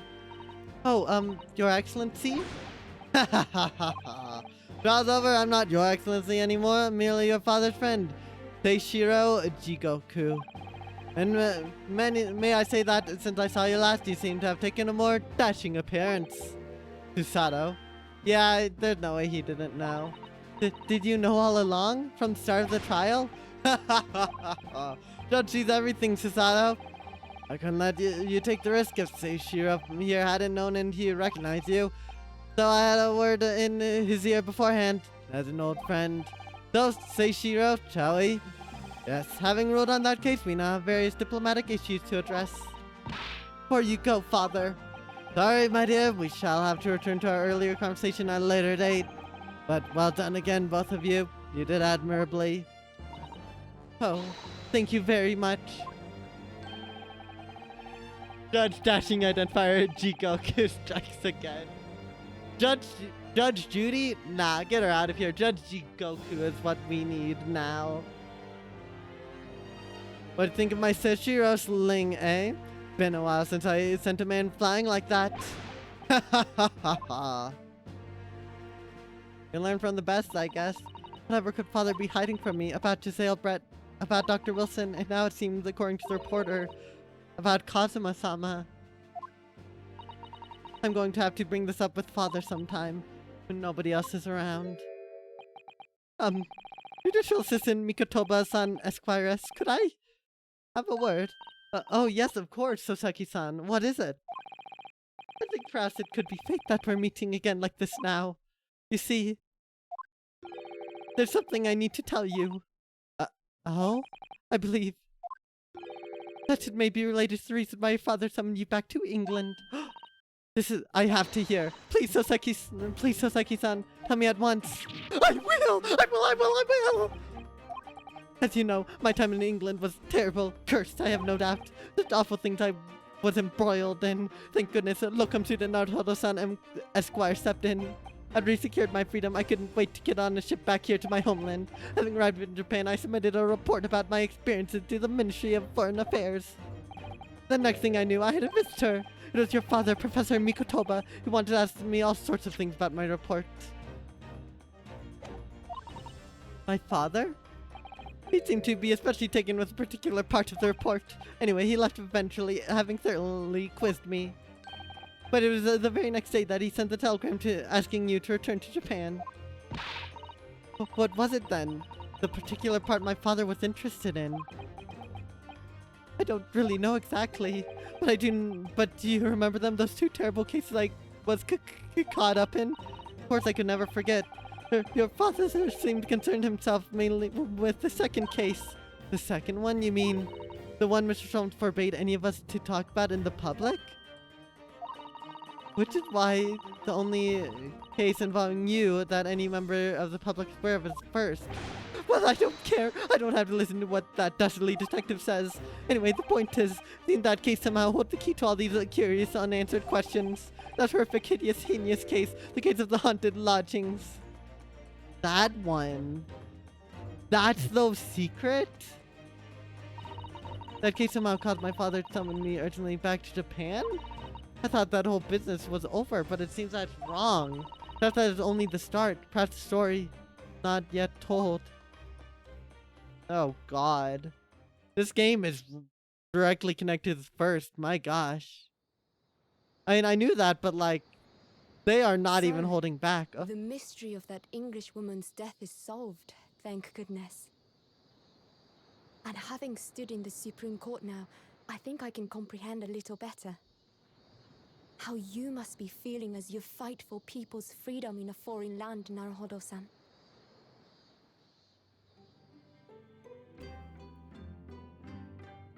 But actually, I'm writing to you today because of another matter. I met Soseki-san and we talked about that second case he was involved in. Father has said nothing to me, but I feel certain of it. That case holds the key to some great unsolved mystery. My notes on the case should still be in the office, tucked away at the back of the shelves on the left. Perhaps you might like to look over them again. Today, for the first time this year, it feels as though summer has arrived. The sky is a brilliant blue. Oop. No. Sorry about that. It makes me long to see you again. Yours, Susato. Damn. What a freaking hook at the first case of the game, seriously. And there we have it. The end of case 1.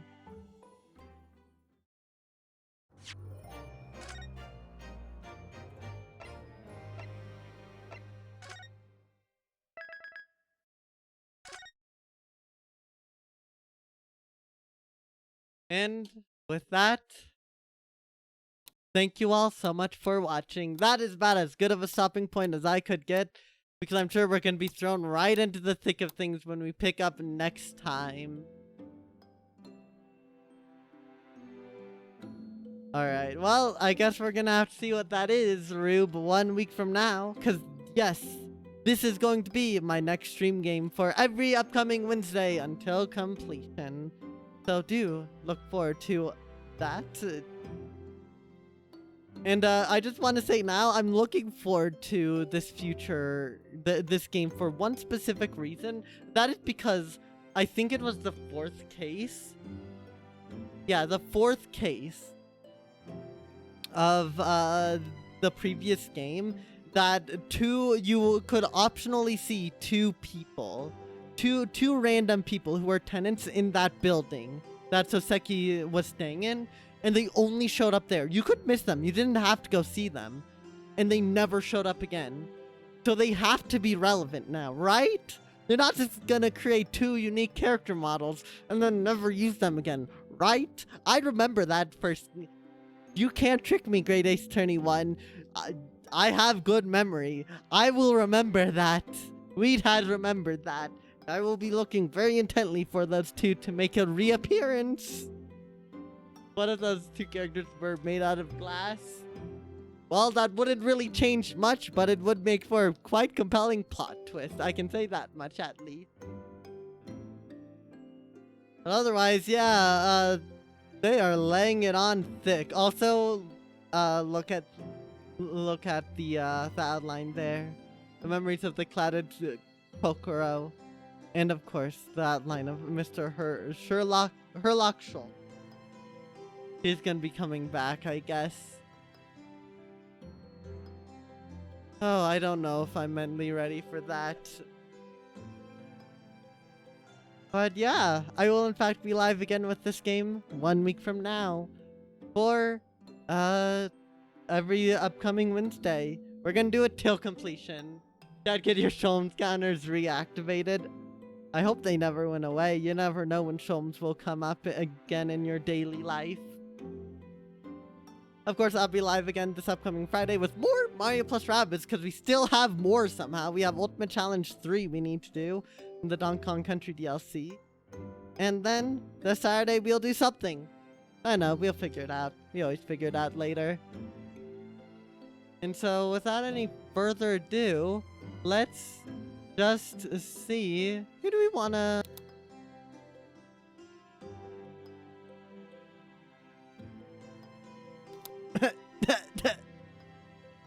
welcome on in, Antonym. I've been silenced. Have I not rated in a hot second? There's this person I haven't rated in a while.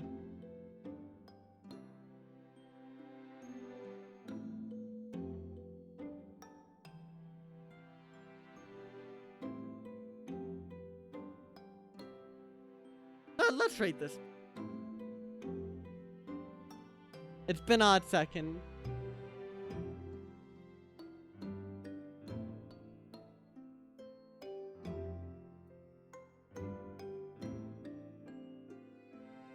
Okay, they're doing a giveaway, it seems. a Pokemon giveaway. So you know what? If you all want those, then I guess now's your time to go and get them. Good work and be rating the Game Boy Light. Very chill streamer. He does a bunch of cool stuff. He does a lot of Clone Hero. He's also done charity events. So he definitely deserves your love and attention. And he's currently doing a shiny giveaway of Paridon and Miraidon. So if you play Scarlet and Violet, then this is your time to get them, I guess. Thank you, Wheatbot, for all of the bread. Of course, we have the lovely, lovely raid messages, both for subs and non-subs. Have a good day, night, morning, evening, dark hour, whenever it may be for you all. And I'll see you all again this upcoming Friday for more Mario plus Rabbids. And a week from now for more of this game. I'm very much looking forward to it. It's going to be a great time, I'm sure. And I'm so ready for my voice to be dead after this. Yay. Bye-bye.